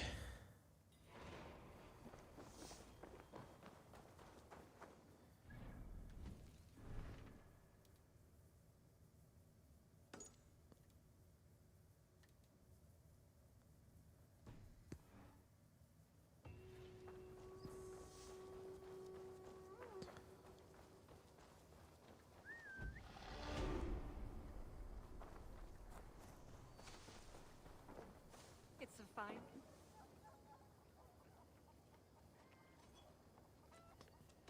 Can you remind me what... Whatever you need for your longship, my husband and I. But right now we're Okay. I'm all... until next week. I need to go see. Let's see here. Legend. Gear.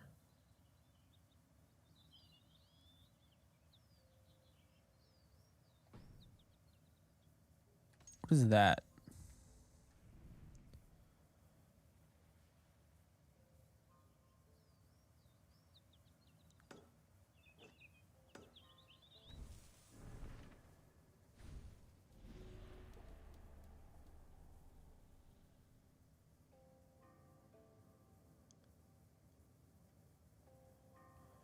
The scabbard. That's your hot take. I actually have the Lions going to the Super Bowl. So that's currently where I stand on that.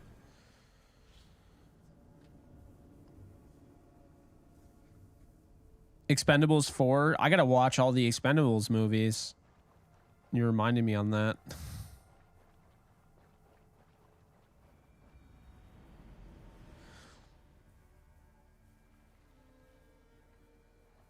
Oh, I know, Dingus. I know. That's actually my biggest issue with Fast and Furious is that, like, I think they had something cool as, like, a one-off, and then they made this giant series for, like, no reason except for money.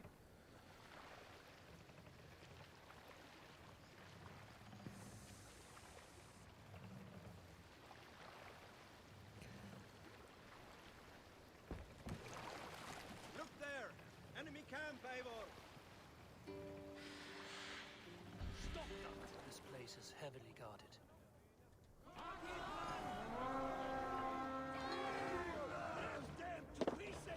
Heavily guarded, eh?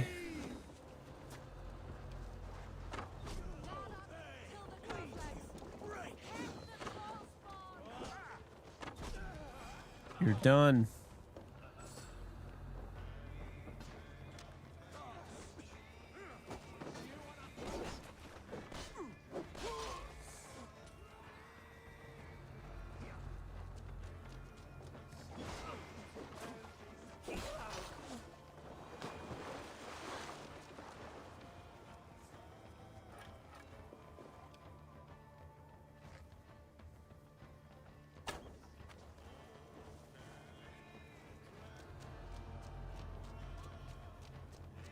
There's the scabbard.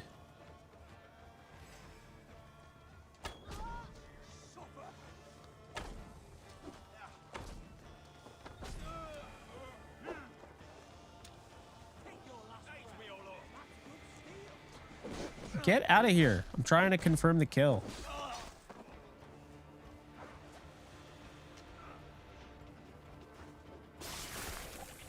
I don't know why they have to show it like that. That is so brutal. Found me out. I bow to this, but you will not unearth us all. You will not dig deeply enough. We have Yeah, I will. clot and cancer. We sit heavy in water. Are you well? Why would you ask such a question at such a time as this? Beneath your words, something of a size unknown, a mystery. It lurks behind every frail word from your mouth. Eivor is... Oh my god, bro. He really just killed this girl and then was like, are you well afterwards? When he was talking to her basically in the afterlife. That went so hard, man. My man does not care. He's like, nope. You don't matter. My god. Literal insult to literal injury.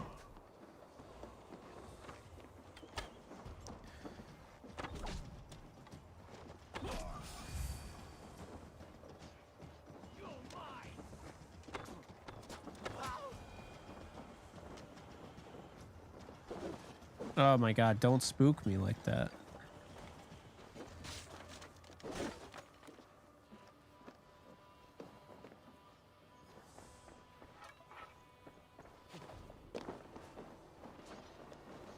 There's got to be a chest here somewhere.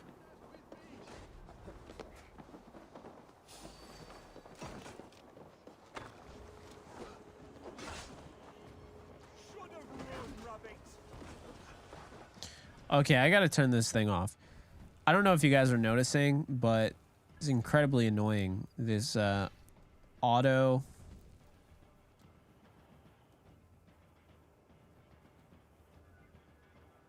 What is level scaling?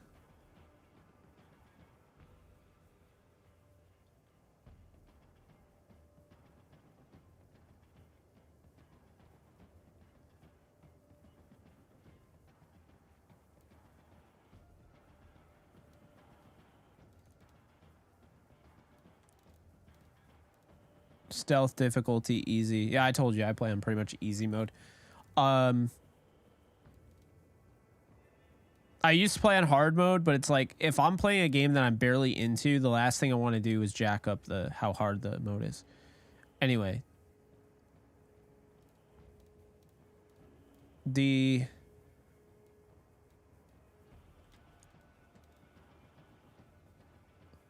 controls.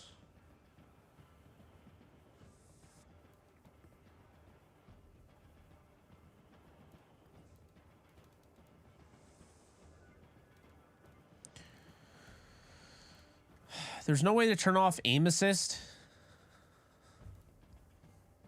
It's incredibly annoying.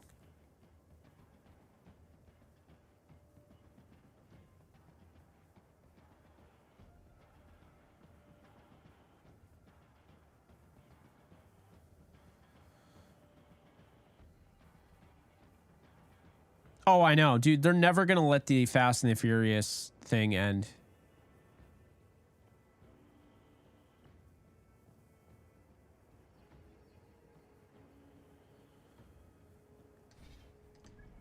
I can't turn off aim assist. I'm really upset about that.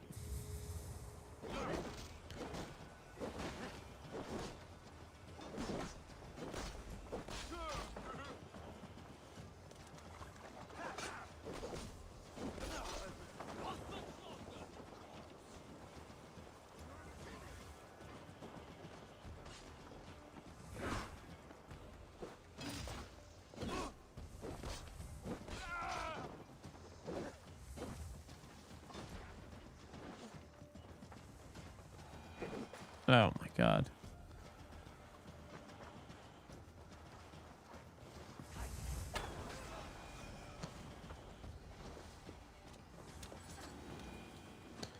So where is this chest?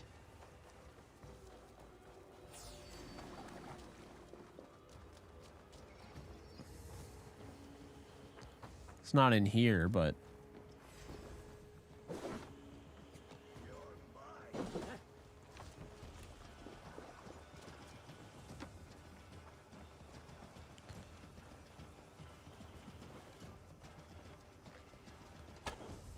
Oh my god. Stupid aim assist. I have no more arrows? Oh my god. Bruh.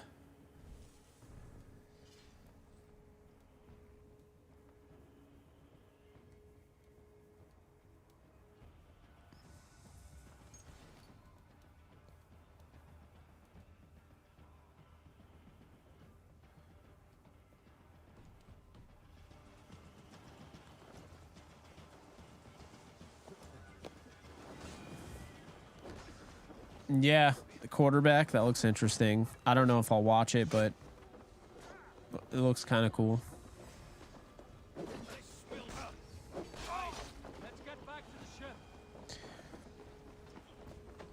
I mean, I recently finished Succession, so I'm going to have to figure out what to do as far as my next show. I'm watching other shows, like I'm watching The Crowded Room, like shows that come out weekly. iCarly, I love the iCarly remake. I think it's just nostalgia. I'm not saying it's great, but the nostalgia has me interested. It's on like season 3 now. I don't know. Pretty much just that's what I've been watching.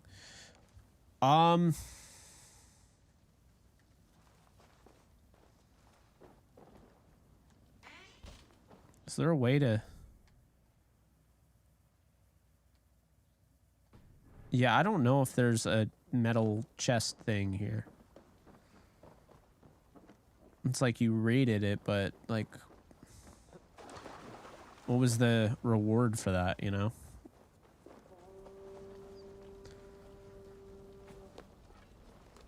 It should be in like here.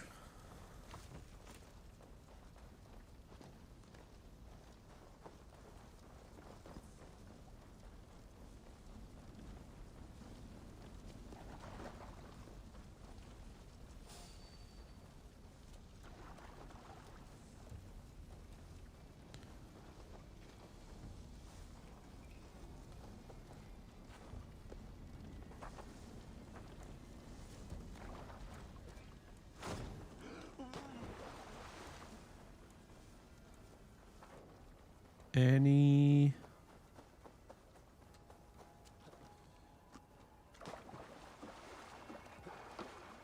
The water's disgusting.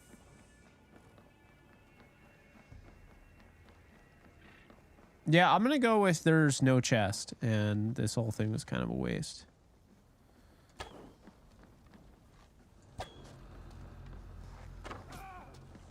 There we go.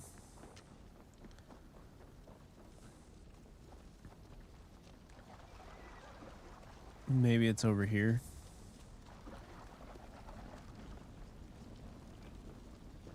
Yeah, the new Black Mirror. I was gonna watch that.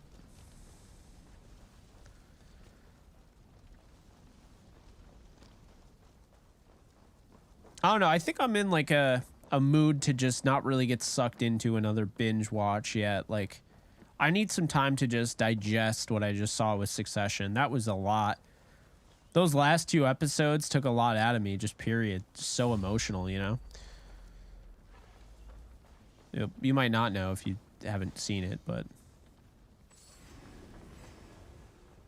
Oh, it's a snake. What the...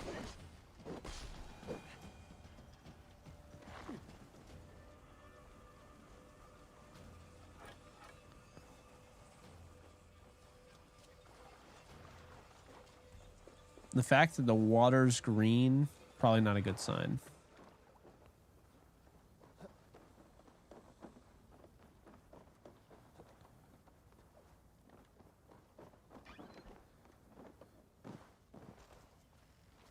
Yeah, this place sucks. All right, on to the next. Let's go. Order. Mark this dumbass for assassination. Oh, he's all the way up there.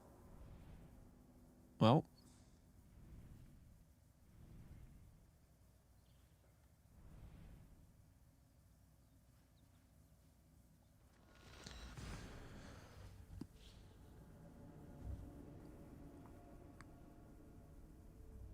After Mirage, what do you think will be the next era or time period for Assassin's Creed? I mean, what have they not done yet?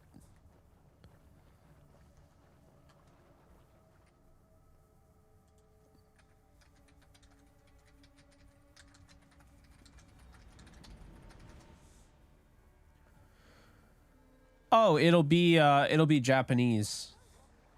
They haven't done a full-on title for Japanese. They've done, I think they did like 2D games or whatever, like those 8-bit games, but like they didn't make like a big deal. So yeah, I think the next one will be in Japan after Mirage.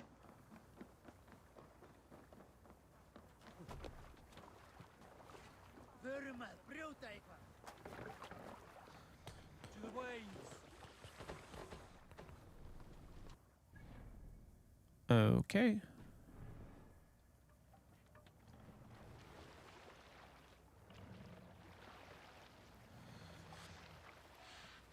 Yeah, I mean, at some point they're going to have to end the series. But really, I think the best thing would be to just detach the Animus.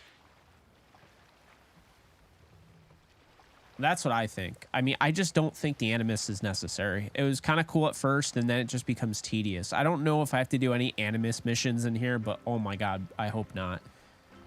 Those missions are like watching paint dry. I absolutely loved Odyssey. If Odyssey didn't have those missions, I can't even tell you how much better of a game it would have been. And I already think it's maybe a top 10 game I've ever played. So, yeah.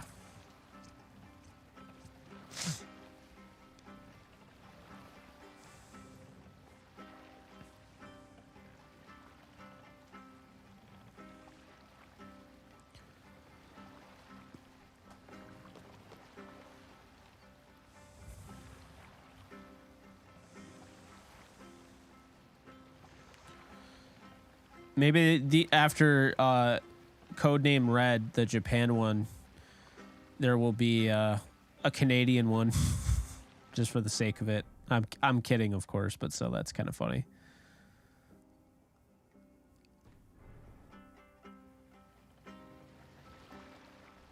Why is it so hard to turn this damn boat?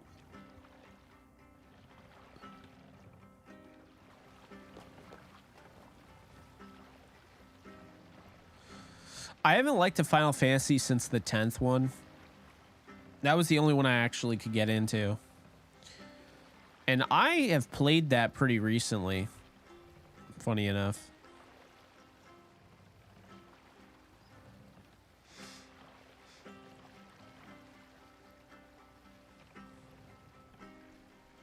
Never played it. Yeah, I mean, it's, you know, one of the upper echelon turn-based, like, turn-based RPGs, you know.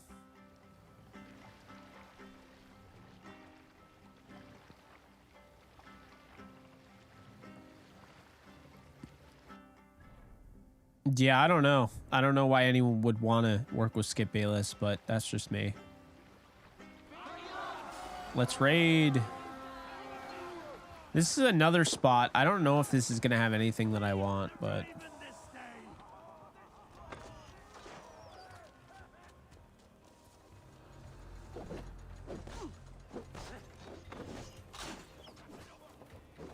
Oh, someone has a ballista? Yeah, we're going to have to do something about that.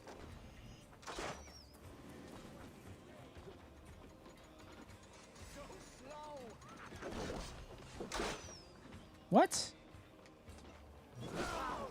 Get out of here. And I'm going to loot you personally for that.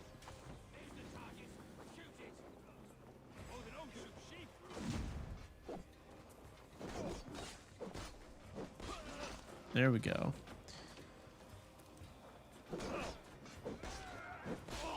I'm not gonna lie, this game is kind of fun. Like, I have my issues with it, but it is fun. It is an Assassin's Creed game. Although it doesn't feel like an Assassin's Creed game.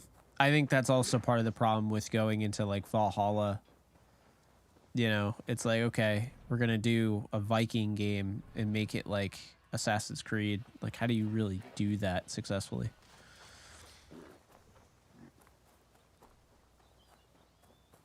I'll be good. I'll be good. We're all good. We're all good here. I will be streaming for another 30 minutes, definitely, because that'll keep our 4-hour streaming streak on track, which I didn't even expect. I said we'd probably stream for 2 hours, but I think we're rolling. I mean, you know, this is good. Double-digit viewers. It's 2:09 a.m. on the East Coast. Like, that's some good shit right there.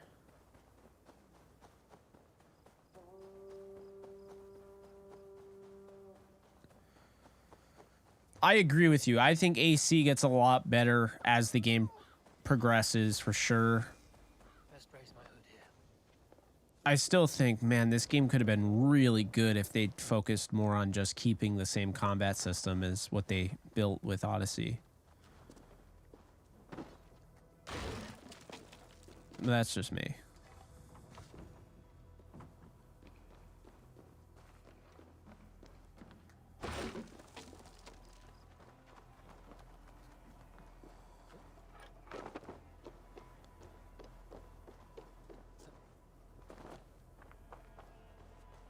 We're gonna get that.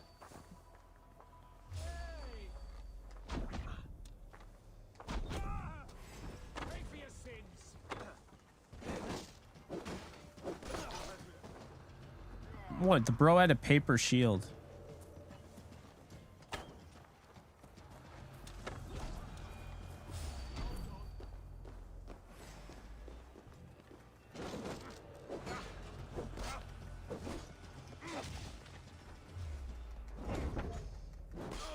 There we go.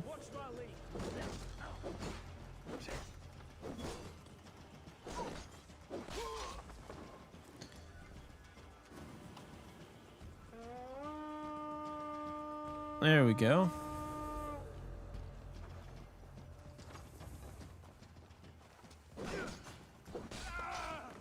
Get out of here. All right. Oh, yeah, it's up there, I guess. Somewhere up there.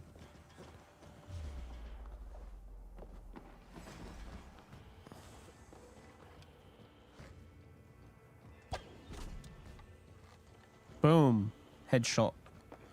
All right.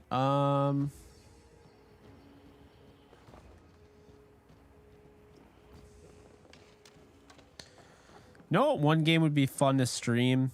I never streamed it, but I used to play it all the time. Team Fortress 2.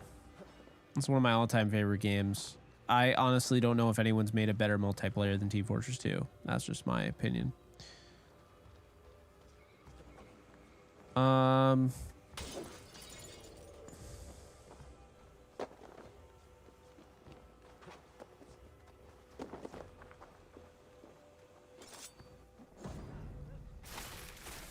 Oh my god, bro. What is with the freaking zoom in? My battle kennings have worn thin. I am no longer the reed among shields, the glimmer blood, The scourge of Swan. the iron throng. I only wish the All right, cool. You're done. Poof.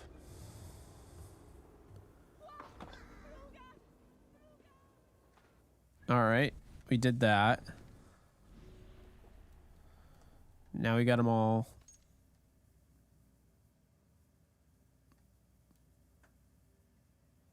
Continue the story.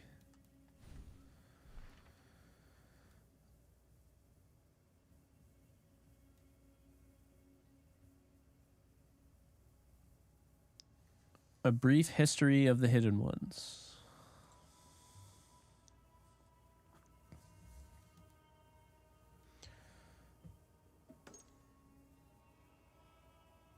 Reach settlement level 3.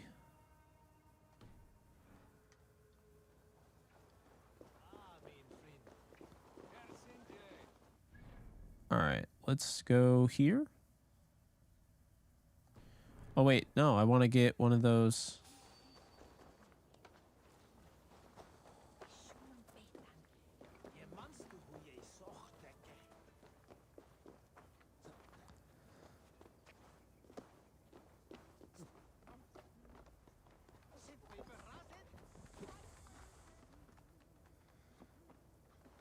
I want to get that synchronization in the... That's not it.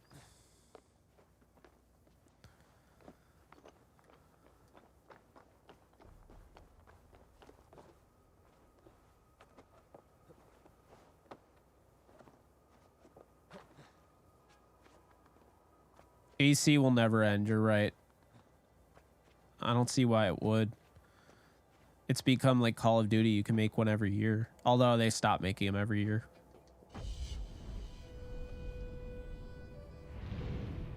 That's cool. I always liked those.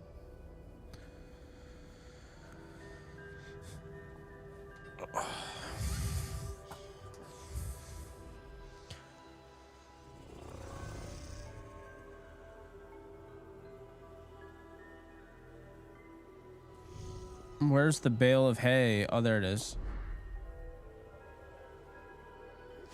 Or of leaves. God, the graphics look so bad on those leaves. Okay, we got that.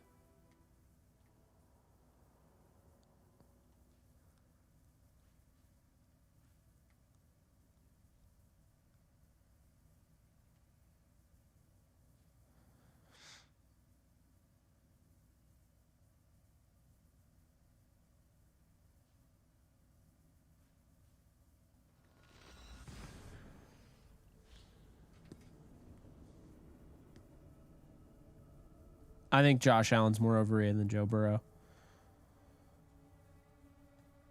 Cowboys will go 9-8. That sounds about the... It sounds like the Cowboys.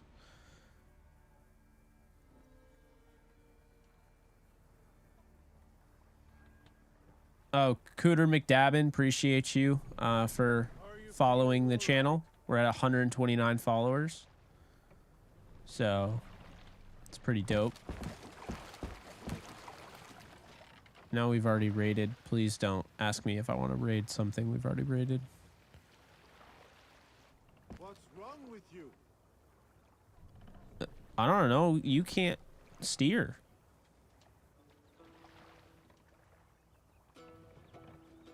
Oh my god, dude. It is so annoying. The steering in this game is so bad. Thank you, Jordan.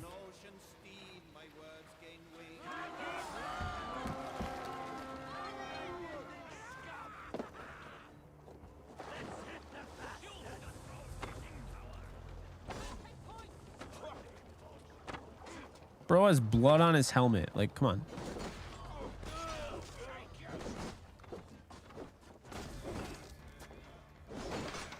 What?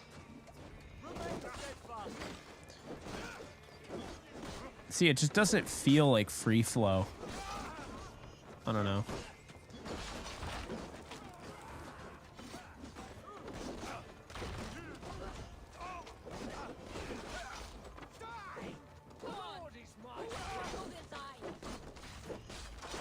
Got him.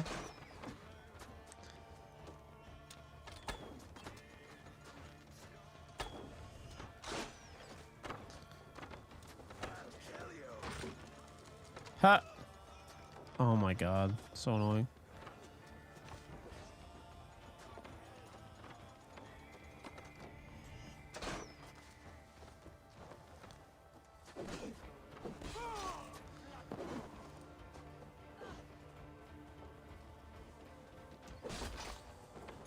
There we go.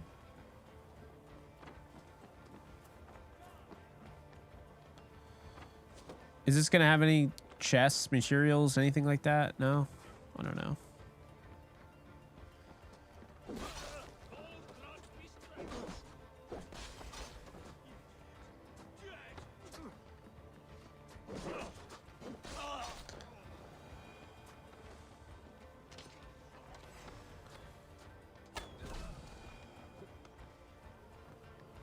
Let's see.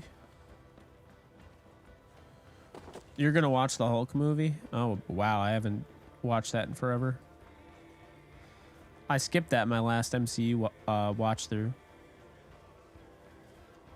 Come on, loot. There we go.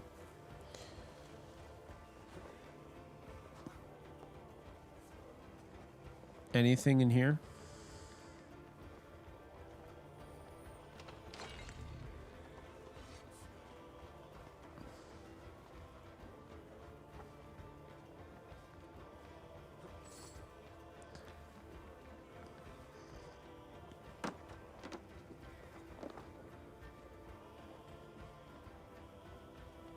That's it. It's another small encampment. I don't know.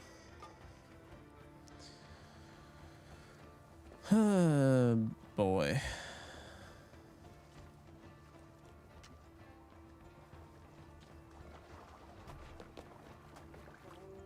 You die now.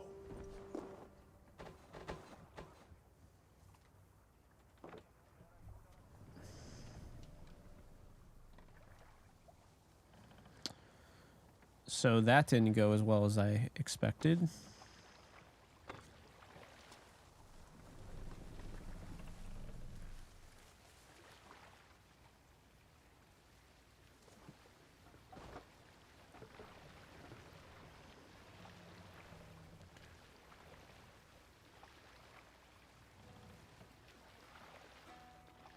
Oh my God. Why is the steering so bad?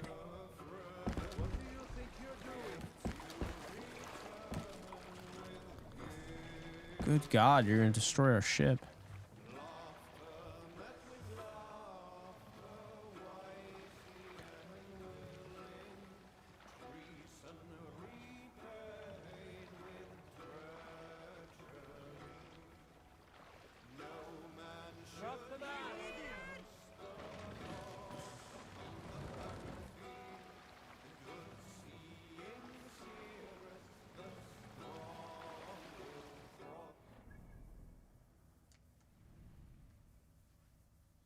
I was going to say, you can't... What even is that? What does that represent?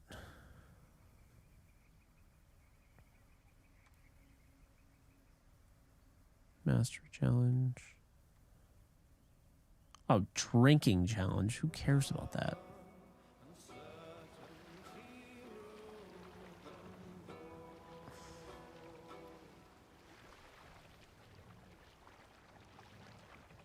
Good Lord. Learn how to steer. Oh my God.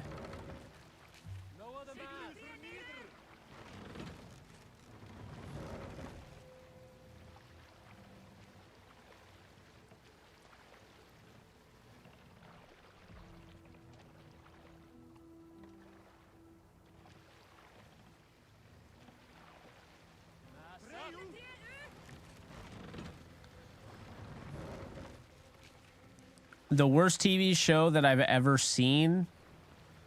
I don't think I've ever seen like a TV show that was like just straight bad.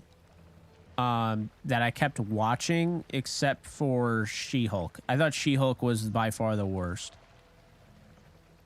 Was so bad.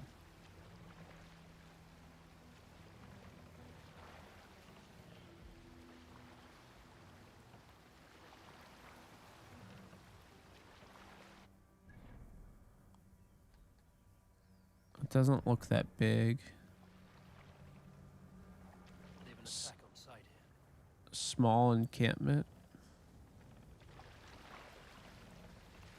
Yeah. No, I need a bigger.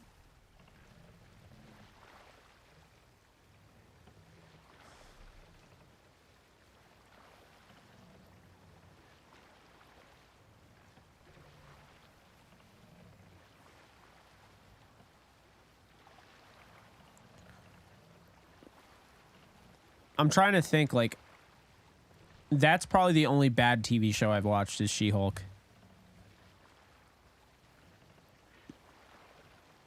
It just felt like it was just horrible. Had a chance to be good, and I don't know. I hated it. There we go. This is a good one.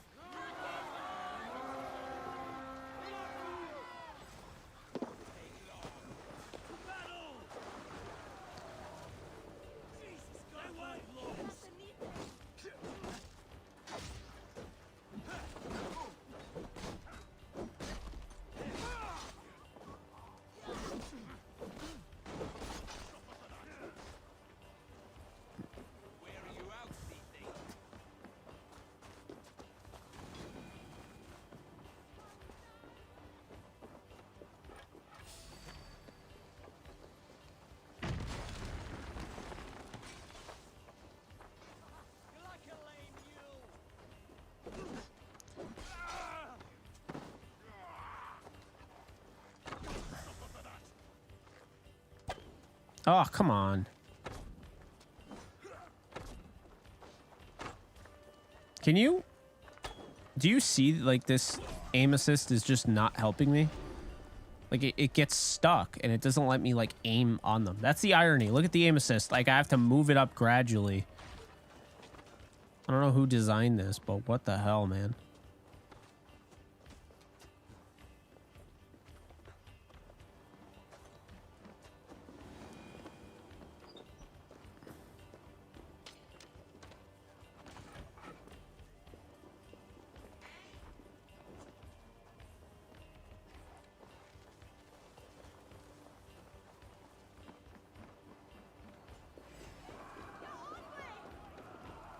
There we go.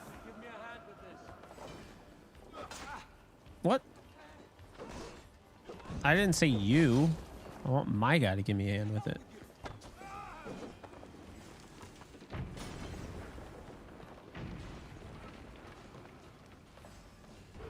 There we go.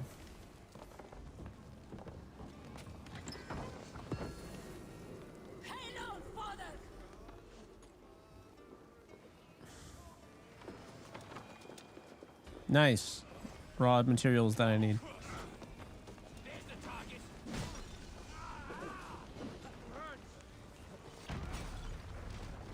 No! You can't be serious. I got killed by a firebomb? Oh my god.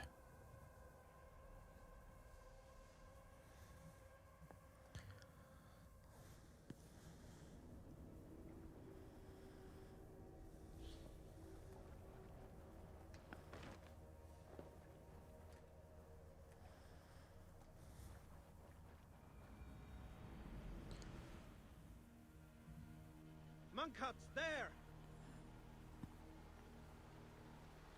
Wait, are we serious? Do I really have to get that all over again? Because that's obnoxious.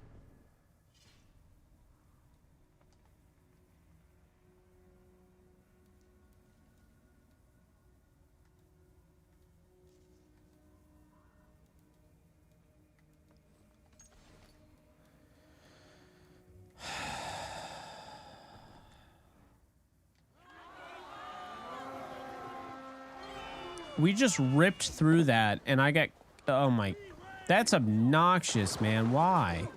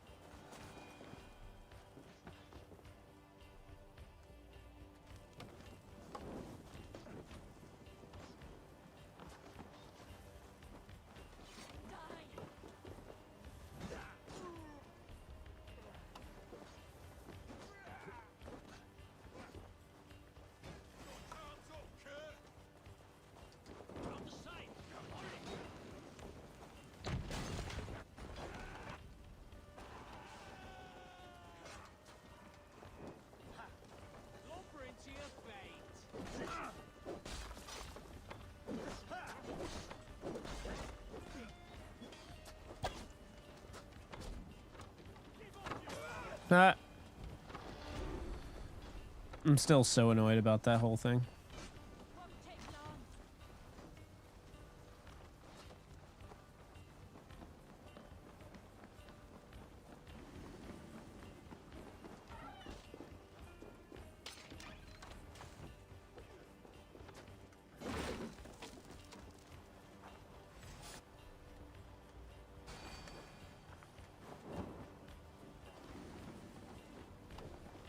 Can you get out of the way? What the hell's the wrong? Oh my god.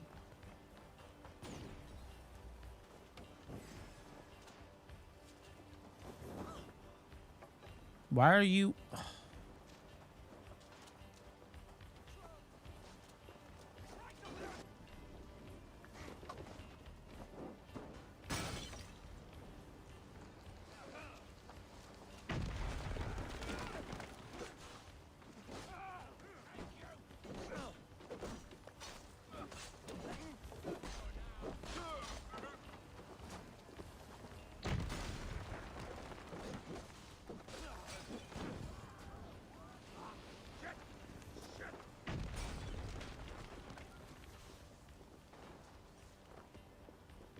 That's so annoying. I almost did it again.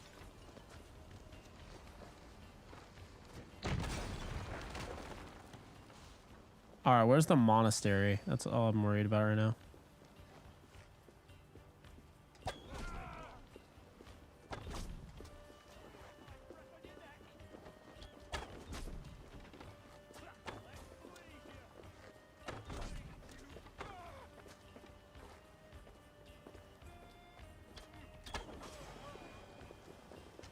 There we go.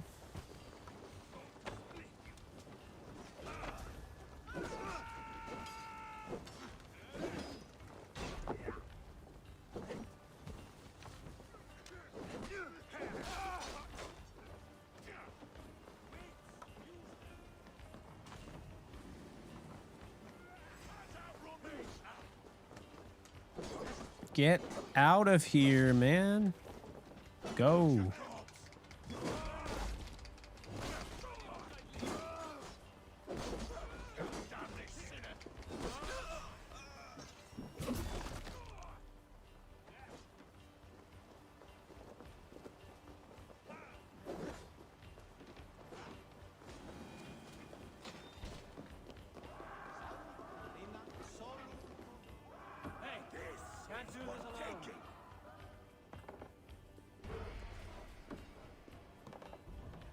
I don't believe this is the only one either.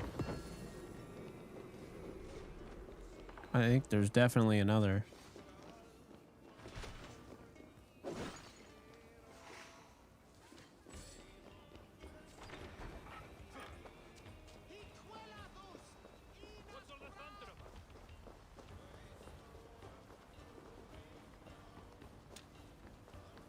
Was it in here? No, but I'll take everything.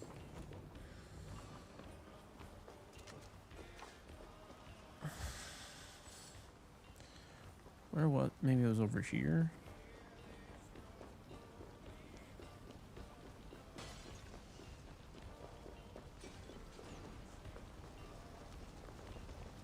Aha! Give me a hand over here.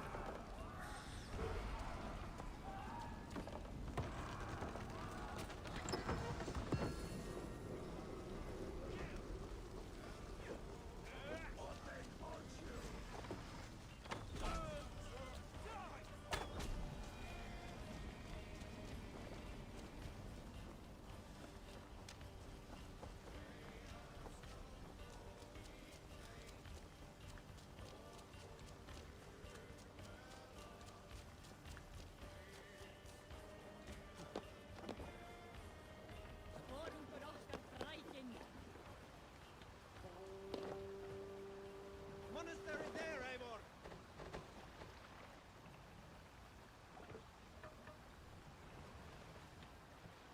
Monastery, Eivor! Right for plunder! We already... does it not register that I, like, raided these people?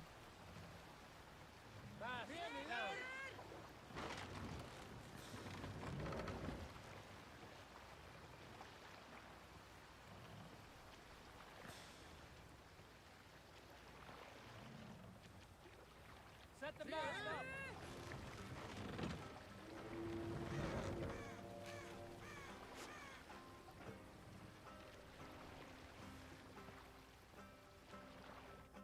Is there a monastery there? Like, what? I don't know.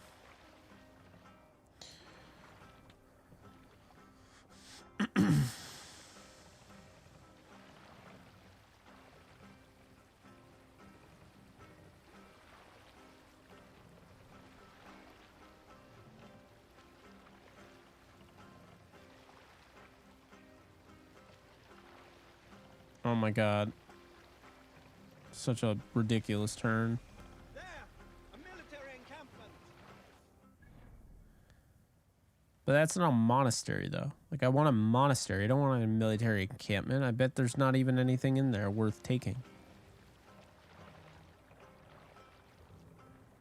Fine, whatever.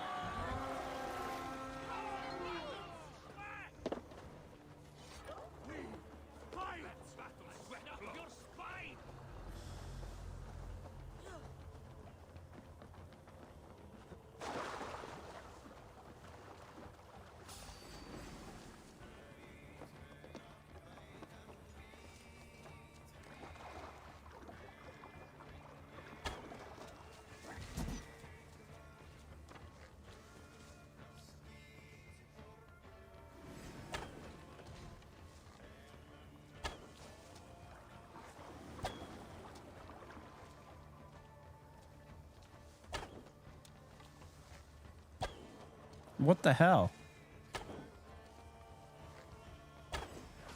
Finally.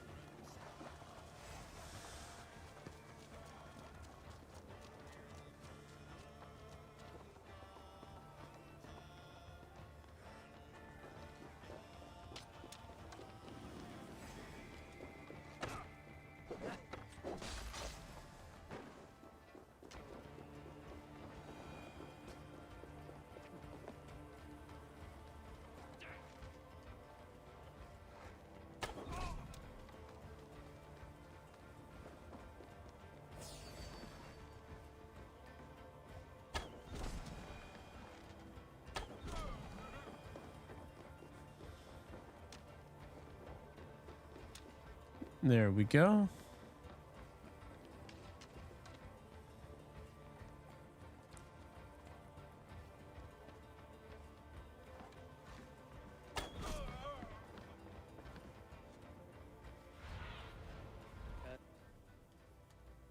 Just about this lad, my friend.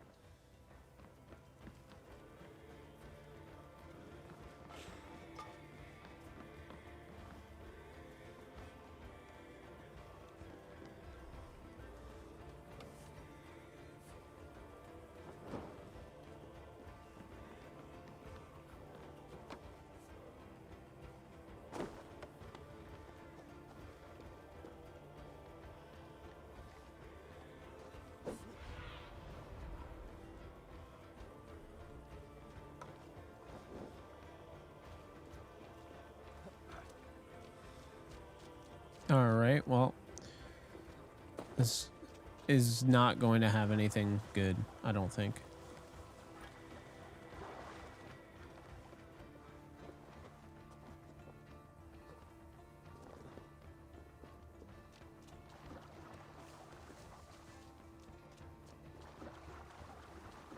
If it does, I'll be shocked at this point.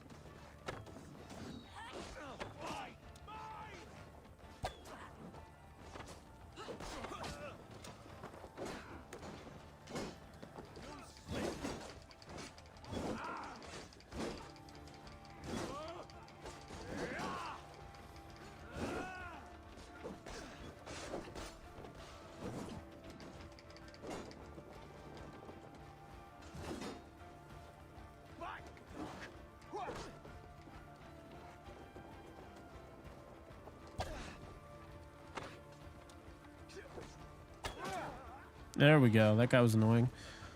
Okay.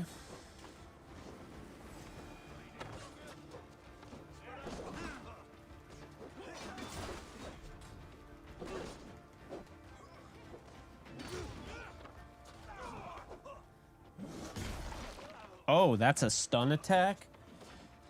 Gruesome, but okay.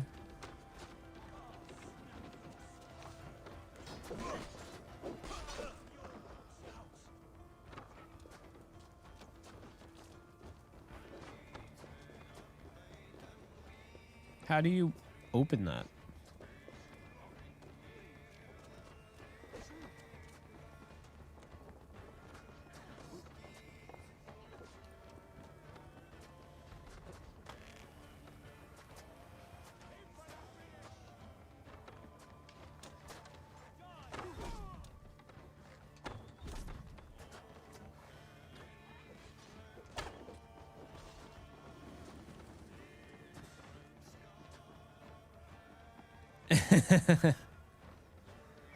I know, I always thought stun wasn't fatal. That was like the point of stunning somebody. Like, you're not trying to keep, but like, alright.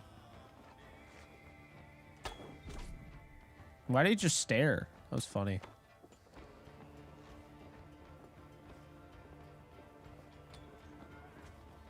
Why would you give your post away? That was stupid.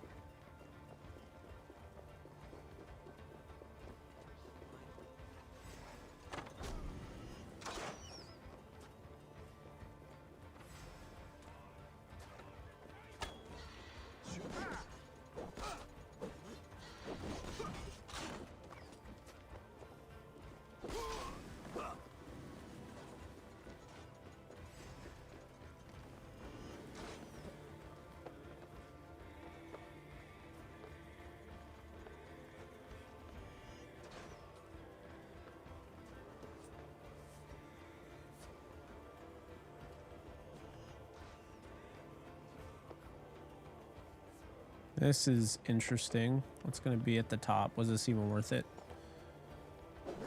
And the answer is no. It was not worth it.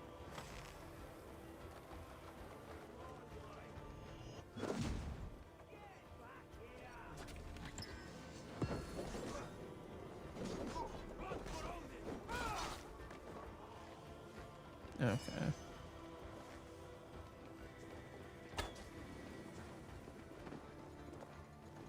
Bro didn't see me like zip line over by him? Like, what?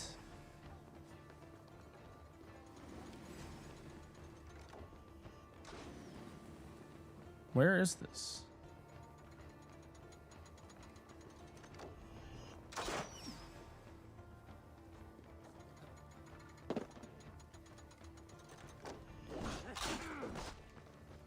What? Yeah, get out of here. You're not freaking meleeing me with your ballista and getting away with it.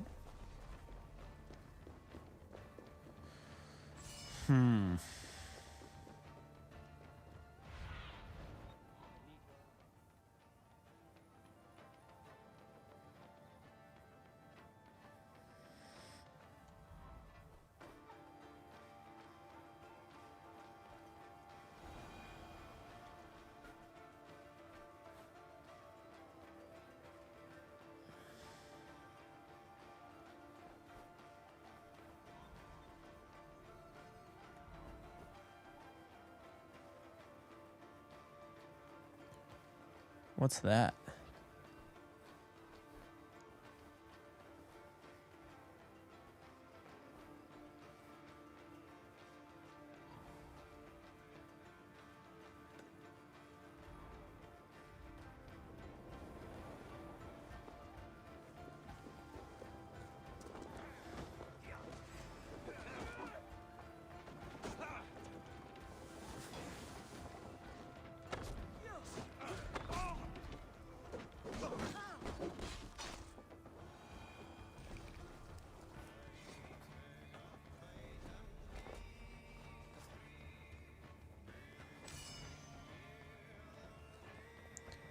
Climb faster. Oh my god.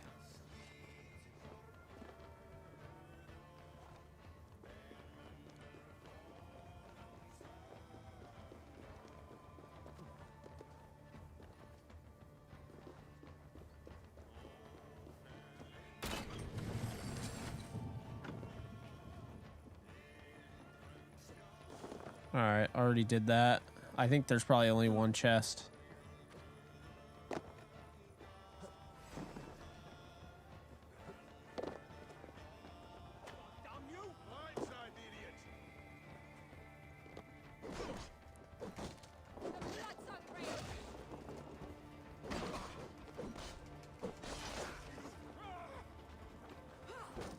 Oh, there's another chest.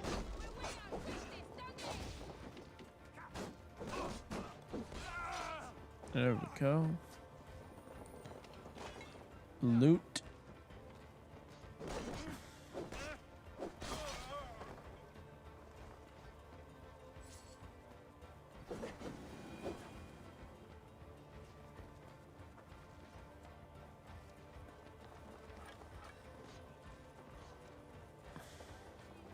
They're up there. It's got to be. Is that the last one?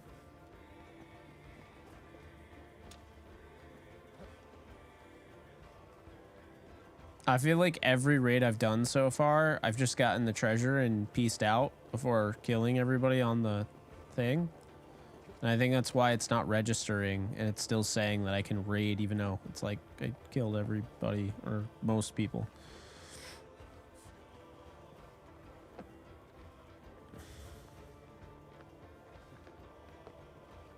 Use this as a vantage point, maybe? I don't know.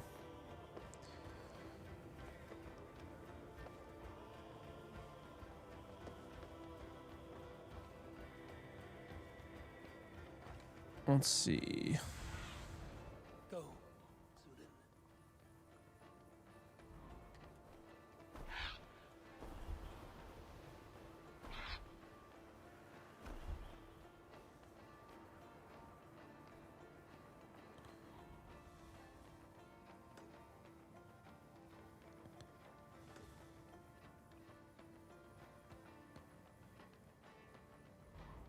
Is that it? Oh my god, there's so many guys. What? Or they keep respawning. That'd be annoying.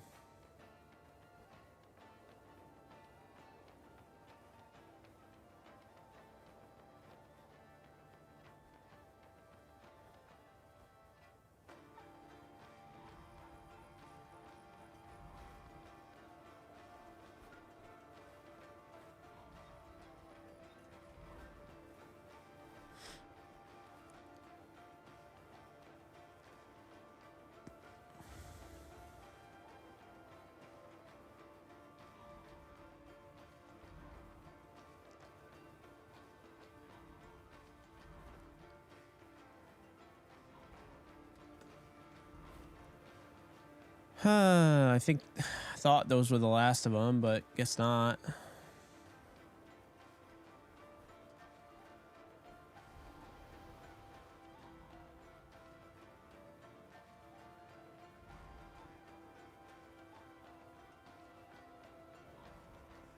You gotta be kidding me, bro. You cannot be serious.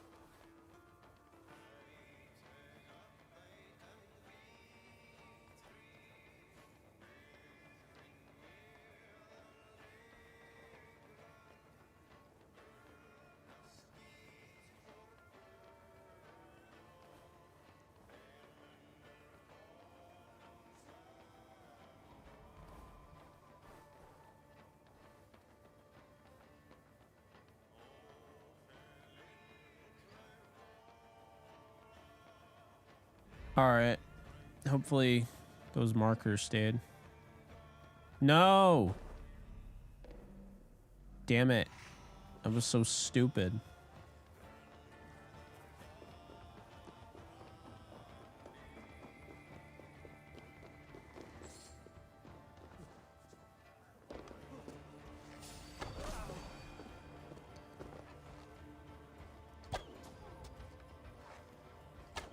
Go that.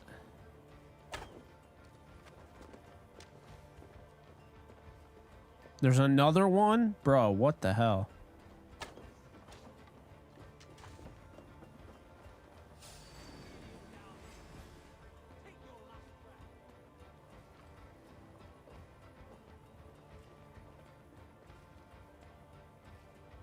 Who? What was he thinking? Do you think I was actually gonna spare his life? Come on now.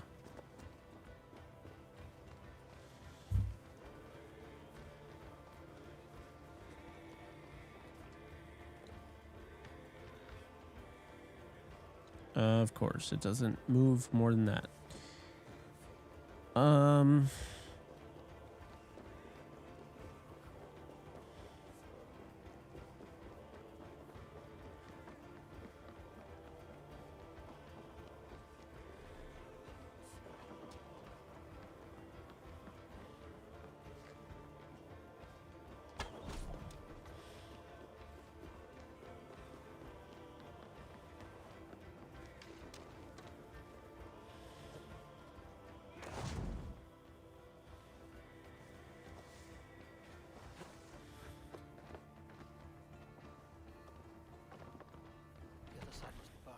Are you kidding me? All right. Let's...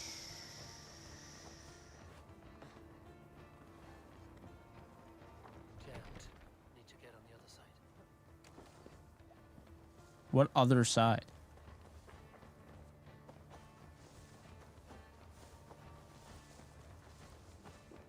What? Okay. No, it's not open. Why did it look like it was open? That's so obnoxious.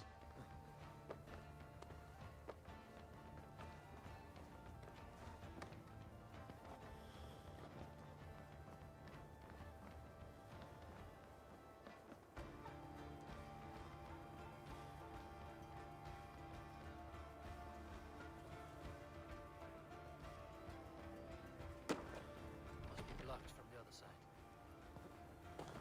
He says that, but like it's literally like there's nothing Can you get through? You can't get through there. So it's not like Star Wars where you can do that.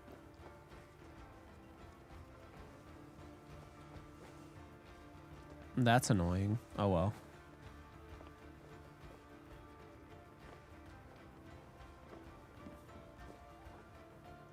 I was already up here, so I don't know if this is the way that I missed it the last time.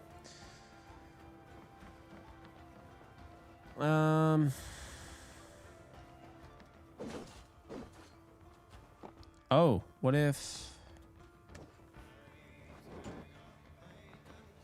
Yeah, that worked.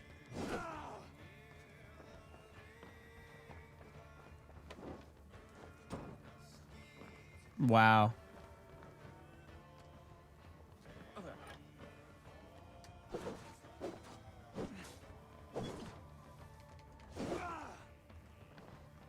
That's how I would... Oh my god.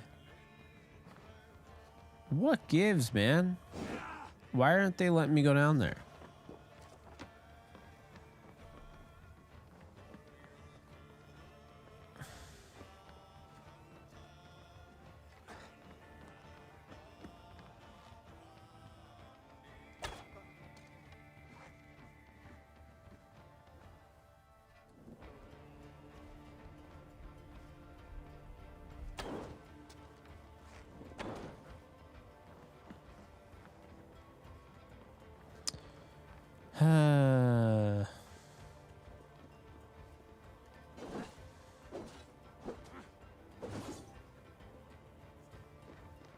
That has to be the most obnoxious thing, though. Like, it looks like you're supposed to be in there, but it's like, nope.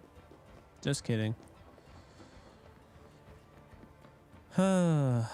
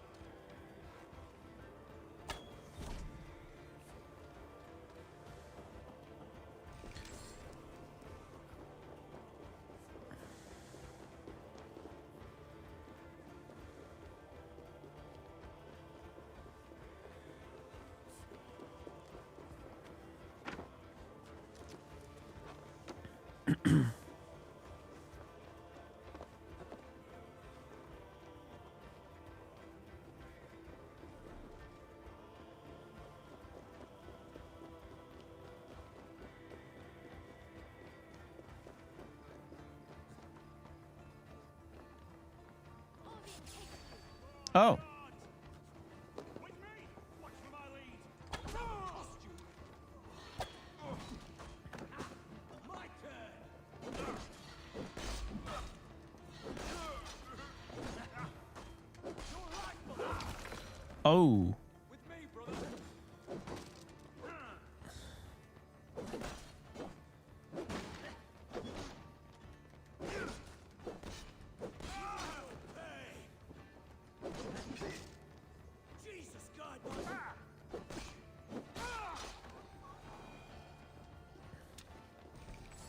Okay.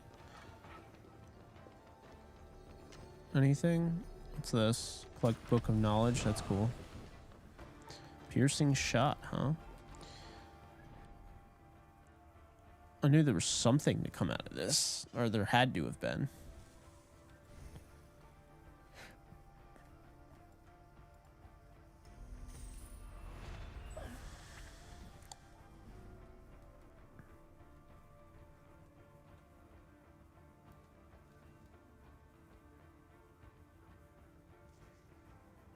Oh my god, that's amazing.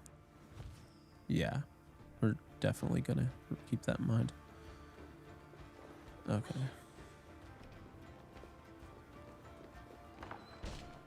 Anything down here?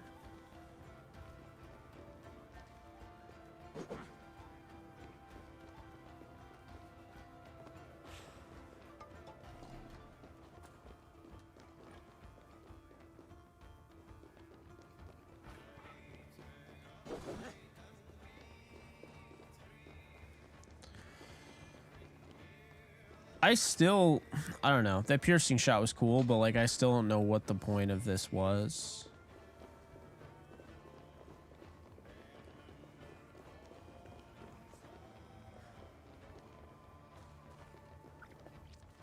Awesome. Like you can't just hook onto the ladder like I want you to. Cool. Okay.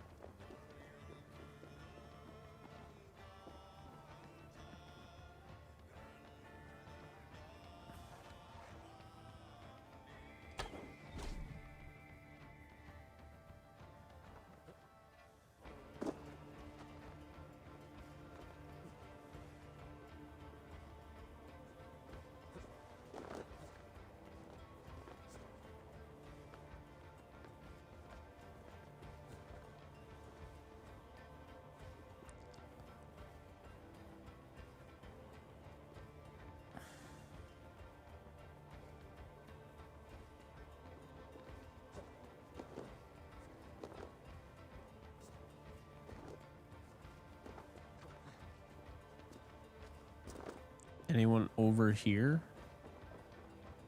There's gotta be somebody.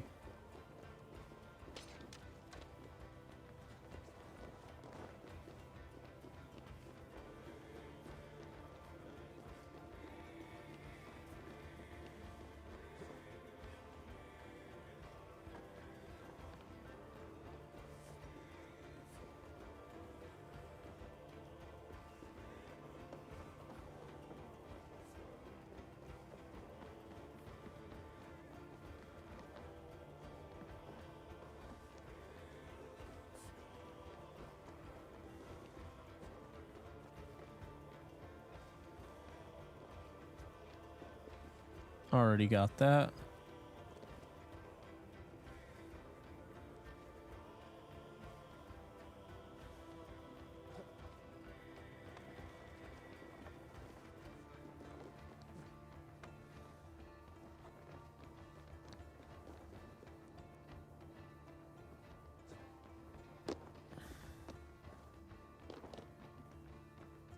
I just thought of one idea.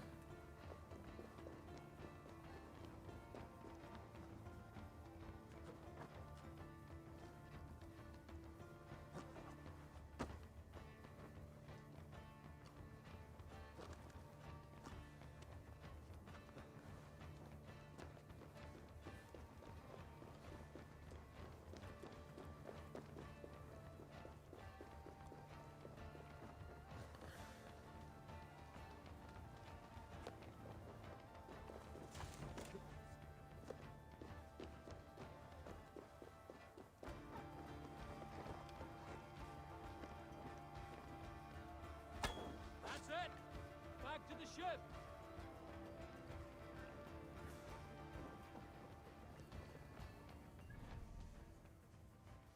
Okay.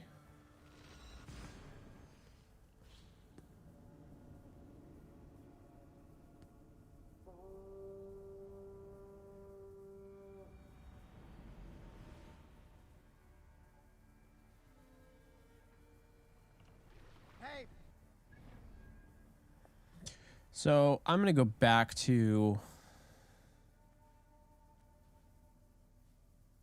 here. Let's see if we can upgrade anything. Should be able to, but I don't know. Maybe we won't be able to. I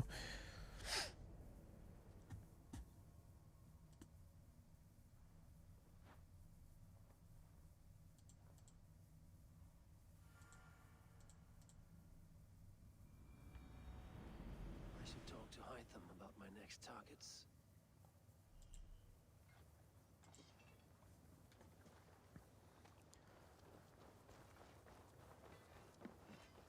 The gods are smiling on us today, Eivor.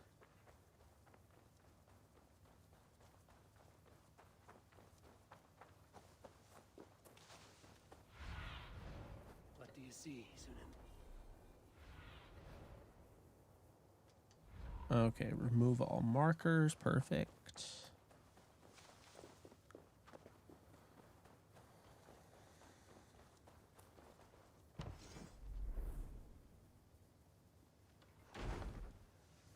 Stable and aviary.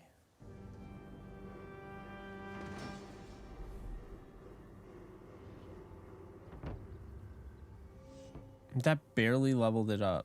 Oh my god.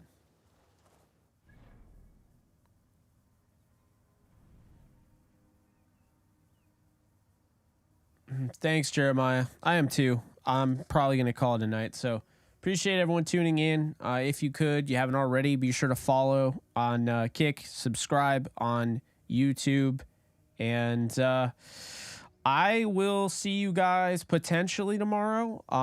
That might break our streak tomorrow. We'll see what ends up happening.